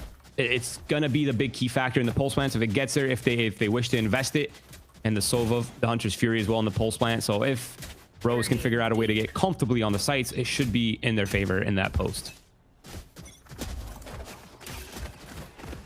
Well, it's gonna be a little intel ping up towards top side of mid. Everyone's staying safe though, away from any line of sight for now. Muddy will delete the Owl drone, so lack of intel for ADG if they would want to clear out mid, but they do have at least the Astra Plane's shoulders on A, so you can get a little bit freaky with the middle of the map if you want. Oh, Muddy. This is an insane buy on this round. It's so strong. Yep, that's the first blood in Muddy's hands. He's so good at the first bloods, man. He's so consistent with it too. Always knows how to find his kills. Retro getting pressured in the position in middle. A reaction here towards the B side with all the spaces made by the Viper and the Astra, but they know this. They know the Cypher's here, so they cannot get caught. The double stars, the double traps, that's going to play a factor. 3 players on ADG. They were guessing wrong shift. It's a B hit. Long rotation from Bones is the nearest thing to helping out Sacred on site. My camera is Here comes his opportunity. He finds one freely. Wow. And now Bones is in the sight. Head can actually try to help out, spams himself down. Second shot doesn't quite land though, and simultaneously Bones will also drop. So a small moment there. You think maybe ADG could create something out of nothing, but now you're looking to who? He's got the dimensional drift, has a Vandal, could be a chance, but needs something quickly. Ooh. Last player standing. Just a haircut, no big deal. Head intact, there it is. That's the round. Rose, great job with the mid rounding once again. 5-3 now shift as things begin to shift in favor of Rose. Now the thing, my friend, that I would like to start discussing is this mid control, because without it on the defensive side, it can be very, very long rotating towards the spawn side. So you need to have some kind of control, whether it's through the lanes like the way T-Dog was doing, or to have the just stronghold the mid defenses. But you can't get forced off everything. You can't lose B lines, you can't lose elbow, mid, and the A main as well. That's when things are disastrous for the defensive side. So I'm looking to see how Chaotic's going to leverage the A line with the operator right here. And Rose, once again, they're looking for those 5-mans. Oh, had to have that one. Now try to dash away, and that's where Rose feel like they have the entryway at their own hands. Flash through, gets T-Dog out. Hunter's Fury now trying to follow up as Chaotic whips another one. Tough shot to be fair, but he's got nowhere to go. No escape mechanism whatsoever.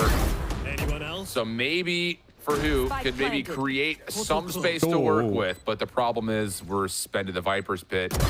And wait. I'll handle this. Save. He finds one. Maybe you can ping someone out and get a spam down, but yeah, Corrupt's gonna stay safe on pyramids. And it's just so hard to confirm information inside of this. So he's just gonna try to jump right on top of it. Sacred's able to find one. Snakebite will push them off for the defuse, and then Rose will collapse and secure the post plant. A huge investment coming out from ADG as well. Losing the Yoru there is going to be tough, but well worth the shot at the round. 6-3 shift. The money's broken once again for ADG as it continues the trend. Rose, they found the weakness. They're no longer playing the slow defaulty pace. They're just grouping up 4 or 5 people and just slamming away with all their utility and their smokes, and it seems to be working.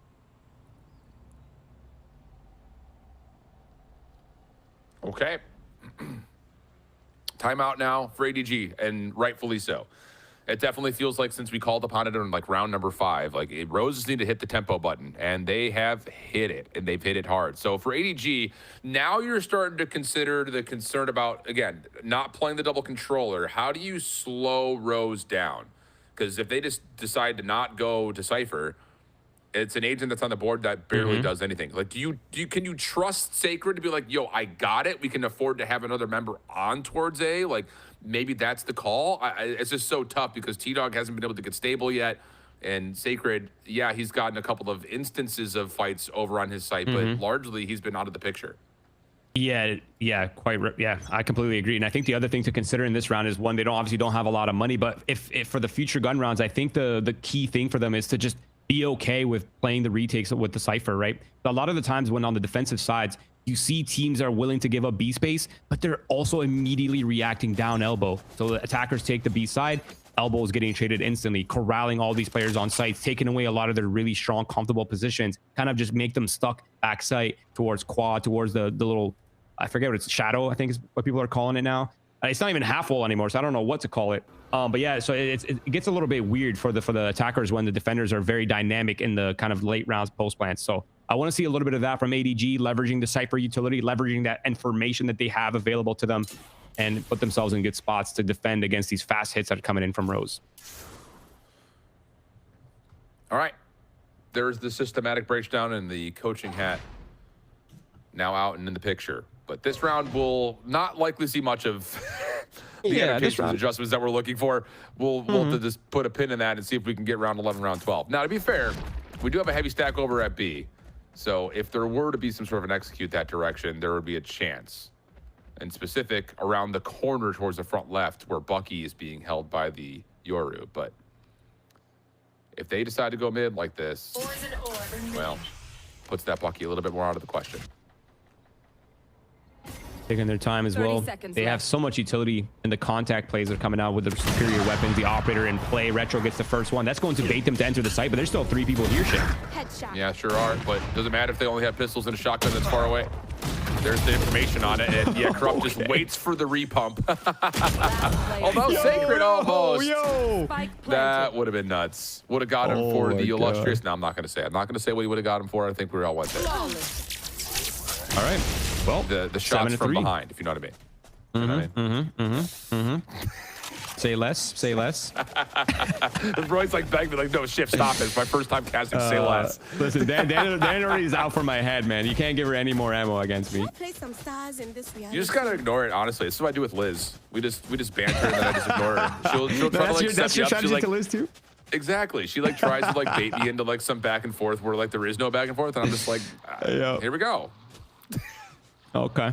So yeah, just to recall back, the Yoru ult's in play, the wall is in play as well, the Astra wall as well. So there's probably going to be a 5-man. The unstoppable drones on their way, and the fast rotates. The 1-3-1 setup here for ADG. That is their adjustments. The reinforcements should be here in time. D-Dog just needs to stall a little bit. But behind the constant divide, all you have, oh gosh, is just utility through it. And Retro has found the opening first blood. Pop flash through the wall, trying to get there, but shut down as ADG responds quite nicely. Problem is they just don't have the staying power and the staying presence with the numbers that are there. So it's an effort, but one that was a one-sided fight thanks to the power of the ultimates. 8-3. One more round before we swap the sides around. Yes, it's starting to get a little concerning, Shift. Just a little bit concerning. I feel like Rose has picked up on the weaknesses and have not relented a single round since then. 6 in a row now. Looking to make it 7. And 9-3 half on the attack side. Breeze is not how this map's supposed to go down anymore, Shift. That's not the way it's supposed to crumble, my friend. The weapons are good, though, for ADG. And it seems like their adjustment is to fight into A main and just kind of just let Yoru do his thing in mid with the TP and escape. Well, first blood comes through, but Muddy responds. Say that could be a chance here for the defense to really overstack the right side of the map, but now you've lost that pivot point at mid, and these defenders at A are going to have to pick and choose their battles wisely, and well, Corrupt kind of makes the choice for them and sacrifices his life to get us to an early 4v3. Sacred should have an idea it's coming into his hands as well. Corrupt, had they survived on the A defenses, that actually would have put the A main, it would have put a lot of pressure on the defense, to be honest. It would have actually completely destroyed their ability to remain calm in that situation, but the path has been chosen. A 2-1 split on the B site. Sacred anchoring it down. Spike down B. Okay, that's what we were talking about. Can Sacred be trusted just to lock things up on his own? Bones around the corner. Pulled his eyes away just at the exact wrong time. I know we're all staring at it because we've got the X-ray and the giant red outline, but his eyes went otherwise. And so now Muddy has a chance. 30 seconds to play for the 1v2. It's not the player you want in this 1v2 as well. If you're ADG, he's feeling himself. He's got the knives out as well. He's ready to go. He's cleared spawn. That's the way has been open towards the A site, and a contact here with T-Dog. First knife though, misses. But to say, there is definitely a world where they isolate, but not the case. 4-8 the half. ADG, a small consolatory prize after the timeout was uber successful for Rose, stringing 6 together after their opening pistol and anti-eco. And it really was just who made the best macro changes in that first half. And it really was just Rose setting the tempo a little bit differently, not playing around and getting caught. Now, this is where there's a lot of pressure on this pistol. I don't mean that very lightly either. I feel like this pistol is going to weigh so much on their actual ability to come back into this map. I feel like a loss right here might not give them enough rounds to make the necessary adjustments to see how Rose is going to deal with the fact that the only way for them to get on sites is the Astra util. So theoretically, the only thing you have to do is just stall the hit one time and they're cooked. They have no more sight lines. They have no ways to block the long crosses across the sites. So could be tough. And of course, Shift, we gotta go for round 2, my friend. A little tech pause. Here we go. Welcome to the thick of it, my friend. So I mean, let's get a little honest here. Like, I know again, let's be candid. I'm just gonna say it, dude. Say it. Every time we get into the start of a competitive year and someone pulls out something that looks like it's just meta changing. For instance, Viper on this map has been so consistent across at least Americas by what I can tell through kickoff. I really don't remember seeing Breeze without Viper on it. But is that enough of a sample size to be like, yes, that's the true meta because someone played it and did VCT kickoff and it looked good? Like, or is there something that you can look at here for ADG? Like, okay, they don't want the Viper because of the ability to overstack a site with an extra member. Like, we're like trying to, like, I want you to play a little defense for this ADG comp right now. I feel like if you're an IGL, you just have to form things with what you have available to you. And if people are comfortable with this composition, if you feel like you're kind of getting sort of tunneled into running double duelists, you kind of need to come up with your own solutions, right? Now, they could have run the same composition with just minus Cypher plus Viper and still had the double duelist the same way that Rose has, of course. But there must be some kind of thing at play, maybe the Cypher information to kind of give them the educated rotates and kind of get them the heads up on, where they need to be, when they need to be. I'm assuming that that's kind of the main logic. Now, where the issues in my mind isn't even the defense side. I think defensively, they should have been fine. It's attack is where it gets a little weird because you have to, if you want to go mid, you got to smoke window, right? But the cooldowns are so long now where it's like, okay, you have mid control, but it's going to be hard to transition onto a site because you need those double smokes to get anywhere, really. Right. So it gets a little bit awkward. And if they waste util on mid and can't get it, or they waste util on a site and they get stalled, they're screwed. There's just no plan B. They have to just brawl out through some of the longest crossfires available in the game. So it could get a little bit worrisome, but I'm curious to see what their game plan is. Maybe they're going to use the Cypher util towards elbow to make things easier for themselves and focus more on the mid doors and focus more on the mid to A pressure. That could open things up for them. So I'm curious to see what their approach is. I think the way they spread early is going to be very telling. Yeah, I was going to say the other side of that, do you maybe possibly consider the fact that, like, this is just them saying we'll play maybe a little bit more leaning towards one-dimensional. We'll just use traps to watch our flanks, watch the, like, if we do get on to B, for instance, like, we can cover our tracks at elbow, or if we get on to A, we can cover our tracks at doors. Like, there's ways to keep your backside safe so you can keep your focus purely on the front. But I don't want to make that sound like that's like an elementary way of playing Valorant, because at this level that can sometimes work. But maybe that's another idea too that I'm kind of looking at. Like, all right, he can go lurk, go be roamer, put your traps down wherever they need to be for our eventual execute, and then go play the map how you see fit, Sacred. Like, he did well with that in map 1, to be fair. I think it's very much possible, honestly. And I think that's kind of the benefit of having Cypher on the team is the camera can be like an extra player. Like, it's just literally, it can keep eyes on a certain spot on the map while you're holding something else. I think it's very much possible. I think that hopefully will be the thing at play. But again, for me, the biggest concern is if this pistol is not successful for ADG, they just don't have enough rounds to come up with like a working formula, right? Like, especially if Rose is feeling themselves, Muddy's feeling himself, certainly. Retro's starting to feel himself on the Yoru. Muddy's looked crazy on the first bloods, especially on the ratios. He's looked so nice. So it's an uphill battle for sure. Yep. Agreed. Okay. Well, there's some motion happening here, and then there's some ocean happening here. Okay. Wow. Wow. And if you're in the sun and on the beach, you might want to bring some lotion. Okay. It's a magical potion. I don't know where I'm going right now, Roy. Save me. I will try to save you. I was kind of enjoying where you were going with that. It's like that was art. That was beautiful. You're welcome. You're welcome. Oh man, this is a great day to be alive, man. Thank you so much for this. You know, I feel just as blessed sharing this space with you. Keyboard issue now. ETA 2 minutes. What's that? Where do you live again? I'm Charlotte. Is it nice there? Is it like cool weather, chill? It is frigid today. It is. Okay. It has been very cold. I always hesitate to say that because we have a lot of Canadians inherently on our broadcast. That's me. But it was like a very tender 28 we're degrees, live. which just does not happen. So it was cold today. Okay. Yeah, there's like an Arctic wind coming to Toronto now, so it's like minus 20 degrees outside. No big deal. Pass. Yeah. All right. That 4. I'm out of there. Let's get into the round. 13 coming at you. First of the second half. Pistols at dawn. Let's go. Yep, it looks like it's just a straight up 5-man. They're not even screwing around. They have the camera. It's holding their flanks. It's holding the fast rotate, and they're looking to overwhelm the solo defender here in Tim. We've seen the way he anchored before on Haven, and he's looking to run it back.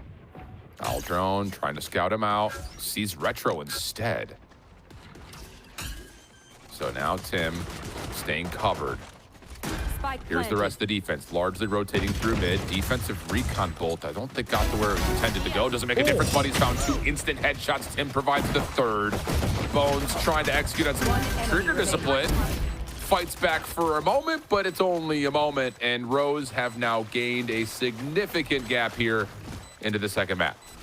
And it is so difficult to hold the pulse plan when you don't have many places to play. Like you cannot get stuck bricks in default. There's just not enough room to work with. It's so comfortable for the defensive side, and that's kind of why Tim was doing that smoke, is to cut off their pathings, kind of dissuade them from entering deep space where it can get very hard for the defensive side. So a good read, and that's kind of the benefit of having those extra layers of utility to kind of turtle on the sites. Job well done by Rose. A crucial pistol to push them towards the edge here, and a victory. Nice clean win over ADG, but we're still far from that. We're days away, and the anti-eco here for Rose. A couple snipers in play.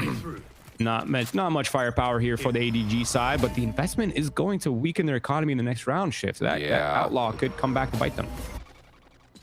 Just comes down to, do the shots land? And Retro says yes, they will. Chaotic try to dash on in, falls. Trade onto Tim, allows a weapon to be recovered, plus a spike plant and a lurk, it looked like, all the way back through mid. Okay, ADG are giving themselves a chance here. Just comes down to, can they win the actual gunfights as they happen on site? Okay, lots of util clearing out default. Things are getting kind of tough. I think this lurk's going to be a huge problem, but it seems like they're aware of it. Yep, there it is. That's cleared. That's all the pressure gone, and I think that pretty much may have sealed the deal, my friend. Let's see how the double lurk comes into play as well. Sure feels that way. Yeah, from the front. Bones, last one left. Spray down, pray down. No worries. Last one in the corner is T-Dog. And Tim will be the only one to fall. And Tim did a really nice job staying alive for as long as he did, to be honest, initially. So 10-4 the count. ADG out of the full purchase. And we are getting to that level of Valorant where if this doesn't work for ADG, they're going to be enforced by territory pretty much the rest of the way. Yeah, that's probably the worst position to be in, because your weaponry is going to be so bad on the attack side the entire time. That's tough. I feel like this is, obviously this goes without saying, but I feel like this is a must win for ADG if they want a real shot at the second map. And it seems like they're eyeing out the B side of the map. I think you might have been onto some shit. I think they're just 5-manning with the Cypher, and I think that might be the reason why they've chosen the pick that they've chosen, is they prefer the group ups.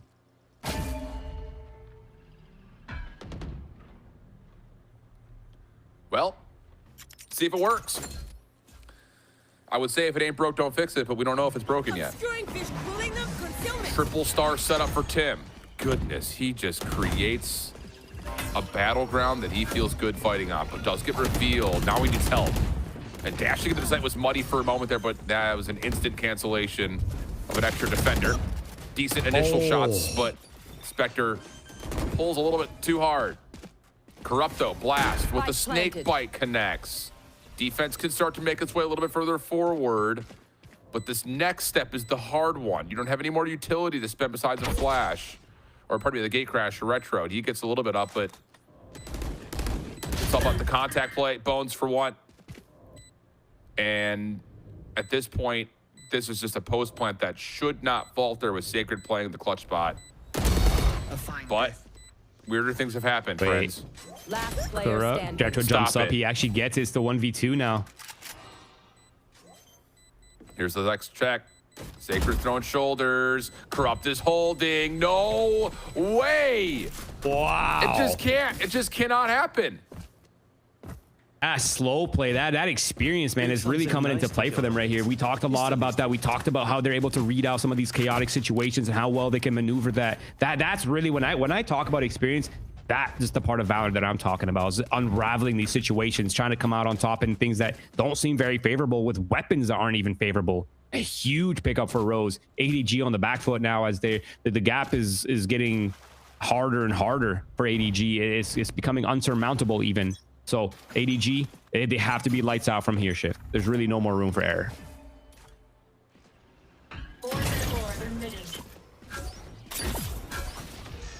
Well, quick pressure from ADG, and it's met immediately by a snake bite that has them extremely tender. Oh, goodness. Okay, nice shot from Sacred, keeps the play up. But this contact here could possibly determine the round. As I say, if T-Dog can find that win, you have a good surround over the site. 2v2 though. Bones still opting to play forward. Has the Hunter's Fury, but doesn't seem like it's part of the equation here. No, it won't be. So it's on to Sacred. Seen on this cross a couple of different times by Tim. And Rose are taking their time isolating him, but they got him stuck into a corner. And that will do it. 12-4 the count. Last chance saloon for ADG. Every situation they're in, they just seem to be so patient, so disciplined in their approach, and it's so methodical. And the fact that they're capitalizing with aim as well, I mean, it's a beautiful recipe to watch. 12-4 now for Rose. 8 rounds, my friend. 8 opportunities to close the game in a clean 2-0 fashion for Rose. We all doubted them, Shift. No one voted for them. They had no vote of confidence from us. And I think they're exposing us for being fraudulent, my friend. Well, it's early. I'm just going to keep saying it. Fake it till you make a territory, it feels like. But this has been, I mean, it really, I will say, like, we don't know what the full power ranking between these two teams may 100% be. You know, after this week, we'll have a better idea for sure. But I will say, like, what we're seeing out of Rose, it's been very, very complete. Like, they've had a really solid look. And they've had good answers, good responses, and even more so, coming off of the timeout particularly, is like they have good adjustments on the macro level. So they're doing all the things that you want to see. Hunter's Fury will open up some space this time for ADG, though, again, in last chance saloon territory. And they'll have numbers for a 4v3 post plant. Okay, not bad, actually. They have a lot of space as well to work with. They got the mid trade. There it is. Yup. That's information. That's a sight for all. They know exactly what's happening. The 3v2, both players from Rose coming in from the CT, from the defending spawn, excuse me. And it's all down to the 3v2. Gotta have this one if you're ADG, and this time they will. Okay. Should be enough to go around to keep them fighting. But the big issue with major comebacks like this is you're still staggering your way into full purchase. And as you are, you're looking at Knives, Hunter's Fury, Cosmic Divide, almost a Dimensional Drift. Like, it's so tough to string together this many rounds in a row. Yep. And then when you have the Cosmic Divide, you can just kind of give up space. Like, you're completely comfortable putting something on retake. So you don't even have to allocate too much presence in a certain part of the map, as long as you can kind of keep things contained towards, if they want to give up B, keep things contained towards defending spawn. It's really just, it's up to them how they want to approach things. But the immediate Cosmic Divide coming out here for the ADG side, it's all a ruse, though, as the drone is looking to fake the pulling pressure. Last looking to make his play. T-Dogs comes out on top, and a B split now underway here for ADG. Looks good. Whoa, whoa, whoa, whoa, whoa. Knives on the floor. Good reveal coming through, and Corrupt steps in, finds himself a rifle. Uh-oh, this could get messy. Corrupt has got a lot of real estate to work off of. So he gives the defense a chance to rotate back in. Hunter's Fury and a Cosmic Divide is still ready. And T-Dog will try to smoke out his own exit. But those are all just little fake smokes. Place this one a little bit deeper. That's a Nova Pulse, doesn't really do much. Hunter's Fury off the tag, connects. That's an easy kill. Follow up down low, not going to land, but there's isolation off this flank. Tim sees one. He knows bones to the corner, and Tim will handle it all himself. There it is. 13-5. Rose will clean up ADG in 2 and make up for the loss earlier this week. Wow, a clean, comfortable showing here from Rose. I mean, I knew it was possible. I think a lot of us thought it was possible, but a 2-0 and that clean of a second map, wow, insanity. A nice showing, a nice bounce back as well from the first set of matches. And this was the Rose map pick, and honestly, seeing why they picked it. Yeah, I was about to say, like, that's a statement right there. Like, as much as I know all of our focus came with the weight of the names and the reputations of our first matchup today, that was a statement win from Rose. I mean, to come out and do what they did initially on the first half of map number 1, then to follow up and make good adjustments to clean the map up, it never really felt like it was out of their grasp. Same thing here. It just was a runaway from pretty much the word go. So great stuff for Rose. I'm impressed. I will say, like, that was a really, really awesome showing for them, especially coming off of results that were not going to feel as good. Like, they got beat up bad in their first match. So to come out and have the same thing be done to your opponent is going to feel good for the mental for sure, moving into the rest of the stage. Roy, final thoughts for you before we go to break, though? This was a great day of matches. I'm excited to see the power level unfold. I'm always excited to see these players come in, make a statement, let us, you know, get attention on themselves. So shout out to Rose, looking great. My former teammate Retro's on that team as well. Honestly, I'm sorry I slept on you, my friend. You look fantastic out there. You still got it, man. The duelist as well, the flex roll, sheesh. But yeah, shout out to Rose. I'll be keeping an eye on them for sure. Love it, love it. Big props to you, man. You crushed today. First time casting this guy. Oh, you mean that? Oh. Crushed it. Give this guy some love. We're going to the break. When we come back, the desk to finish off the day. Go for it.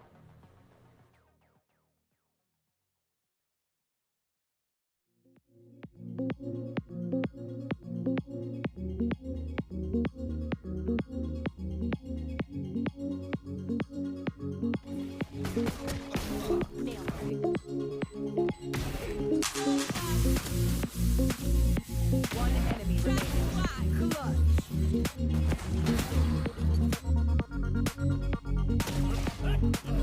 One enemy remaining.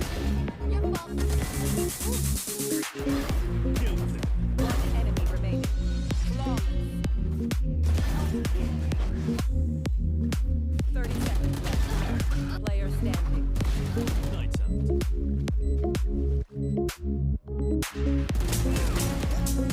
One enemy remaining.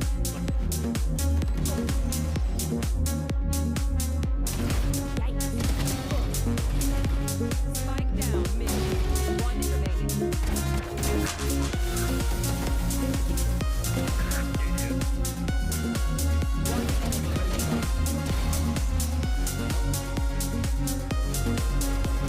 One enemy remaining. Gauge checking.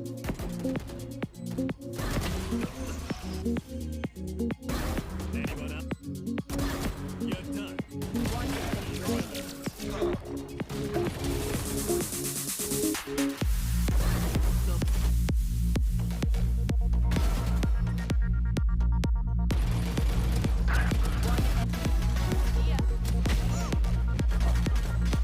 enemy remaining. Spike planted. One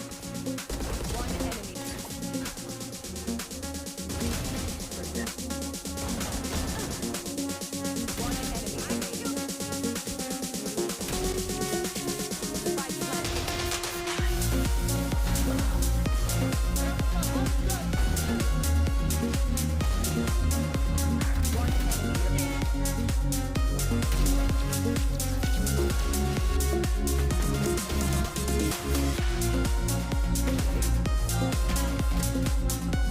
One enemy remaining. Killed them. One enemy remaining. Flawless. 30 seconds left. Player standing. Lights out.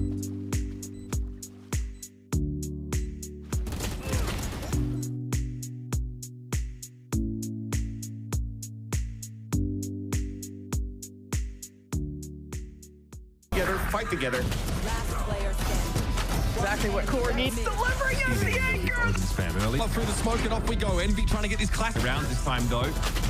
But the stand and fight, he's down to Ada. There's Alum, that's the Phantom. Brought up by the save. And trouble without his rifle. Way out, but the spike can still be held with just enough time. And is it by that bite act done? Early drop down and Ange catches all of it from hell. Welcome back, everyone. Step one of my evil plan of firing everybody has worked, as we just got rid of Sierra. And so now I will be taking over here. But because of that, we need to have Roy. Roy, you just casted the game. You know, I'm talking about my evil plan, but I think Rose had their own evil plan going on over there. Yeah, actually, I kind of like their plan is have everyone underrate us for the whole rest of the display while we low-key just work on ourselves and actually come out swinging in the second showing. I mean, they look great. There's a huge bounce back. We all slept on them. All of us are frauds. All of us need to give our respect to them on Twitter, I think, and on socials, because the showing that they had right here was just a masterclass. Yeah, low key, genuinely, or some would say low genuinely. This team brags. This team shoots, man. I mean, if we have to mention it, we have to bring in the term. We got to bring it in now. Everybody was online. Everybody was firing, but at the same time, they got a lot of help from what was. I mean, what's the quality of sandpaper, Roy? What is it? What? Quality of sandpaper. It's rough, Roy. It's rough. Oh, they were helped by the roughness of ADG's comp, man. That comp was not doing that team any favors, and I just feel like Rose was absolutely using that to their advantage. Like, there was no chance and no help for them defending. There wasn't as much prowess in their attack as well. A lot of contact lurks, and Rose was all over it. I think it was incredible. Yeah, and I think part of like the. Sorry, if I may. I think a part of the kind of the thing that I've noticed with Rose is like specifically is their comps really suit their powers. Like they're playing to their their favor. Their composition is flexible. They can run double controllers. They can play it very well. They have players that can play so many roles. Now I feel like that's kind of the value that we all kind of slept on, right? Is that flexibility and how well they can perform in these roles, even if they're not on the duel list. I feel like I have to apologize as well to Muddy, because we were talking about the head-to-head with Chaotic, and we talked about the experience that Chaotic has and how it might play a role into this matchup. But Muddy was just so good today. It's so rare, and we talked about it in that map one, that a player gets that many openings on that Yoru. But now we also get to see a bit on the Jet, just being able to be as flexible as you want. This is a dream scenario, Shayo, for your duelist player that can kind of do it all. Yeah, 5 first bloods for him, and at the same time also enabling Retro to be in the business, as Roy was talking about towards the end of the game. Retro also having 4 of those first bloods. So the Muddy system, in my opinion, got 9. You can lock it in. 9 out of 12, and then the day before, 12 out of what, 16 or something? Dude, this team knows how to start a round, and in VCL, that's one of the most important things, Roy, to get your game going. Absolutely. They also have closers. They're not even just opening up the rounds well, but the way they're playing the late rounds, the way they're maneuvering some of the most difficult and kind of uncertain parts of the VALORANT experience, they're doing it so flawlessly and so effortlessly. And I think that sort of dynamic late round play is really going to be their strength moving forward. Yeah, take Tim's name, right? Turn it around. MIT. This dude has that brain, bro. He has that brain. The level of like just patience as well, you saw on the pistol with the 3K, just maneuvering back on site, to be able to have that on Astra as well on a map like Breeze. There's so many options. The fact that he's choosing the right pathways was nuts. This game as well, I think from the side of ADG, we still had some like, I would say chutzpah, which is I think another language's word for courage. Like they had the kind of drive to try to still bring it to Rose. The match lasted a much longer time than what would be a 13-5. But at the same time, this team just kind of snuffed out the fire that was under them. The comp was an issue, but the way that Rose was playing Dryad, I mean, today was phenomenal. Yeah, there were a couple scenarios where it seems like ADG could have had a little bit of a comeback or close out those big rounds, but every single time, I feel like it all started even in that first pistol. It was shot down over and over again by Rose, and now we get to hear from that star player of Rose, Muddy.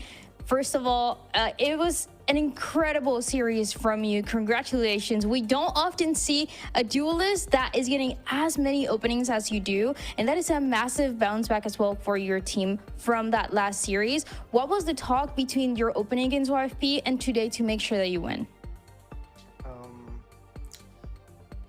Today it was well, after YFP we had a big talk about what gone down and what we needed to like bring back the energy or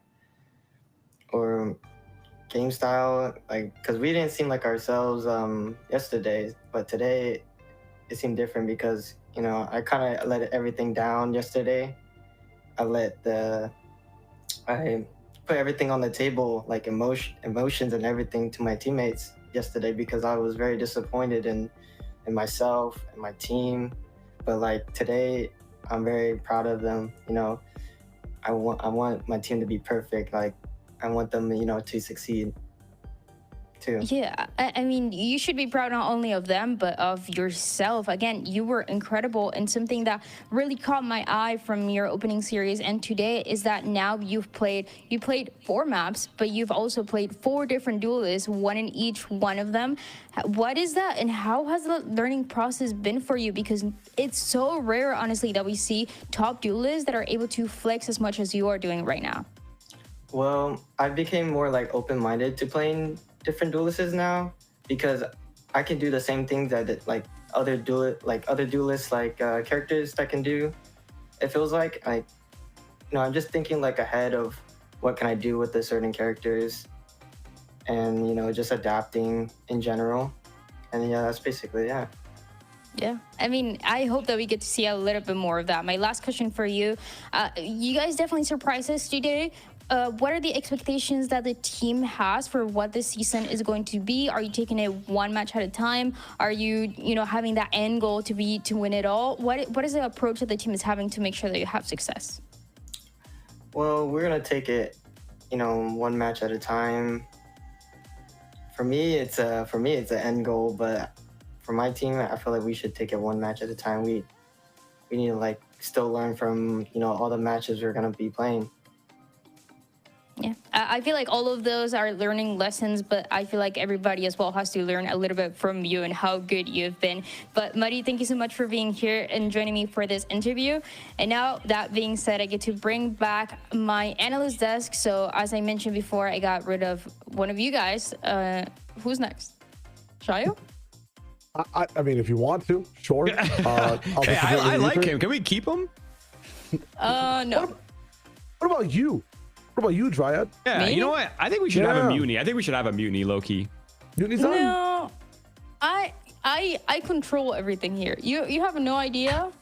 I'm the producer. I'm the sound guy. I'm the observer. I'm the caster. I'm the analyst. I'm the host. So you cannot get rid of me. All right, my bad.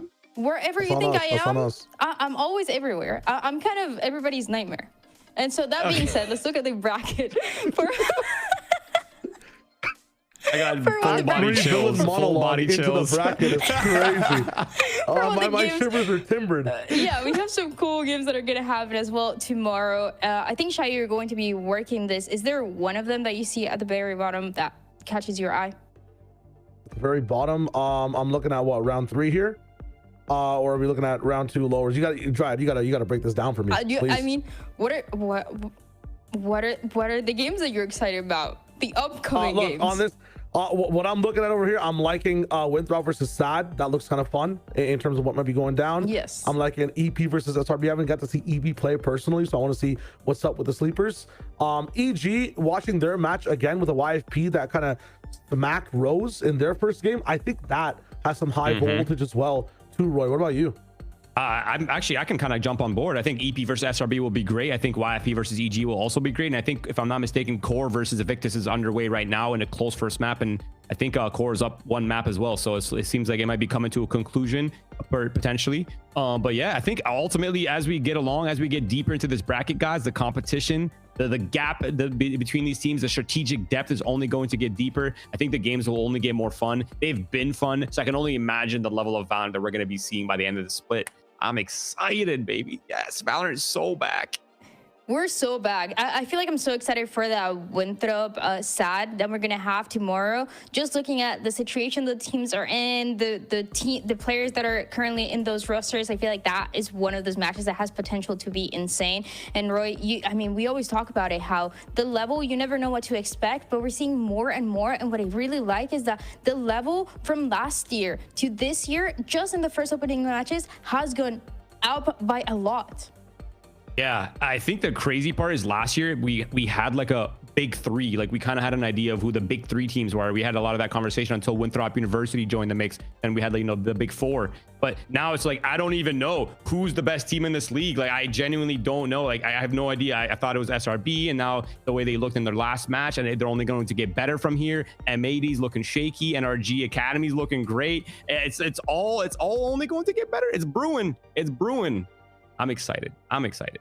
Yeah, it's been so fun. It has been so exciting, and it's going to continue to be with these challengers where you really never know what to expect. Those teams that you were predicting, sometimes you don't get it right, you know, at Shayu and Roy, because I always get those predictions right. But that being said, this is everything that we have for today. Thank you guys for watching, and we'll see you here same time, same place for the matches tomorrow. In the A defenses, of course, NRG Academy, they have that forward pressure. How they deal with Chloric here is going to dictate a lot of this, right? Are they going to kill and accelerate on the A side, or are they going to kill and fall back towards C side, or not even kill at all? Oh my goodness, Chloric.